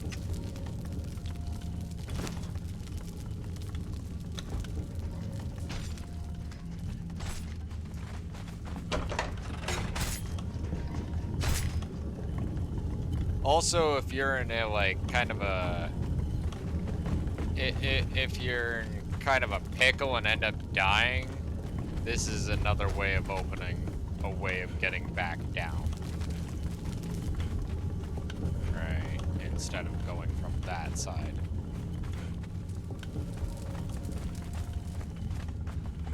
If, for whatever reason, you need to.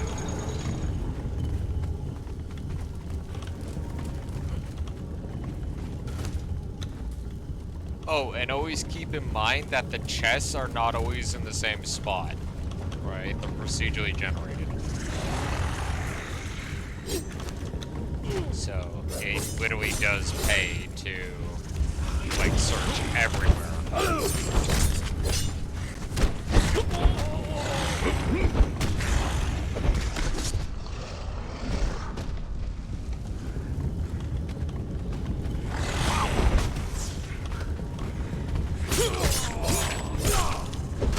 That damn golem's starting to piss me off. He should be in the middle of this fight with us. You're dead.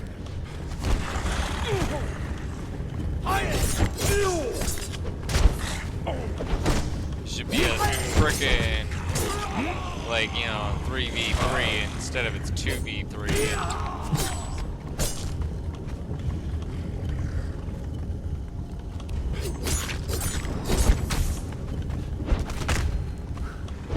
There's nothing better, pup. Oh, now you're here. So wonderful of you to show up. Fucking goddamn. Fucking go.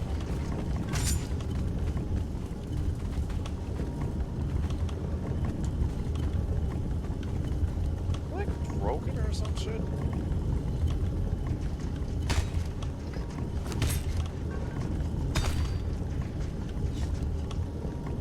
Jesus.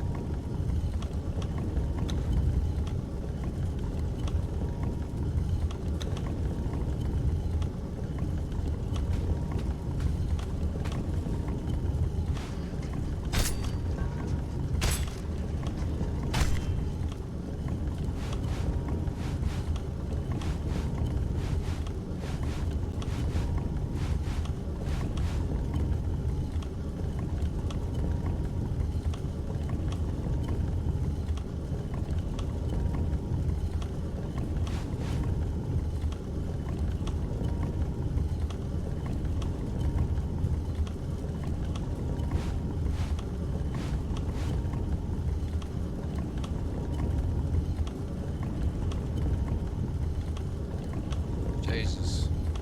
Alright, let's go.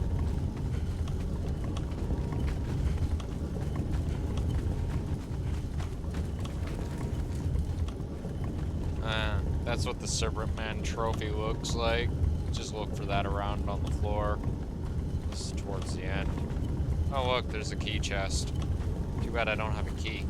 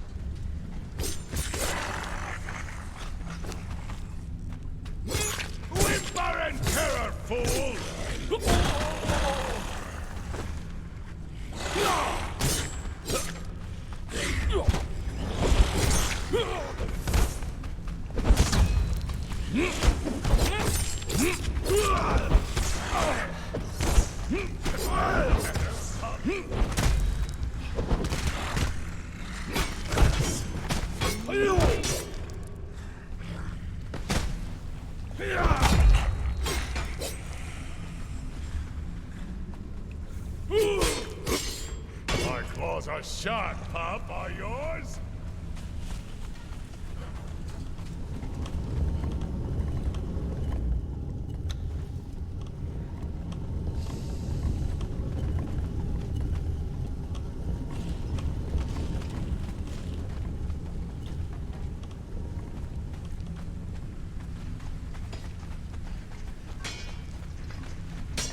Where is he?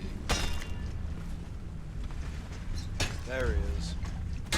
Hell no. Do not regenerate.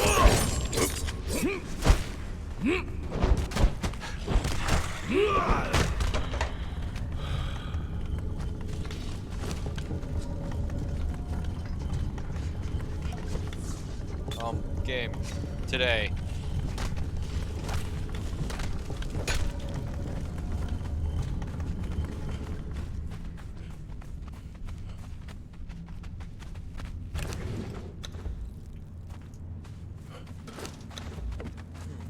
That's interesting. I didn't notice that before. Keep that in mind for later.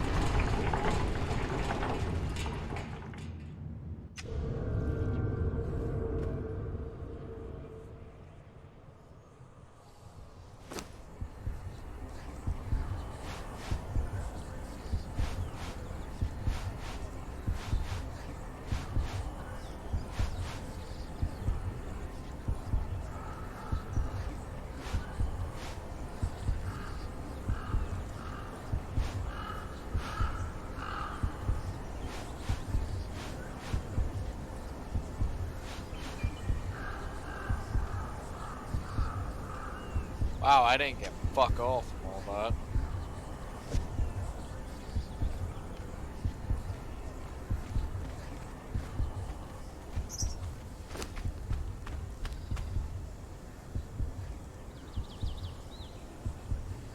I really didn't get anything from that. Like, what the fuck?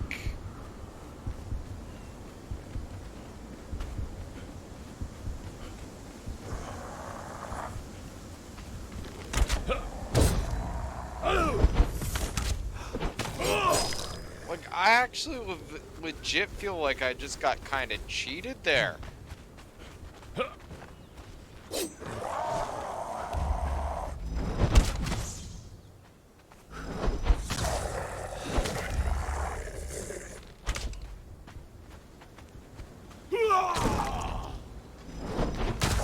The objective when you cripple a person, Mr. Skeletal Zombie thingy, is that you cripple them and then you run away to a distance that they cannot run 10 meters close distance and then slam Warhammer into your face.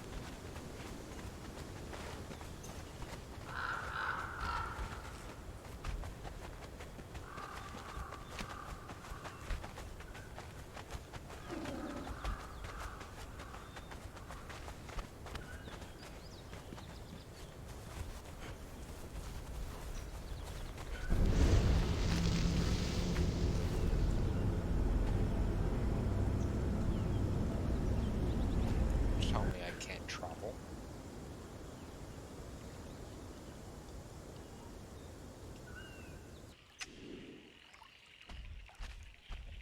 Loading. You'd think they'd load all this in the loading screen.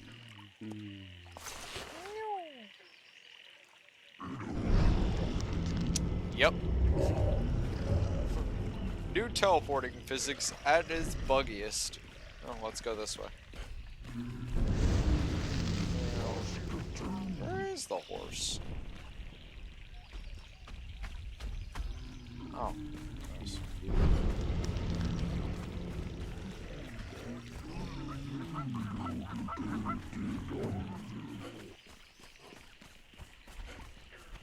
Hello, Dio.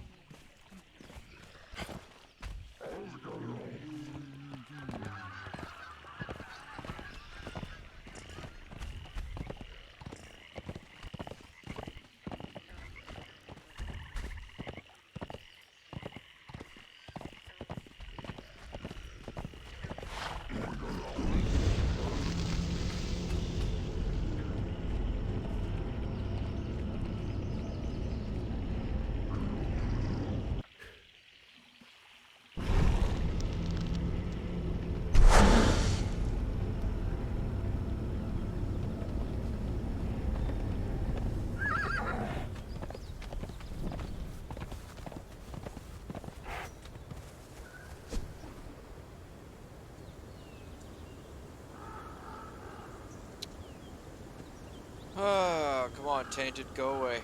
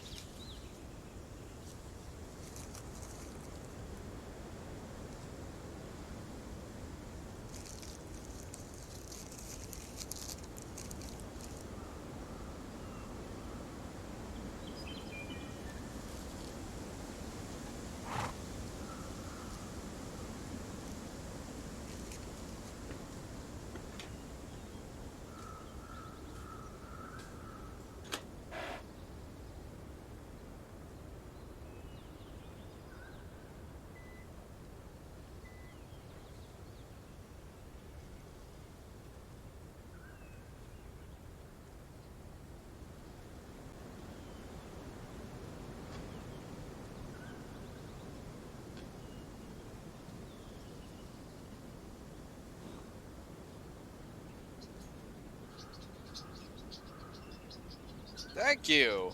I was wondering how long it was gonna take.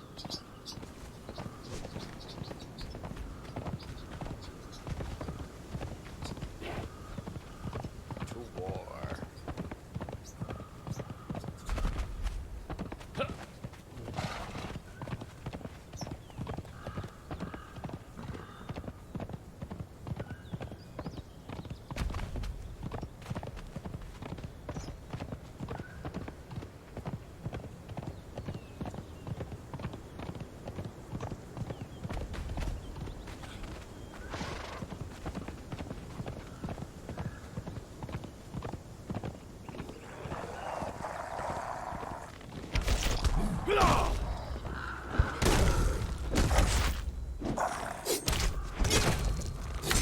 Will never return to your den.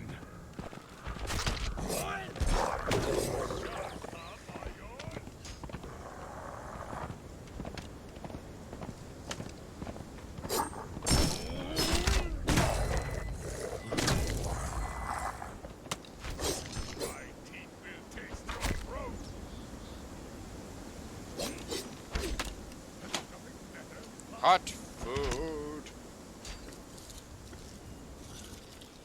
Here for another run. Ah. Come on, man.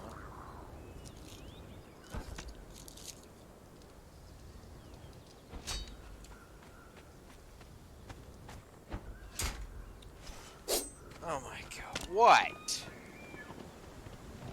Limber in terror, fool! I'm a skeleton! I'm My meat will relevant! taste Look your at throat. me! Fuck off.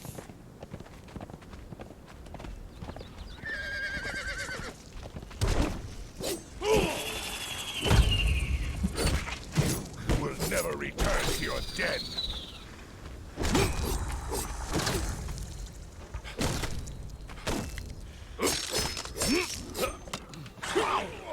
Hit me, bitch. Do it again. My claws are sharp, huh, by yours? Fucking stay still. Nothing better.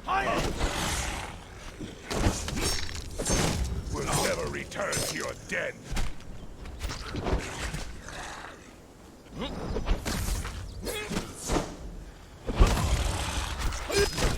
He knows my fucking big ass fancy golem freaking actually did his job.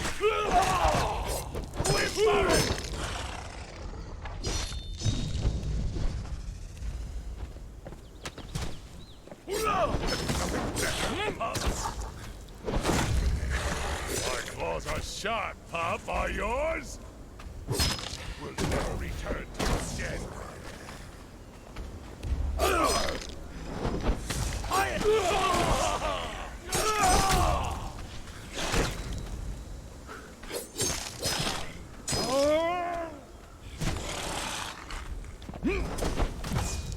All you are is a big ass meat monster. Fighting against something freaking on equal footing though. You ain't shit.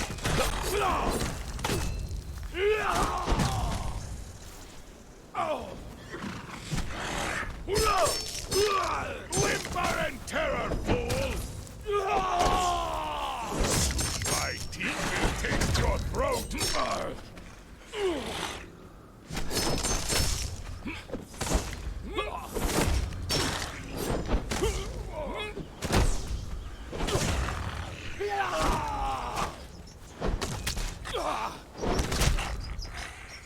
Sit down.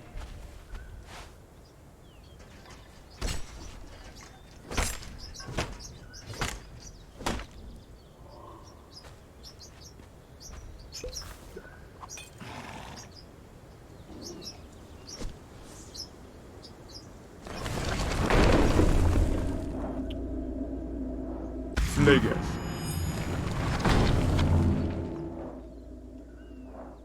Do not get sunk.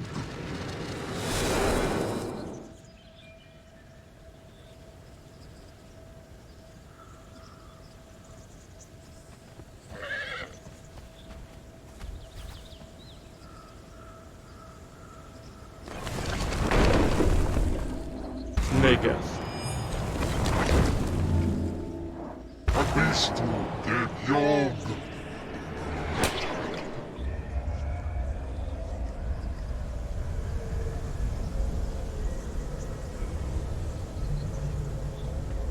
Wow, that's not very useful, is it? I think it'd allow me to detect the skeletons at least. Nothing better.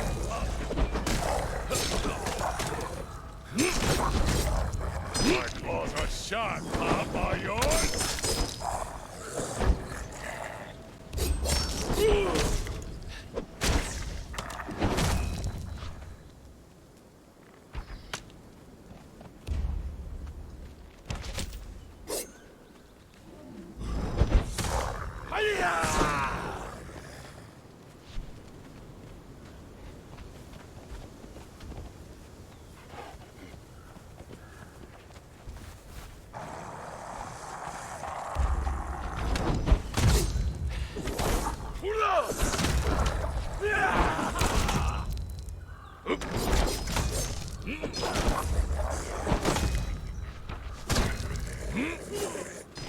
We'll never return to your den.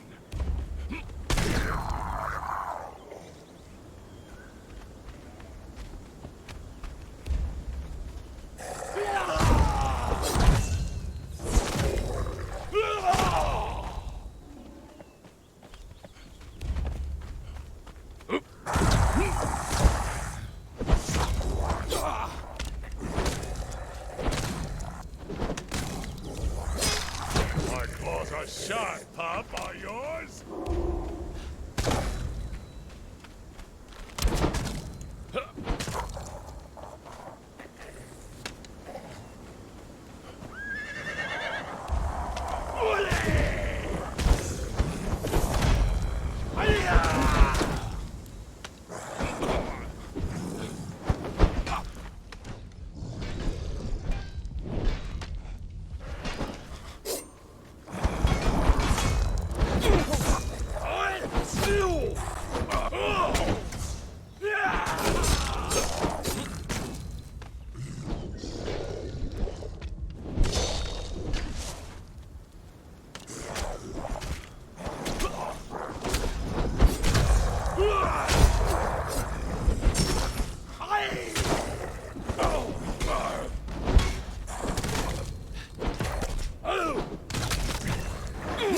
Soon my teeth will test your throat.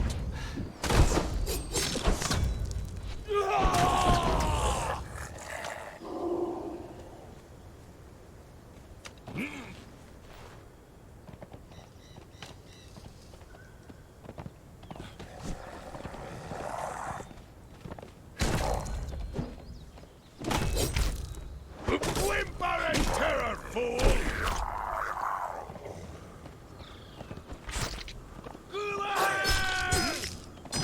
We'll never return to your den. My teeth will taste your throat.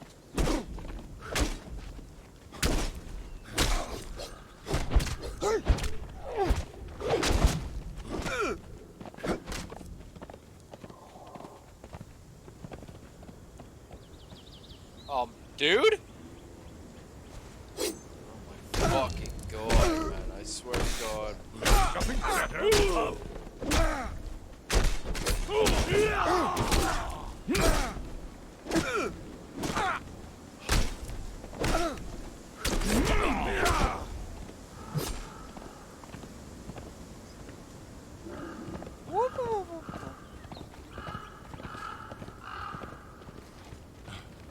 Dude?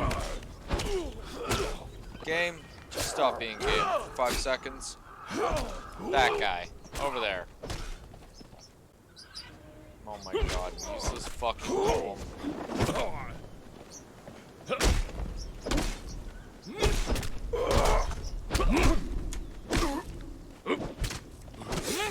My claws are sharp, pup. Are yours? Nothing better, pup. You will never reach.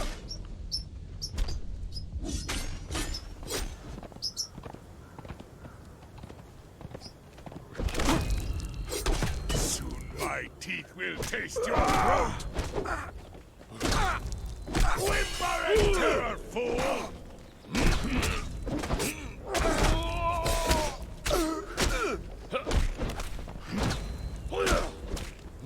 Soon my teeth will taste your throat!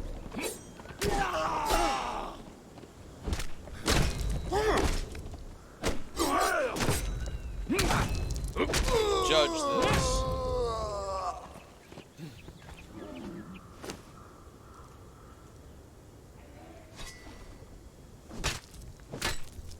Of course we never get anything.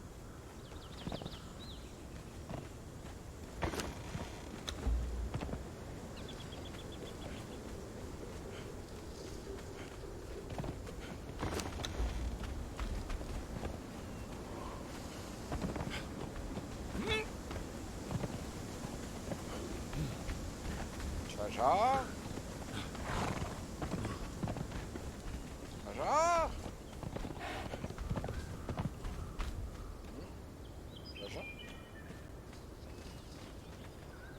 We have been on this island for a year. I have gathered the remaining colonists and spoken to them with the righteous voice of Set. I have never been an orator, but the words seem to flow from my tongue like liquid fire, igniting my followers to a religious fervor. The words seem to come from my dreams. Tonight, we will march across the causeway and bring death to those who betrayed us. Tonight, we will bring justice to those who have caused us such great harm. Blood for blood.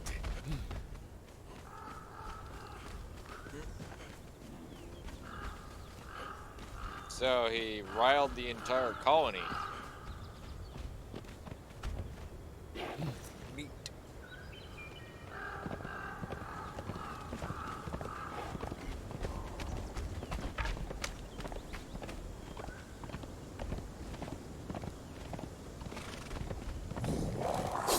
Skeleton. Didn't get any fucking keys for shit. It's one thing I hate about friggin' a lot of the bosses that you encounter in this area. It's hit and miss on whether or not they give you keys. They'll give you shards. Keys though? Hell no.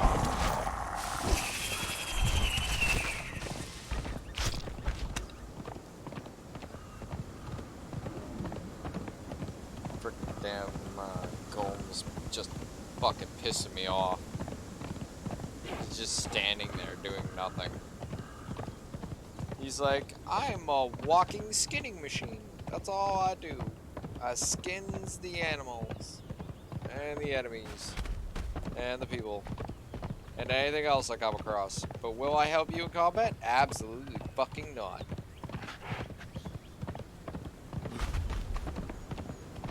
Like, don't get me wrong. I like the golems. I really do. But like, I find myself using them less and less. Like, oh wow, now he wants to fight. I give up.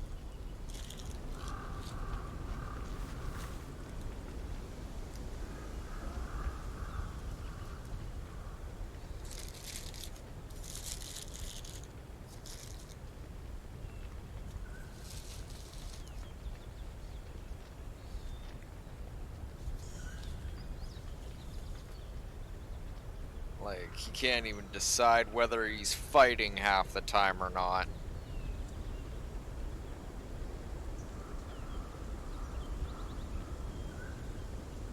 Like, just absolutely fucking priceless, really. Like, and I can't even depend on it. Like, how am I supposed to work with this?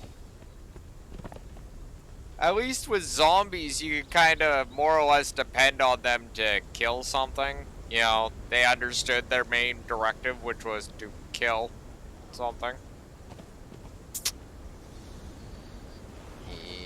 Yep.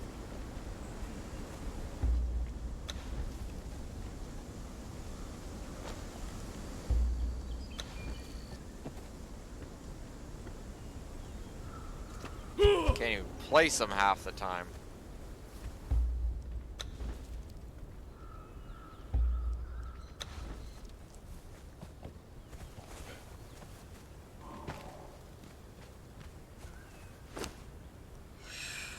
Give me that, man. Like, fuck.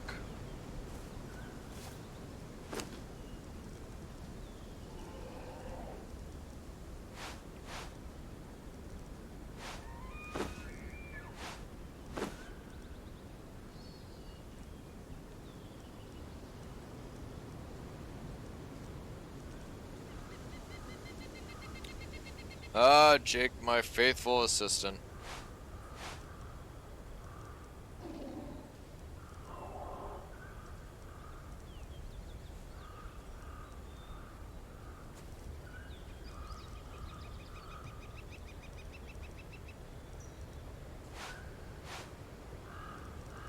We got a lot of bottles actually here. We could easily turn around and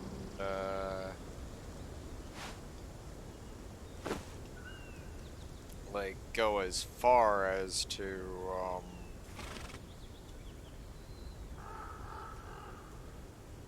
like probably do some soul sacrifices to make some more rebirth potions, which we kinda are overdue for making. Horse, fuck you. No one asked you.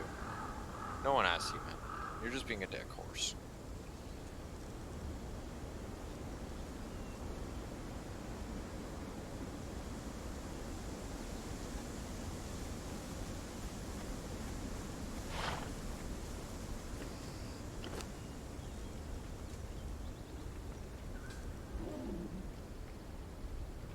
That should be fun.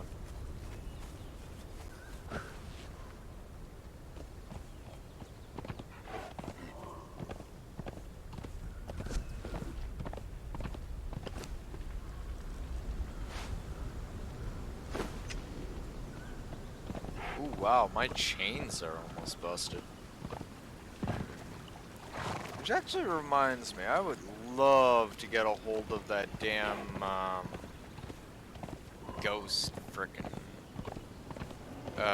ghost bindings again. It's been a long time.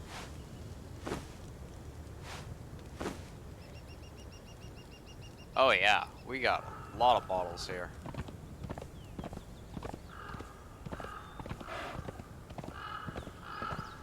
Who wants to get sacrificed?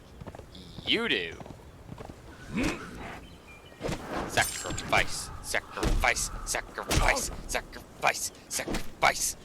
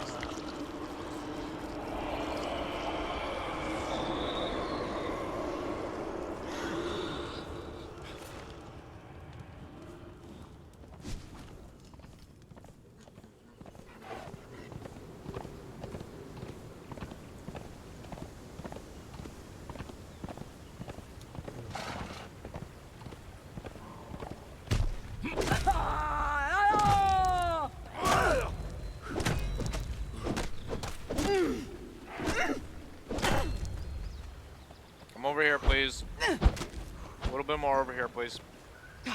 Thank you. Did not want you going over the edge. That'd be very annoying. 'Cause then I'd have to go down and get you.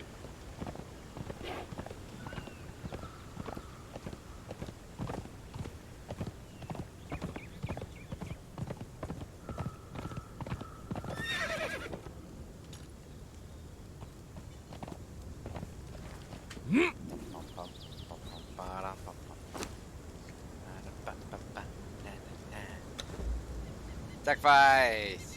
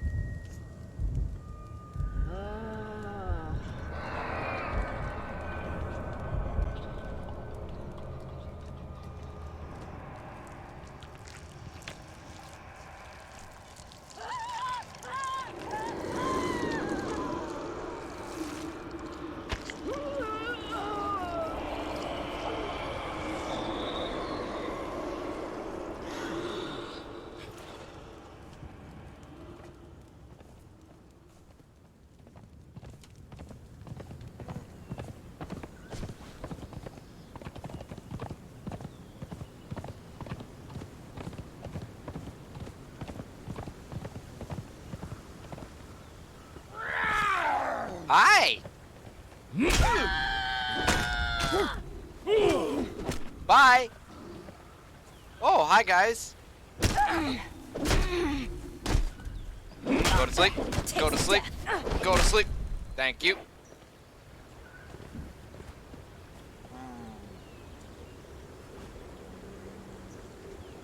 Eh. Aw.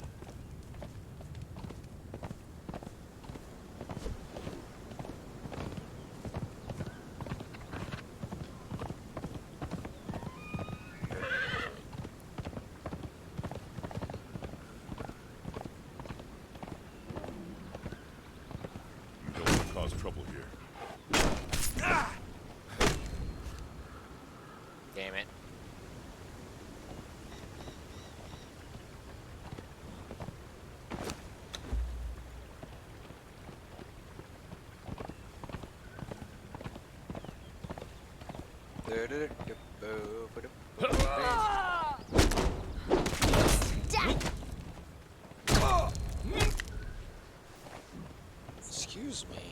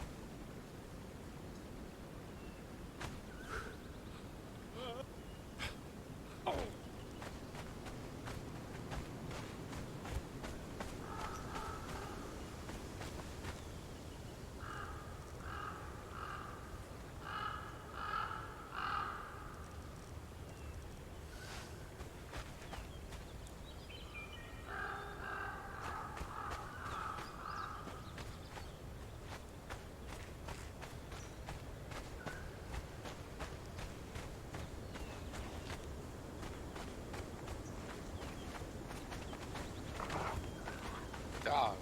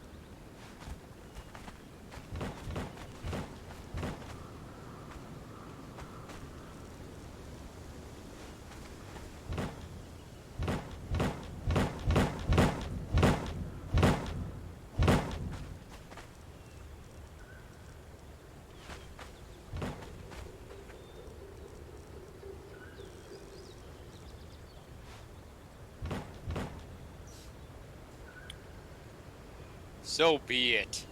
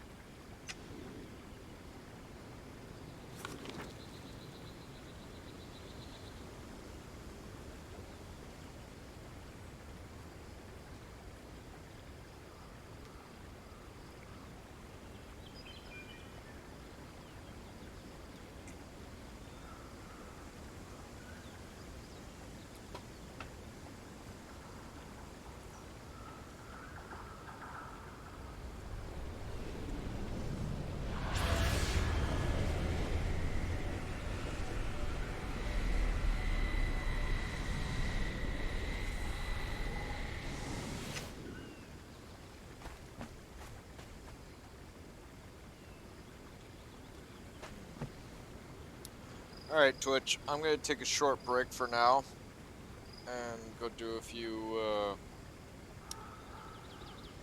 afternoon things, if you will. And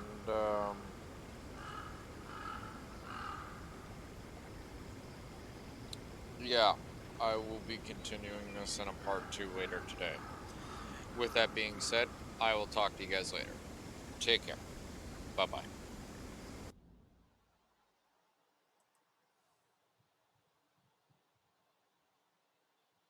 Talk to you later, Cursor.